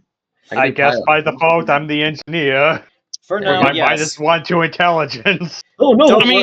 Don't worry. Engineering may checks wanna- at this stage are not going to be that difficult. I was gonna say, hold on, like, because you said piloting is intelligence or dexterity, or Yes, for piloting, you can use either your intelligence or your dexterity for your rolls. Which, okay, first things first, Temme, since you're piloting, you get to roll initiative for the ship, and you can use your well, intelligence. here I was gonna say, like, I'll swap with Dragula, so that way he doesn't have to feel too bad. I mean, I'm fine with this. I mean, well, let's see. Intelligence checks, like, what are you, which are highest out of those two, and what? I have a 5 intelligence. Yeah, no, do that. I'll just stick with, I'll just hope for luck when it comes to the engineering. Don't worry. This early in the game, the checks are not going to be difficult. You can do components, Terran components. Oh man, Hadozee! All right, so so what do I have to roll? Just roll a d20 and add your intelligence as your initiative for the ship. And 10. So you rolled a 10? No, 10. Plus 5. 10 is the final answer. Okay, so that's a 10. Now let me roll for the Lucifer Morningstar. They also rolled a 10! Okay. Tie goes to player. Yeah, okay, you got... Yeah, tie goes to players. You guys go first. So, non-diegetically, because like I said, my game has its own soundtrack, which I cannot listen to because of the recording. This starts playing as you fly out of the ship and start having to take out the surface guns. So, first round goes to you guys. You guys exit the ship and you are right here. Mike, you decide what order everybody goes in, including yourself. Like, do you want to move first? Do you want to attack first? Like, how do you want to play this? Probably should attack first, then move. Okay. What about everyone else, including you? I can also navigate because I also have navigator tools, and vehicle space. Right. So I can fly, I can pilot, and navigate. I'm just that good. But yeah, I can be a backup navigator. But yeah, for the purposes of your turn order, What's your intelligence, Jayson? Da-da-da. How many guns do we have on this ship? 15. 15. Guns. You have. Yeah. Let's see. It's on your stats. You have 2 multifocal lasers, which is basically a laser cannon, and 1 sand thrower. A sand thrower, by the way, is actually an invention of pirates. Literally, what it is they take a bunch of just like shrapnel junk and then just toss it into a blunderbuss like cannon and just shoot it out like a shotgun. So just Luther Rail. We have for engineering. Is that Dragula? Yes, that is Dragula. That is Dragula. And to reiterate what engineering, but yeah. So for guns, you go ahead. Comms is Jayson. You. Okay. Piloting is going to be Temme. I can do navigation and captain shit. Yeah. Which, well, whatever that does at that point, but right there. Basically, you're the cheerleading squad that makes us do better. Yes, and you can actually give advantage to whichever department. You can give advantage to whichever department you choose. That is an ability you have. All right. So, Gunner. So Yarp. gun first. In-game. Then you want to move. Yeah. Who's gonna follow movement? So We'll do Temme. gun first, movement next, comms, engineering. Then you. No, then you, then engineering. Then you. Because then you can give Dragula advantage. Yeah. Since he I'll keep has giving negative Dragula 1. Yeah. Okay. Yeah. Weird All system. right. Okay. So as combat begins, Zach, I would like you to roll to attack the surface guns. You may use either your dexterity or your intelligence to fire. Also, you must tell me which weapon you're firing, unless you want to fire all the weapons, which is totally something you can do. Fire everything! I grab my head, I slam my head into the controls, and just go. Fire Orc everything! this! Let's just orc this. Yeah, that'd be expensive. I will channel my inner orc and rub my balls all over everything. Boy, my orcs don't have balls. Got a point. My God. Also, I would like to point out for future combat, attacking a very specific part of a ship usually requires a more difficult AC. But since this is the tutorial, I'm going to ignore that. Let's see. Mhm. Yeah, I'll use my dex and I'll fire the lasers. Okay, fire the lasers. Roll to hit. Okay, I don't because am I proficient? I don't have my proficiency either, so it's just roll plus dex. Okay. I mean, absolutely add your proficiency to this. Like it's the guns. It's what you're trained. It's what you're trained to do. Neat. But Watch but me yeah, fail. like, I will for all of you. I will let you add your proficiency bonuses to these rolls, including you, Dragula. Especially if you're balls. proficient in it. Oh balls! What'd you roll? Actuary sits down, grabs the controls, and it's like he's back in the Marines with a 22. All right. So you fire the multifocal laser at one of the surface cannons. I would like you to roll a d4 and add 3. All right. 6. Okay. So that is actually enough to destroy one of the 6 surface guns on the bottom. That is your turn. Now, Neat. Temme, since we have decided you are going next, and since Actuary has 5, there are 6 surface guns on the top, 6 on the bottom. Do you get to move the ship? Do you want to stay on bottom, or do you want to move around to the top? It's up to you.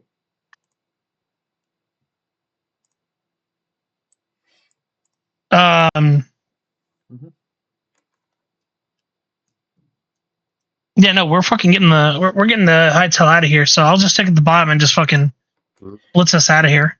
All right. Do you want to leave the token where it is because I gave you the ability to move it? Sure. How far can I be moved? 30 feet. 30 feet in a turn, unless you use an engineering check to do a dash, which is something you can totally do.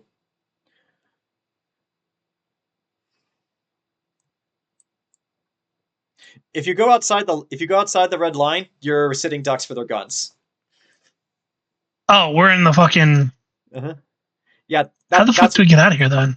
You have to destroy the guns on either. You have to destroy the guns on either the top or the bottom. Then you can run. Oh, okay. Then yeah, I guess just Also, we'll stay on the bottom and just finish off the guns at the bottom. Okay. Also just Roll20 cannot do a 3D space, so if you want to go like towards or away from the screen, like that's something you can do too. Just be sure to specify that's what you're doing first, so that I know. I am just taking evasive maneuvers while flying around the bottom of the ship. Okay, evasive maneuvers is an action you can totally take. Let me see what that does in the rules. Let's see, evasive maneuvers. I would like you to roll me an intelligence or a dex check, and if you succeed, you can add your piloting skill, which is your intelligence, to the ship's AC until the next turn.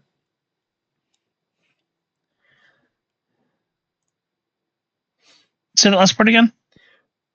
If you succeed the check, you can add whatever skill you use for piloting, in this case intelligence, to the ship's AC until the end of the next turn. Okay, so I'll do that. And so what's the check? The DC is 9. Just roll. Oh, perfect.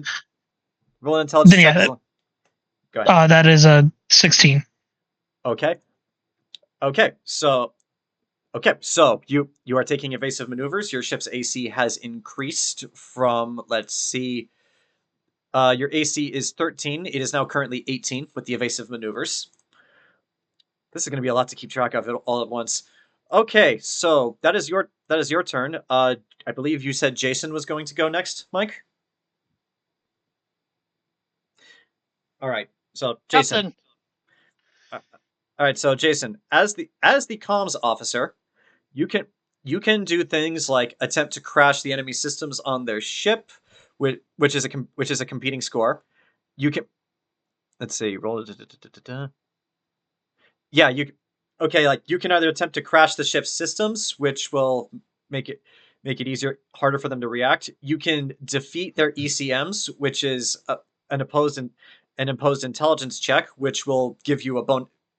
Actually, yeah, this will, on a success, any attacks this round by your ship against the target do a bonus equal to twice your programming skill. So yeah, if you disable the ship's defenses, you can add your double whatever score you use to make this check, which is intelligence, and then add that to your attack roll next time. Or the last thing you can do is called Sensor Ghost. Succeed on a DC 9 intelligence programming check to use your programming as an AC bonus until the end of your next turn. So yeah, do you want to give advantage to hit? Do you want to make your ship more difficult to hit, or do you want to try to fuck with the ship's systems? Try and be quick about it. I want to make our weapons stronger. Make our hits. I want to make our hits stronger. Okay, I'm gonna need you to roll a competing intelligence check against the ship. Don't worry, this is just a tutorial. The DCs will not be super high. 23. They rolled a 13. So Actuary, from your seat at the guns, you actually notice that they're automatic defenses that deflect your shots. They're temporarily down. So next time your turn comes back around, you'll get a bonus to hit, which is based on, okay, Jayson, what's your intelligence score? 15. So that's a +3, I think. Okay, so that's a +2. So Zach, add 4 to your next attack roll when it comes back around to you. Okay. All right, Mike. It is now your turn. What would you like to do? Give advantage to Dragula. All right, so Dragula, you are getting support from the captain, which means any roll that you make will have advantage. Now, you in engineering can do. Let's see. You can boost the engines, which is basically an equivalent to dash. You can attempt to restore hit points, which, since you haven't been hit, that's not really a thing you need to worry about. Or you can attempt to fix a disabled system, which is, again, really something else you don't have to worry about. Yeah. No, let's get out of here. Okay, so I would like you to roll me an intelligence check with advantage to try to boost the engines. Thank you for the advance, because the first thing I rolled was 2, so that's a 17. Okay, you succeed with the captain's help in boosting the engines. That was your turn. Now it is the Lucifer Morningstar's turn. It is going to focus on the bigger threat to it, which, now that you guys are out in space, you can actually see that the Lucifer Morningstar, the Dawn's Hammer, and the 2 coalition ships are all ganging up on the Limping Bear and attacking it at once. So most of their shots are going to be focused on them. However, they will attempt to make a stray shot at you guys. And miss horribly, because they rolled a natural 1. However, Dragula and Actuary, you probably would not notice this. Ajisai and Jerkaul. Actually, no, yeah, it would be just the 2 of you. You notice strange readings coming from the Lucifer Morningstar. Its power levels are spiking, but not in a way you've seen on other ships. You don't really understand what it's doing, but it's prepping something.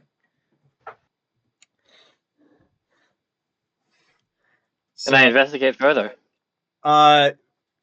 When your turn comes around, which is now. So as we are now back to your turn in the initiative order, Mike, same deal. What order does everyone go in? Same. Second verse, same as the first. All right, Zach, prepare to fire, and do not forget to add 4 to whatever you roll. So let's say that's plus 10 now. Oh. Hello. Mhm. Hello. That's a 1. Oh. And that one. That's like the one roll you shouldn't And get. that 1. Okay. You fool! On the plus side, we get to see what we need to do. I get to experience the highs and lows.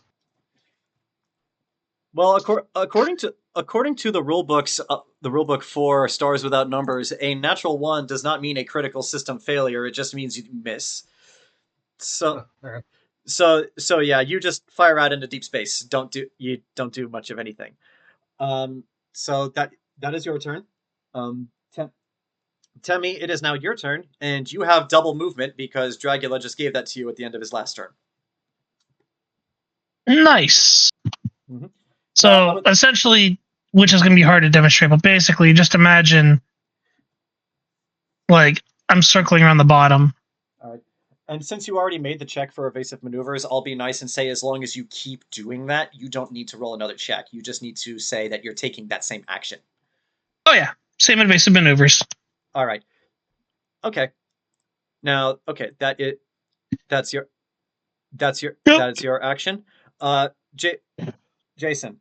Now, you said you wanted to investigate. Those three actions I gave you that you can do last time, those are merely suggestions. You can do literally anything you cut want. out what? Oh, sorry. Mm-hmm. Sorry.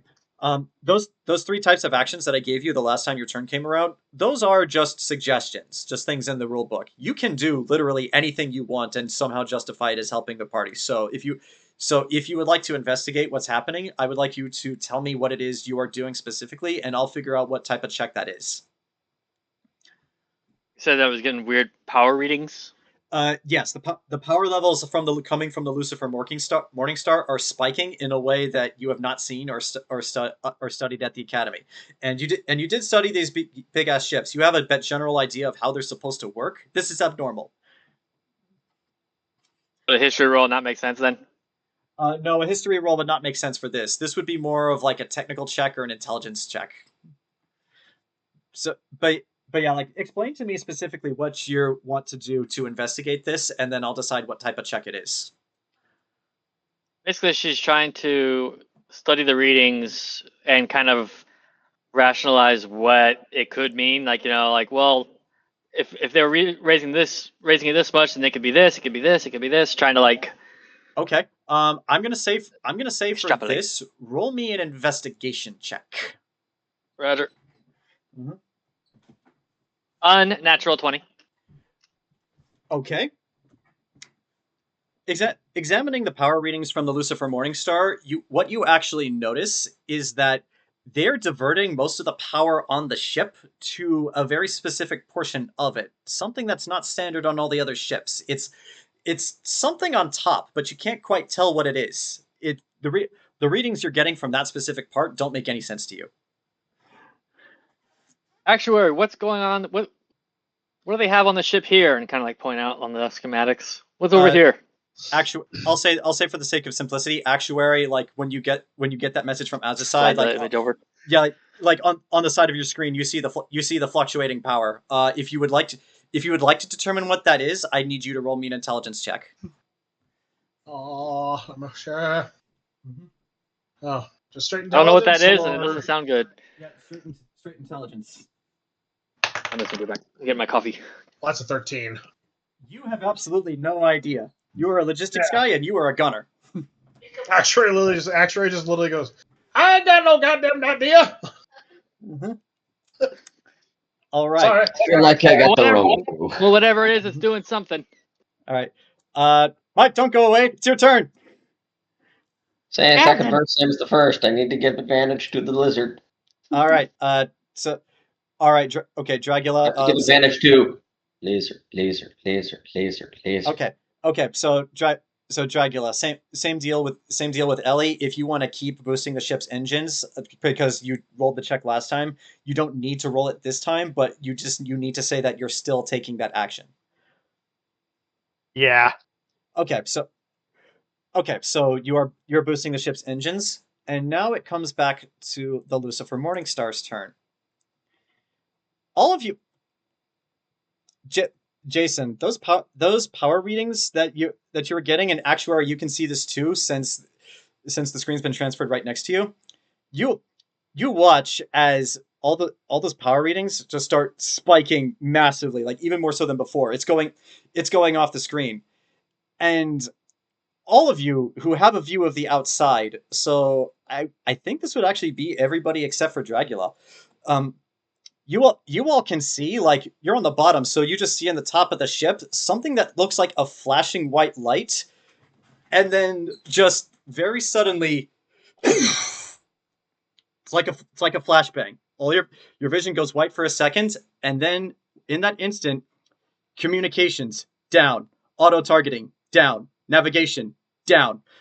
Actuary, I need you to roll me a wisdom saving throw. Oh no. Fun. Oh no, I know what. Oh no, I know what this is. Oh, no, Just I that know quick. this. Oh, good. That's just all right. My wisdom is just a +1. Mm-hmm. 8. Wonder where the dog is. 8. Actuary, unfortunately for you, you are going to lose your turn when the next time it comes around, because you are having a nom-style PTSD flashback of Altair 4. You know exactly what that effect was and what it Yeah. That's a fucking Wilco crew here. My God. did. Uh-huh.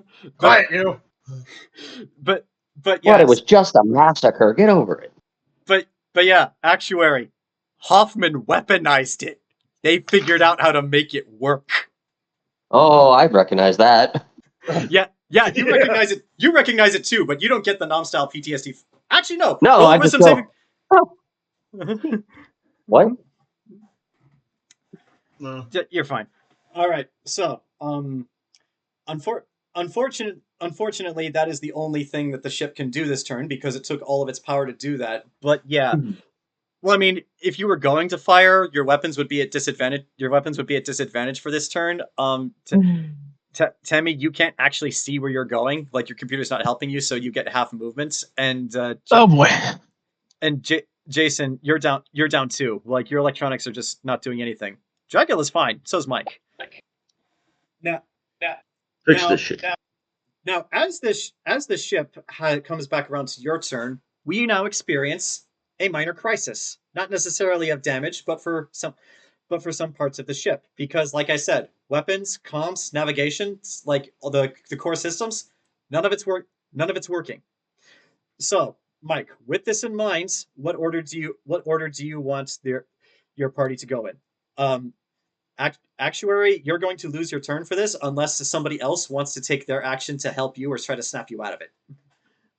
I'm going to deal with this crisis. How are you going to deal with it? Yeah, I'm going to deal with this management. crisis management.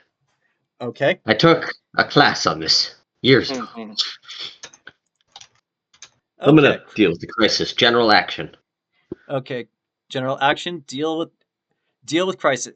Okay. Explain what you're doing to me to solve the crisis, and I will tell you what the check you need to make this.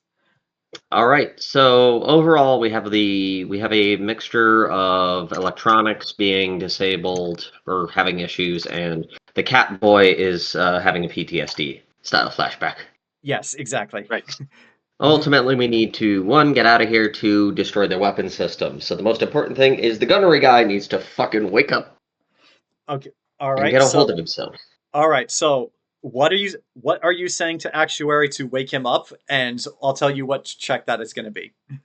Her son, be getting a hold of yourself right there. There be nothing going on except a battle outside, not within your mind.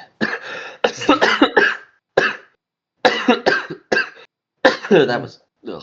The coughs are part of what you said. I'm counting it. All right. I would like you to roll me a...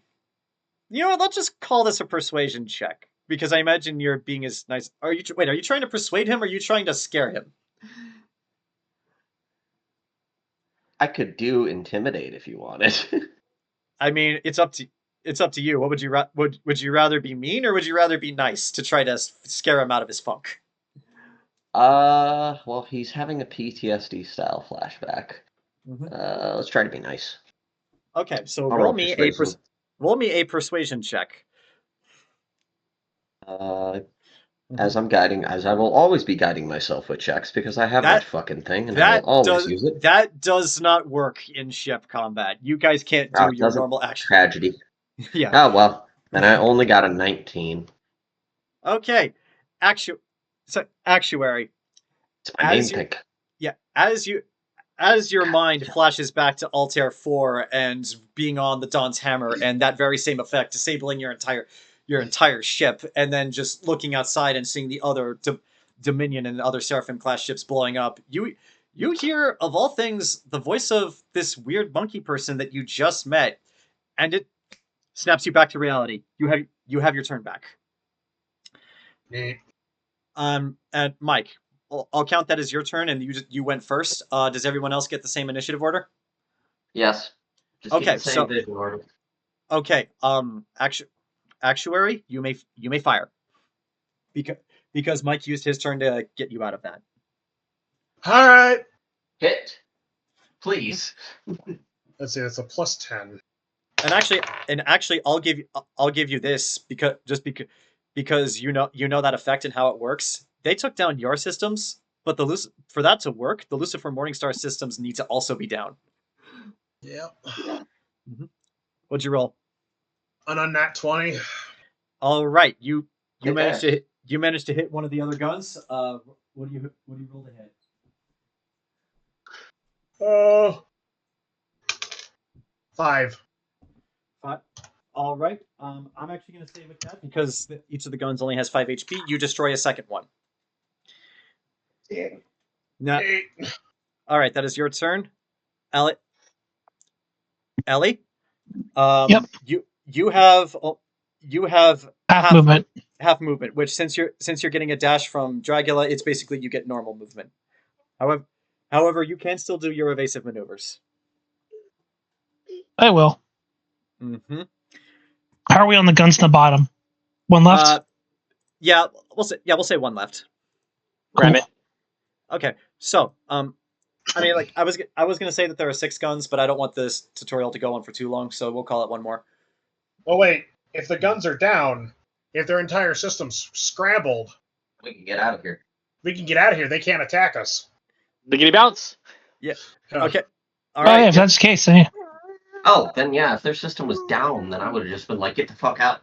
Yeah. Boost power, and then I would have dealt with the mom style flashback later.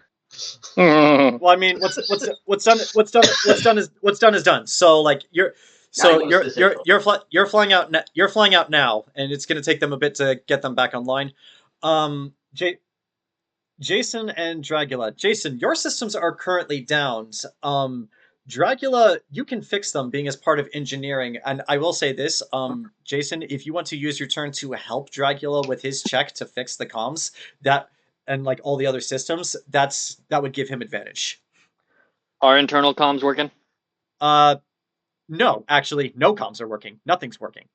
However, like I said, a single round in space combat is like 10 minutes. So you can just get up from your station, run over to him, and just tell him this. But he's like in a different part of the ship, right? Yeah. But like I said, you can run over there and help him. Like it, you can absolutely do that. So Ajisai curses, kind of like takes her headset off, or whatever, and then she goes running down to engineering. Tyran, I need help. Comms are down. Everything's down. Where do you need me? All right. Go there. So Dragula, if you would like to fix the ship, that would be the emergency repairs action. Which, since Ajisai is helping you, you get advantage. She said it in Tyran, by the way. He spoke in Tyran. Which, by the way, Ken, that's the first time you've actually heard a human speak your language. Well, with the advantage, that's still only 11. Well, the good news is the base DC for emergency repairs is 8. So you actually managed to succeed. Oops, sorry, bud. Yeah, how you're just like, hey, but I have no idea what I'm doing. Thank God you have backup. Ooh. Now, She doesn't It is really now- know what she's doing either. it is now the Lucifer Morningstar's turn. And with all the systems back up, you can actually see with all of your sensors, the Lucifer Morningstar is actually completely ignoring you guys. And with all the systems down, it is now focusing 100% of its fire on the Limping Bear. And the last thing you guys see before it comes back to your turn is Actuary, you actually see one of the shots from the Lucifer Morningstar pierce the Arcano reactor of the Limping Bear, and it goes up. Tragedy. Now, it is now back to you guys. Captain, if you would like to escape, that is going to be your ship's whole turn. However, you do need to do it now while their systems are currently down. Well, let's do it. All right. Monkey, get us out of here. Navigation. Just up to light speed. All right. You are preparing a navigation check. Pilot, are you doing anything to assist with this?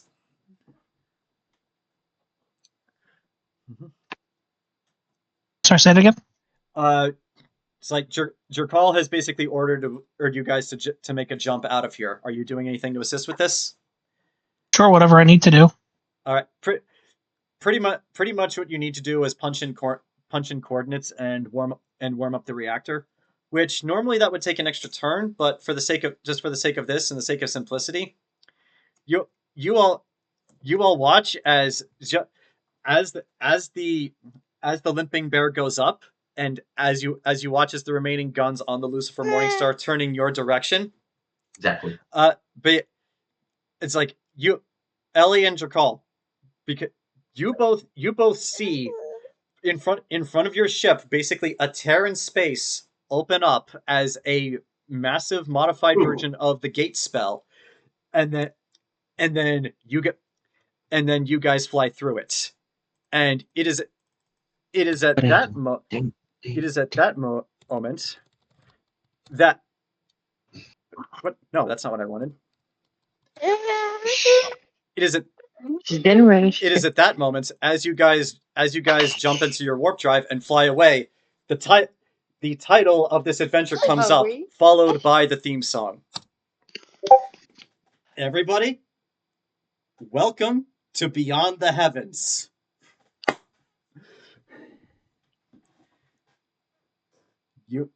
All right. You have.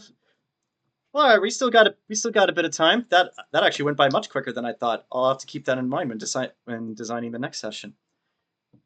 All right, so you guys have made a successful escape, and the galaxy is now your oyster. However, as is standard practice, once you come out of warp, you need to sit and wait for 12 hours before you can make another jump. So for the remainder of this session until you guys say you're cool, I'll end the session by saying that you guys jump to where you're going next, but until you guys say you're cool, you guys have a bit of downtime. Feel free. The floor is yours. Oh, let's just go straight to hell. So are Totally. we still No. in warp, or did we come out and now we're just kind of like somewhere in the middle of nowhere? Yeah. Okay, you've seen Event Horizon, right? Right. Pretty much that. Pretty much. I've seen Warhammer, yes. Pretty much what you did was you opened a tear in space and you just jumped from one section of space to another where you guys are. It's not like Star Wars where there's like the flashy effects, or it's not like Is a it Star Trek. instant or not? Oh, it's instant. Yes, it's very instant. So, yeah. Okay. Where So we we are in some other part of the universe, galaxy now. Yeah, you guys are in some other part of the galaxy, and you have to wait 12 hours before you can jump to literally anywhere. But So yeah, the Dragula, floor is yours. but now that we're out of danger, Dragula, your character Jayson asked, where'd you learn Tyran? What was that, like different school or something? The academy. Kind of spouse was gonna use it against you. Damn. Like with like a kind of like a.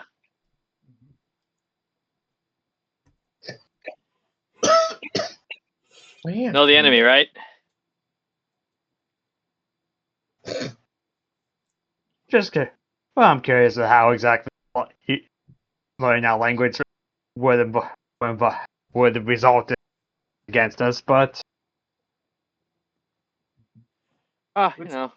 Cracking your codes, that kind of thing, communications.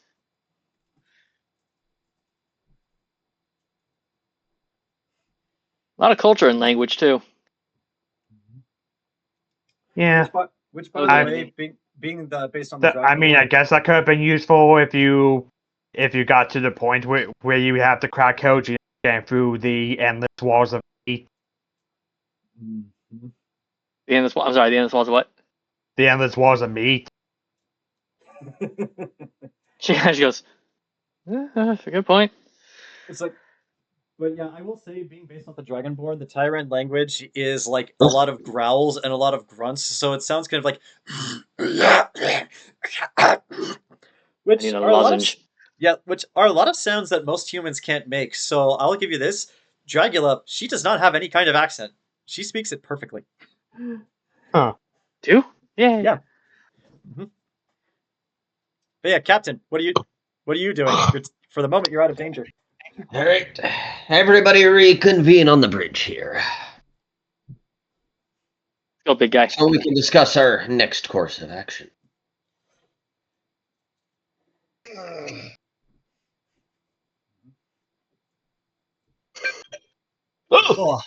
Which, by the way, to give you guys a good idea of the layout of the ship, thank the Bebop from Cowboy Bebop. Mm. All right, so you guys all convene together on the bridge. There are no chairs anywhere except the pilot seat. Yeah, I got a chair. Okay. Even at the comm station. Even at the comm station, there gotta be chairs everywhere. No, well, you said for everyone to meet on the bridge. Like the only chairs are like the bridge at the comm station, where you sit and where the pilot seat is. And I suppose there's like one other chair for like a different comm All right, station. then we'll go to the mess hall. I need a picture of the bridge of the Bebop. I can't. Hold on. I'm unfamiliar with the Bebop. Hold on. Mm-hmm. Yeah, the mess hall would be a better place to meet because there's more chairs. Yeah. Mm-hmm.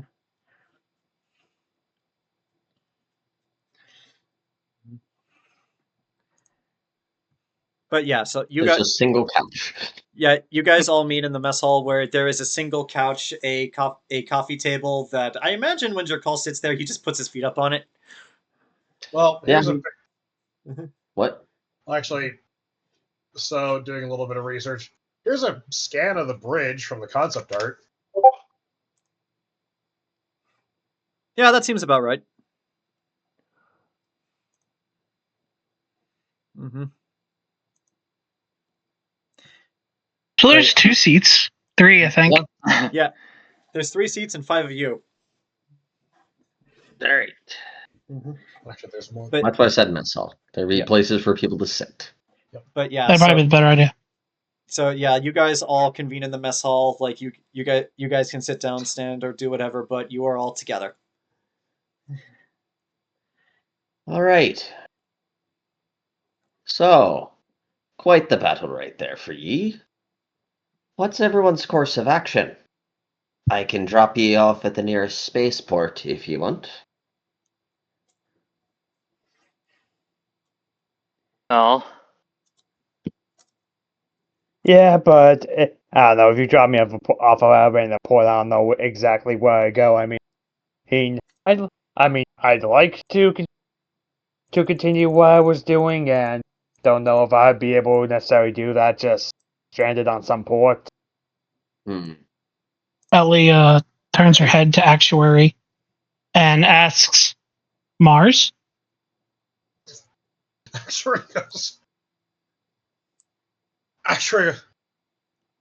I mean, I suppose we could go to Mars. I mean, be a place to reconvene. Get things in order. I mean, I'm imagining that Hoffman defect into the coalition is probably going to be big news spreading throughout the Empire pretty toot sweet. So more than likely, we go back and, say, hey, we didn't defect with him. We don't shoot us. Might be a pretty good course, but then again, It is Maz. Also, It's also possible. It's also possible that we're the only loyalists that made it out, and he can tell whatever story he wants. Give whatever message he wants out there. Miss Faya. also, just two things. One, Jerkaul, you would know this. I don't think the rest of you would. You do not have enough fuel to get to Mars. You're I'm letting everyone talk first. Yeah. Okay, but I'm just saying you know that. It's up to you whether or not you want to tell them. But as for everyone else, Admiral Hoffman is not just an admiral; he is a fleet admiral, which means he's in command of like a legion of ships. So yeah, he's got a lot. The of Dawn's followers. Hammer, the Lucifer Morningstar, and some other ship. Yeah, well, the Limping Bear has been destroyed, but he's got command of other ships that weren't there at that initial confrontation. Yeah, it sounds like whatever just happened is beyond whatever this ragtag group is, so perhaps we just go around, I don't know, do whatever we can to continue surviving. I mean, I only have like 65 credits still on me, and that was from like the only bounty I've collected so far. And Dragula pulls out his scrapbook and shows a wire poster with his face on it. Nice. What the fuck? Cracked out Waluigi. Yeah, they call this dude like Scurvy Dave. I don't know. I just kind of accidentally ran into him and clotheslined him, and that for it. So Did the galaxy a service. All right. Yeah. So, and I guess it'd be sounding like you wish to stay together right there as part of a crew, proverbially. Well, I don't even know where we are. Yeah. Specifically, we'd be right how pulls out his star chart. Mm-hmm. And to explain where you guys are, you are in this open, undeclared section of space in between Imperial space and Legion space, which is one of the megacorps. You guys could, in theory, from where you are, get to the planet Hyperion. However, Hyperion is a pretty densely populated planet, and word spreads fast there. And Hoffman could probably also get there too.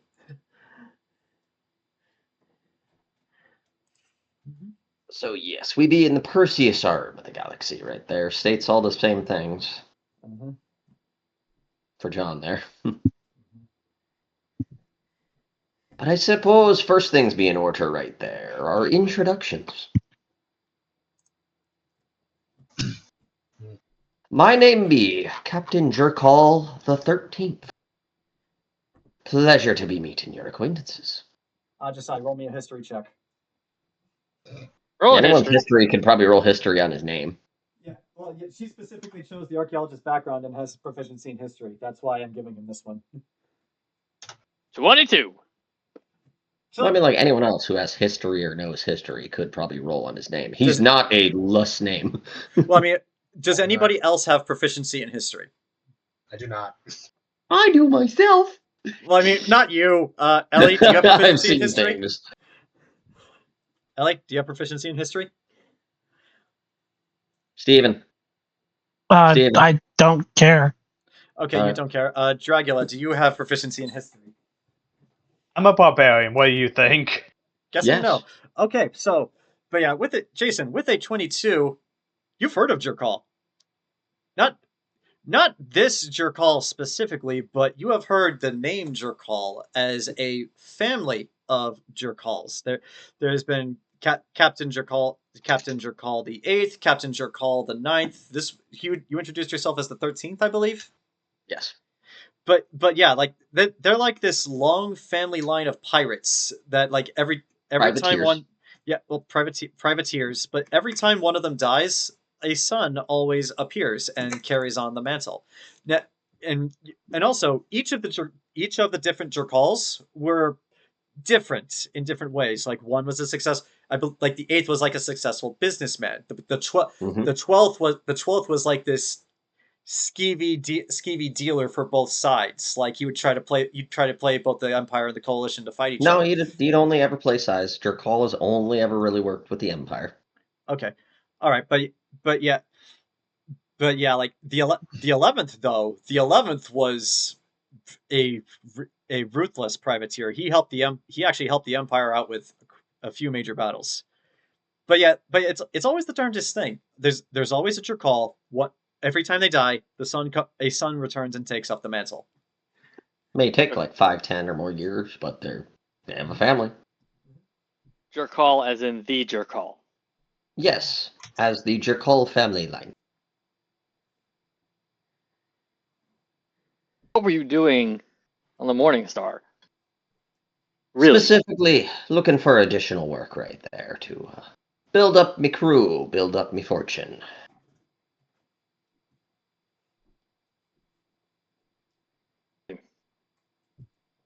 It No be kind of offense, but tradition. so all your they don't pass down things to you. Your father didn't pass down things, or your grandfather passed down. I do have a massive amount of ships, our own space dock, private island on Hadozee right there.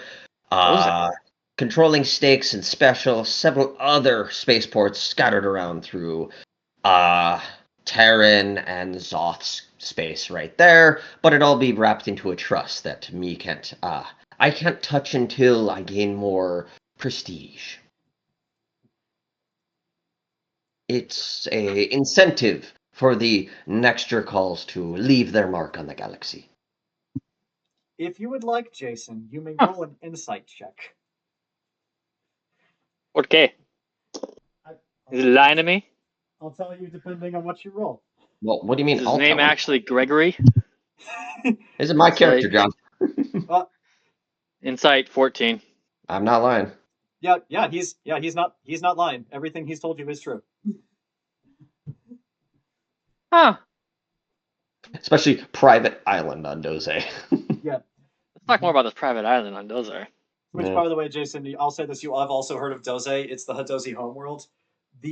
Literally all of the land masses for that planet is on the equator. Like the top and the bottom of that planet is both ocean. So literally 100% beachfront property. And I assume it's lovely. It's perfect. Oh, it's absolutely lovely. It's just the homeworld of the Hadozee, and well, he can tell you more about them. Does it rival Havros Bay? It's not that bad. It's not that bad. It's just... Accountants, lawyers, businessmen, those are the primary careers. A Hadozee lawyer or a Hadozee accountant is a prized thing to have in the Terran Empire Dominion or whatever. Okay. All right. But that's me. What be your name there, miss?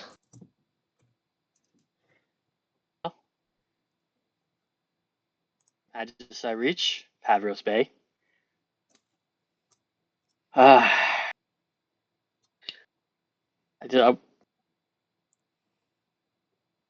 just went through the academy. Wanted to serve and get the right to go to university, become an archaeologist. Kind of hit a snag here.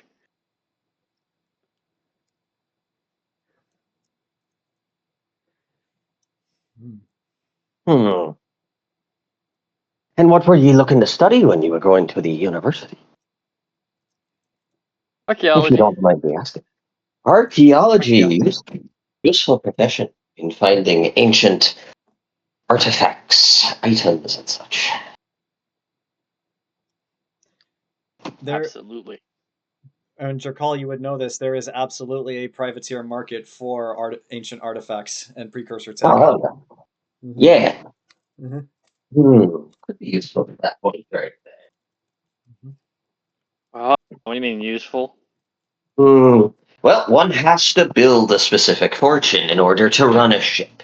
Be quite expensive, especially when you be captain of it. Am I hearing a job offer? It could be hearing a job offer, but let's reach the rest of the proverbial crew of individuals here. Why don't you next, me large lizard lad? You can call me Dragula. Through the ditches it burned!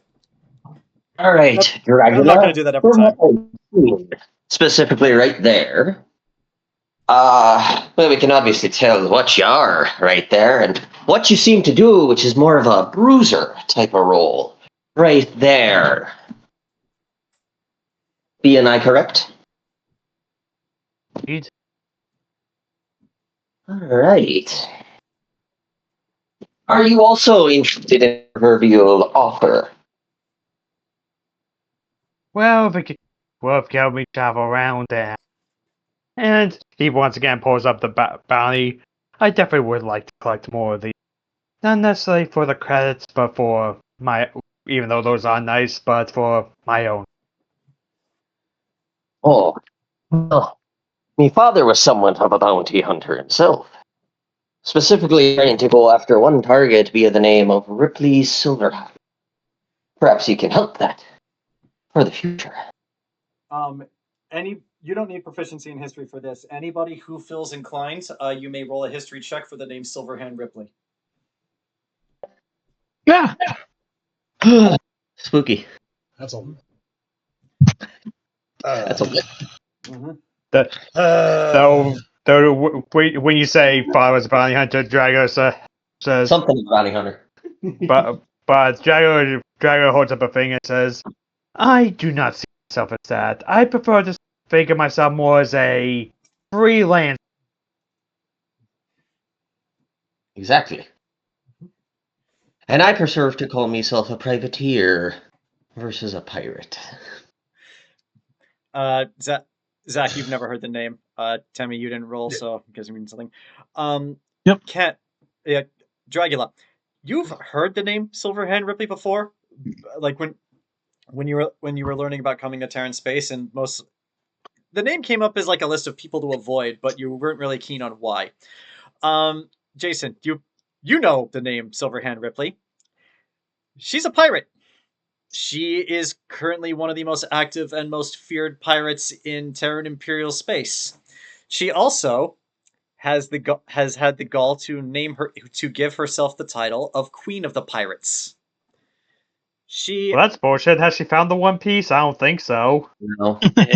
but One Piece is real. But of interest to Dragula, though, Silverhand Ripley currently has the third highest bounty being offered by Terran Imperial space. I would not recommend going after her at level 1. Unless we do it Alright. anyway. Well, go down the proverbial line here right there. How about you next, me? Kath individual, do you be doing alright? It looks like you were seeing past Actuary goes, horrid battle. Actuary just kind of goes, nah, I'm good now. All good. Actuary, I will say this: he is like lucid his uniform. Like he was wearing his uniform. He's kind of lucid and he's taking the tie off. But Which actually, as you you're see him taking take off you'd be taking off the proverbial collar. Actually, as soon as he takes off the tie, you notice he does actually have like a cat collar on underneath. Oh. Oh God, the stereotypes. Strange culture shit. Oh no, it's sort of a cultural thing. That's why I said strange culture shit. As long as it doesn't have a giant bell on it, you're okay. It does. They do it when they're bored. No, he I suppose, considering the current circumstances, formerly of the Imperial Marines, I am Actuary Thorn of the family Thorn. If that means anything out this far in space. Just for the record, while yes, my species in general is fighting alongside the Empire against the Coalition, in particular the Tyrans, I am not from Nikiri, I am from Mars. I am Martian by birth. Oh. Yep. You made it, Mike. I'm gonna roll on your family name, because I got history, just to shot in the dark. Roll for it. See what comes up.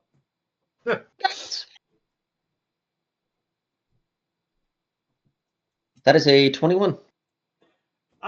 I'd say nothing too special. Well, yeah. Zach, you've extensively thought of this. What would you know with the 21?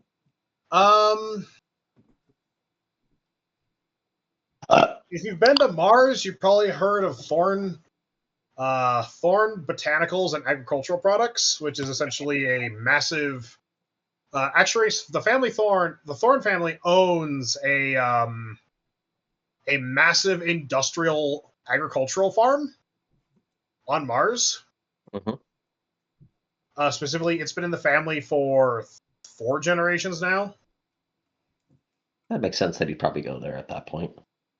And also, if you've heard of the name Thorn, you may have heard of Actuary's older brother, Ogilvy, who is one of the top accountants for the Ares Logistics and Holdings Corporation, the shipping magnate that kind of controls Mars. Does their stuff go to Havros Bay? Like, do they have yes, any kind of? Yes, actually, Jayson, I'll give you this one. You haven't really heard the name Thorn, but the shipping company, you probably heard of that. They make a lot of deliveries between your Havros Bay and Mars to the inner Terran worlds, because Mars and Havros Bay are very similar planets. They're both garden worlds. Oh. Mars is a Mars. I guess just to kind of give a little background, Mars is essentially primarily a. Their main export is agricultural goods, especially to Earth, because, well, Earth is Earth. Mm-hmm. It's Earth. Uh-huh. Yeah. It's Earth in a future with an unchecked greenhouse effect. Yep. Fun. I mean, they can check it. They can check it, but that doesn't mean things are 100% okay. Let me see. The Thorn family. I believe I know of 2 on the Thorn botanical and agricultural products right there. There's one that I believe I've heard of through my history readings, as well as the... I remember one, because he brought waves through Hadozee society right there. Ogilvy? He goes, Ogilvy. Not accountant for Ares Logistics and Holding Corporation. Very impressive. Well, last time I heard he got promoted to head accountant. Even more, bringing great honor and such to your family in that way. Yeah, sure. Just kind of gives him a look of just like gives him a look of kind of like, my brother's a fucking number cruncher, dude. But no, he goes, yeah. Ma, like, yeah. Yeah, it's like, yeah, getting compared to him is not exactly the most fun, but hey. My mother, and then actually goes, but hey. Hey. My mothers love all their kids. I mean, as the great prophet once said, profit's profit, but family's family. And I'll point this out, Actuary said, my mothers. As in the plural. That's not that much of a shock. Like, no, I know, but yeah, but still, just a. And Hadozee quoted a quote from who he called one of the prophets. Yeah, but I guess Actuary will conclude just kind of going. Yeah, he goes. Yeah, and he kind of goes. Yeah, formerly of the Marines. Served aboard quite a few ships. Last of all, the Dawn's hammer. He kind of like mumbles that one out. Yeah, with one of the ships that defected, along with the Lucifer Morningstar. That hurts. Like, actually, he's just kind of like, I'm sorry, I'm gonna go cry. Like, I just watched a lover die in front of me. All right. And last but not least, what about you, me fine carapaced individual? She looks up from the data pad that she had been just going through since like the conversation started. So in everyone's minds, you can hear her voice. Ellie. Oh. Ugh. You'll get used to it. Oh, I've heard of this. Right. And what be your goal there, Ellie? Just points to Actuary. I'm with him. Ah, matching pair, I suppose, right there. Actually, She puts up she gives a thumbs up. yeah, she goes. Actually, goes like this. Ah, complications right there. But, well, as he begins to, like, pull out a series of papers from his coat that he seemingly already had ready from him to be like, well, as one of the other great prophets said, a handshake is a bridge, but a contract is the foundation right there. As he lays out 4 contracts in front of you, as well as pulls out this very elegant-looking quill with a knife next to it. So, if you be looking to join, we must sign a contract of employment and workership there. Judging by what it has right there, we can work out logistics, but I've listed specific titles of what I've already seen for ye on the ship. Who'd like to start? I'm getting vibes. You could roll on history to see anything with Hadozee culture. Yeah, Like, like I would actually highly Jayson recommend would that for probably those who know feel this. inclined. In your voice, you hear. In your voice, you hear. Let me see the document. Now, he laid one out in front of all of you. Oh, As she well picks it up as, like, and she's a just reading it. quill and a dagger. Right there. All right, so Jayson, so as Jerkaul stated, the Hadozee are typically like accountants, lawyers, businessmen of all different kinds, and they value Makers. trust.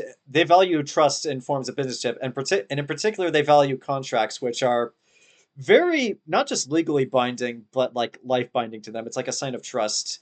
So yeah, if you sign a contract with them, they will expect you to honor it, and they in turn will also honor it to both the letter and the spirit. That being said, though, signing a contract in blood is a Hadozee formality. It's an old tradition. It's really old. It's not a requirement. Also, their contract. There's no like inherent malice or like magic tied to these contracts, unless you want to unless you want to do an identify spell on these pieces of paper, which I don't think you have. I am a rogue. But yeah, like just inherently culturally, there's nothing malicious about signing a contract to work with a Hadozee. It's just you want to be very careful what's actually in that contract. Which, by the way, Mike, I hope you have thought of what's in these contracts because I haven't. Yeah, it's all the basic things of joining the crew. It well has titles listed for everyone right there from what he's already seen. And to start out with Ajisai, if I'm pronouncing that right. Ajisai, it shows your name written down. It shows your title as quartermaster. It lists out for every bit of loot or currency or anything in that way, you will receive a 2 times share, as well as a list of all quartermaster responsibilities right there. Basically, second in command to captain, right there. Specifically, just management of all different things. So if we loot someplace, she gets the control. You have 2 for every one share, you get 2 shares of everything, for example. And her responsibility is to like organize it and like track everything, right? You attend to a bunch of stuff right there. She's like, that's. There's a shit ton of legalese. When I say, like, you look at the contract and then it seems to kind of just.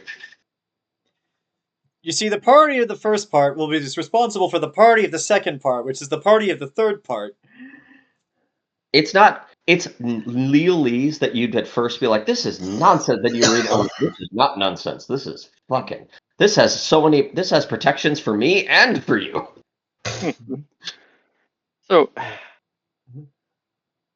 this is generous. I appreciate it, but. Unless you'd be looking for a different position. Traditionally, in the way of how it be going for everyone else, for example, right there, I had specifically you listed as the quartermaster. Mr. Dragula right there was listed as master at arms. The gunnery mastery being actuary right there.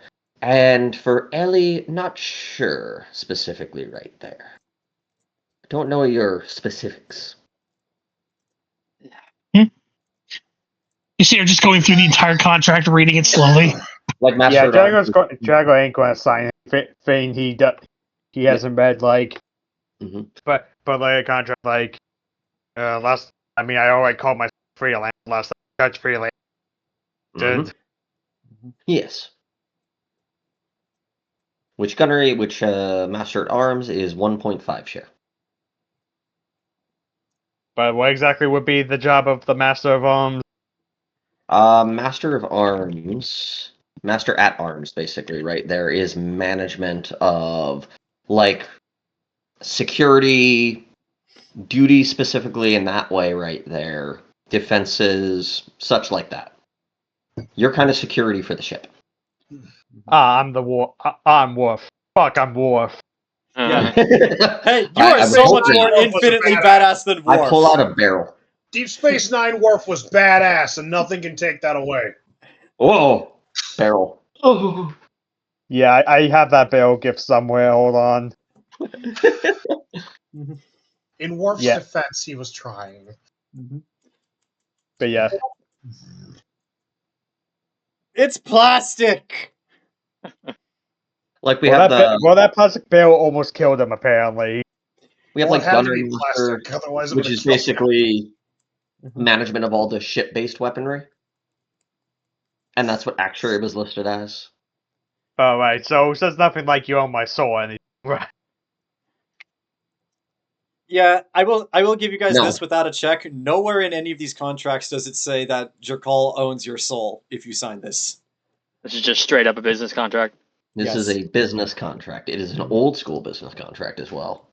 And again, Jayson, you're the only one who's aware of this. Signing in blood is a formality. It's not a requirement, but if you want to do that, you may.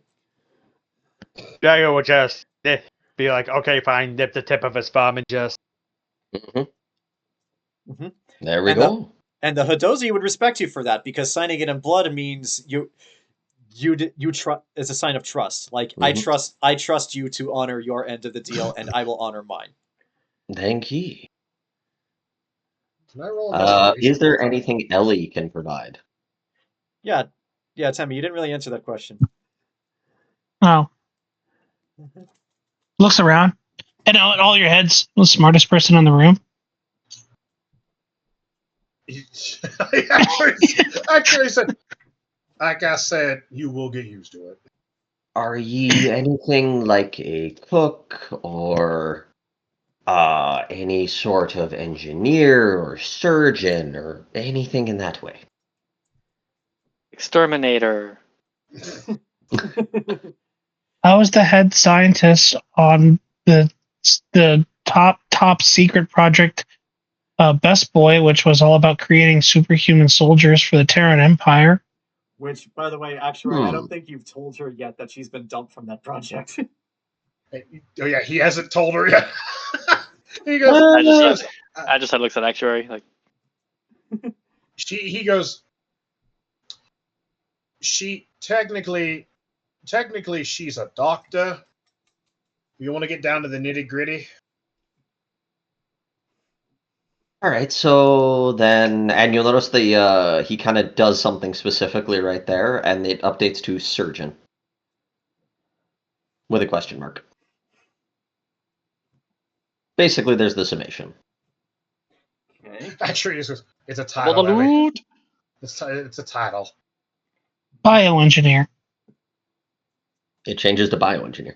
Can I I roll like that. investigation on the contract? Absolutely, you may. Sure. I just want to Actuary is. He actually holds up the contract and he starts looking and goes, if there's one thing my daddy taught me, make sure you read every goddamn page. I was expecting ye all to have read your contract from front to back. Question. Oh, there's a back? Yes. We add addendums.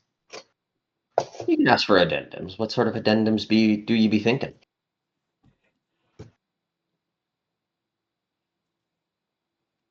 Actuary clause. If he or I leaves, the other goes with them. I see no problem right there. Not be the first time right there that I'd close crewmates or romantic relationships or such that be going on between them? Is there that going on? It looks normal. Yeah, Okay, it looks normal. Alright, There's fine. there's nothing Actually, wrong with this. Oh, look, it's the person with the highest arcana in this group. Yeah. And Actually, Ellie's just kind of goes, okay, okay. To give you guys the brief history of... No, we're not. all right. Actually slaps, when she starts making the fucking, like, this hand sign, she slaps her. He slaps her hands. No, okay. Look. I needed her to make... Okay. Long and short of it is... I'm his exclusive engineer. Exactly. I needed her to build me a gun. All right. Because of... Actuary pulls out of his pocket the cylinder that goes inside the revolver. Call it whatever you want. Who other than Actuary and Ellie is magically inclined? Hi. Roll an Arcana check on that cylinder for me. Guidance. This is why I took the tome, so I could get guidance. Let's see. That's 17. Okay. Arcana. I will say this. Since you carry around a flintlock pistol, you are somewhat familiar with like old school style guns. So you are familiar with what a revolver is, and so this is a revolver cylinder.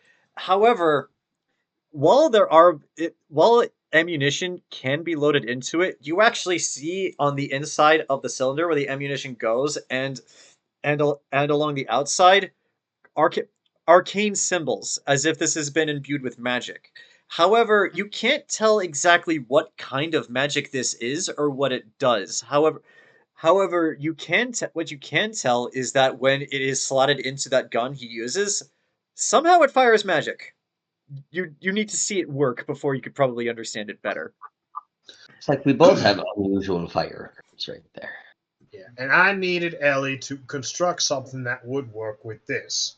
Because unfortunately, up until recently, knowledge, and Ajisai, you can vouch for me on this, the Terran Empire doesn't exactly view magic as a utility, more as a tool. We use it to power our guns, our cars, our ships. That is true. They don't use it, they don't know how to facilitate it through a weapon. The Coalition does. So I met Ellie, she built me a gun, and I gave her a roof over her head. And then from there, she jumps in and is like, he agreed to take care of me for the rest of our lives. It was the price to pay. In no certain terms. All right. And Actuary goes, we are not romantically involved. Trust me. He just kind of puts that out there. He goes, we are not. So more of a codependent relationship right there. Okay. Which, Not by the the way, strangest that I've heard in me family history, but all right. Which, just to add another bit of lore to this type of setting, magic guns in the setting do exist. However, they function identical to ones. So like, when they run out of charges, they're done forever. Yeah. But Actuary goes, but just to understand, that's our dynamic. Regardless of whatever thoughts she might try to put in your head. Oh, I'm well aware of history of the Zoth and their species and the mind one. There's a reason why the ring of mind shielding be a very common artifact through the Hadozee race. Yeah, well, you haven't been in the kitchen making eggs. Actually goes, yeah, well, you haven't been in the kitchen making breakfast, and suddenly you get a screaming thought to your head that screams, "We're out of toilet paper." All right. All right. So specifically, over here, anybody else have any questions before signing of your contract? I appreciate the offer. Very generous offer. You'll forgive me for being a little uncertain after everything that just happened. Oh no, ask questions right there. I'd be calling you a fool if you didn't read the fine print.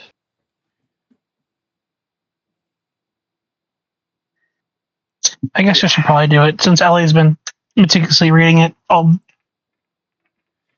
actually roll the investigation check on reading it. Sure, go right ahead. Mhm. I like how the 2 coalition races already signed. What? Well, What do you I ta- mean, what do you- the God told me there was nothing suspicious. He No, rolled. no, What do you mean the no, two? yeah, Only you- one. Suspicious. Yeah, you rolled. Only There one was- coalition there was race. nothing suspicious. That you rolled. I said there was nothing suspicious, so you decided to No, I sign. wasn't saying about anything was suspicious. Suspicious. Don't Yeah. be suspicious. Don't be Jesus. suspicious. Don't be Well, that is a 25 because I rolled the natural 20. You roll an for- investigation. Yep. It's locked in with specific notations and lists of all specific points of contracts, what can cause a breach of contract, which are specific actions that cause dangers to yourself, the crew, the ship, captain, all the sorts of stuff right there. It every single contract advises ownership and purchase of oxygen tank and rebreather and environmental suit. For that one, if issues with payment, that can be provided through captain and or quartermaster. Listed everyone's loot that they'll receive, specifically like for you, an actuary or one times loot.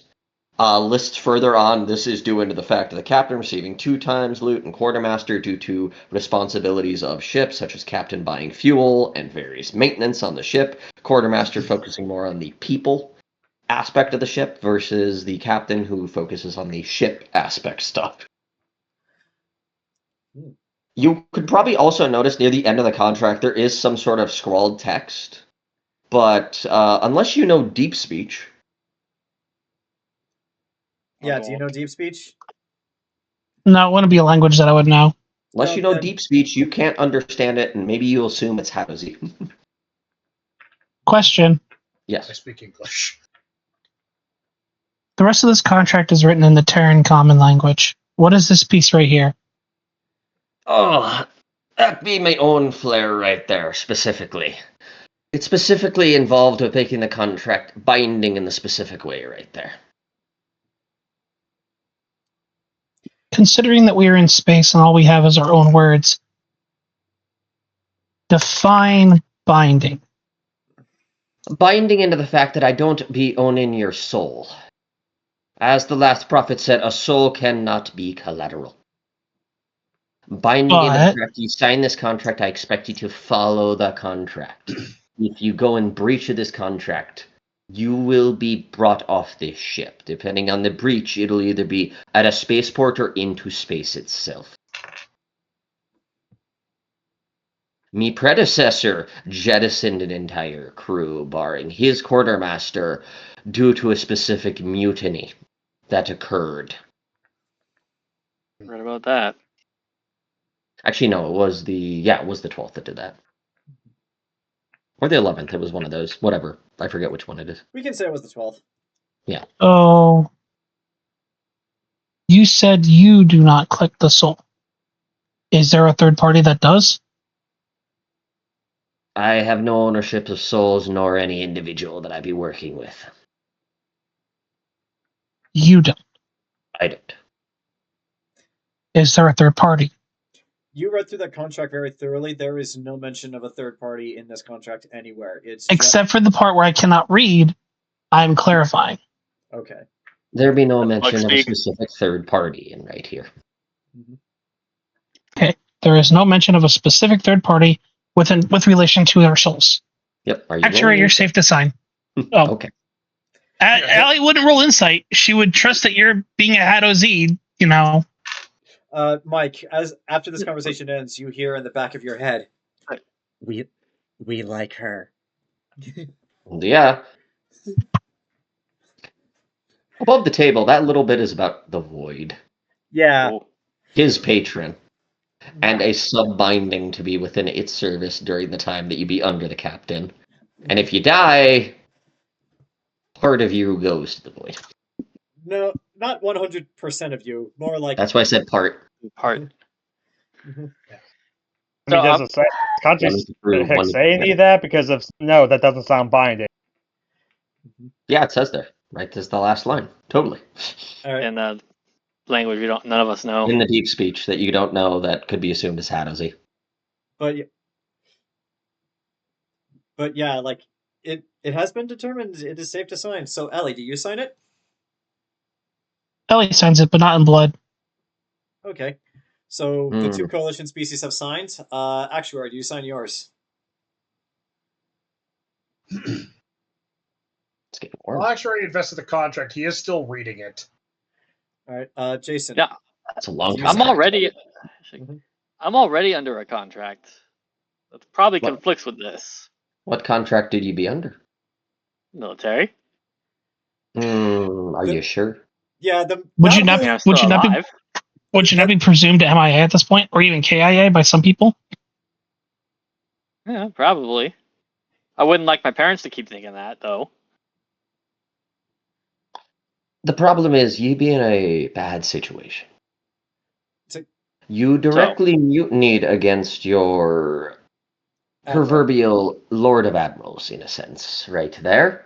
Disobeyed orders and ran off with a third party unassociated with your governmental body.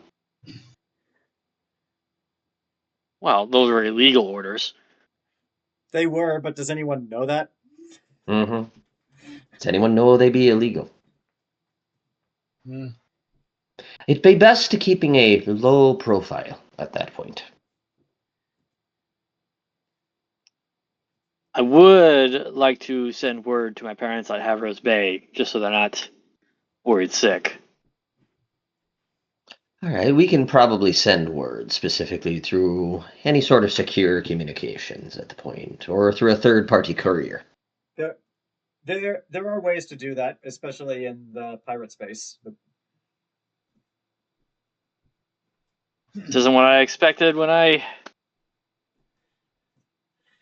swore in, but you go all over the galaxy, right? Strange lands, strange We've gone ruins. all over, whether it be to planets, to salvage, to bring in specific individuals. All over, all sorts of jobs that you can take in this large, wide galaxy. Suppose you wouldn't need an archaeology degree from me to look around those ruins and artifacts, huh? If you have knowledge of ruins or artifacts right there, I won't say no to that knowledge.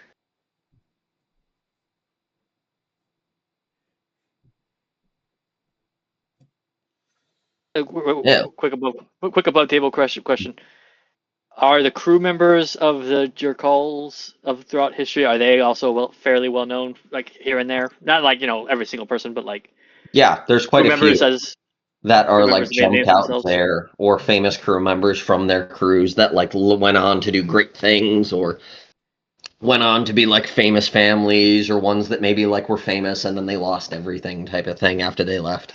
Also, Oh. Jayson above table. I'll decide running off and doing this. If she's found again, it's not as big of a deal as you might think it is. Like, it's one of those things we'd have to role play out. We just have to see what they say. But it's not like you're going to get shot instantly for going AWOL. But would No, you that's know? a good point. It's a good point that I think I brought it up too. I brought it up too. That who knows what the story is right now? Yeah. Maybe so. Ajisai kind of thinks for a second. She goes,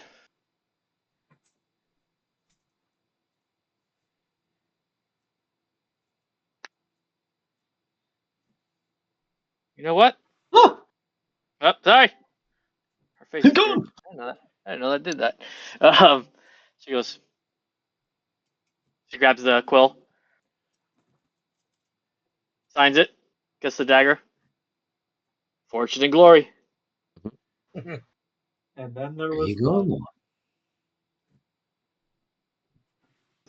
Actuary gets to the very last page.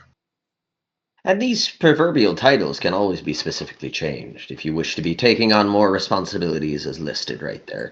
We don't be needed in, like, a navigator role, because I can go upon that specific position right there. Quite a bit of experience myself in star charts that I've learned. Well, I would recommend at this point we get natural engineer because I was panicking during that whole thing because I didn't know what I was doing. Probably be good to spill up a crew. I don't know if any of you also are cooks. Actuary goes, I can cook. Can you cook a multi-species meal? You cook for Ellie, so yes. Actuary goes, I don't cook know for of her. y'all's dietary restrictions or issues. Actually- Luckily, we all seem to breathe the same atmosphere. Actuary points at the I can points at Ellie, and he goes, I cook for her. Also, I've found that cooking, I mean, I don't have the chef feat, but for flavor, for background stuff, he can cook. But he actually goes, look, in my experience, one needs to know how to cook in order to take care of oneself, also to impress a cadre of the opposite sex. Exactly there. But it'd be easier to have a dedicated position that focuses purely on doing that for each day than cooking for yourself. It'd be a bit of a cramped kitchen back there in the just good enough.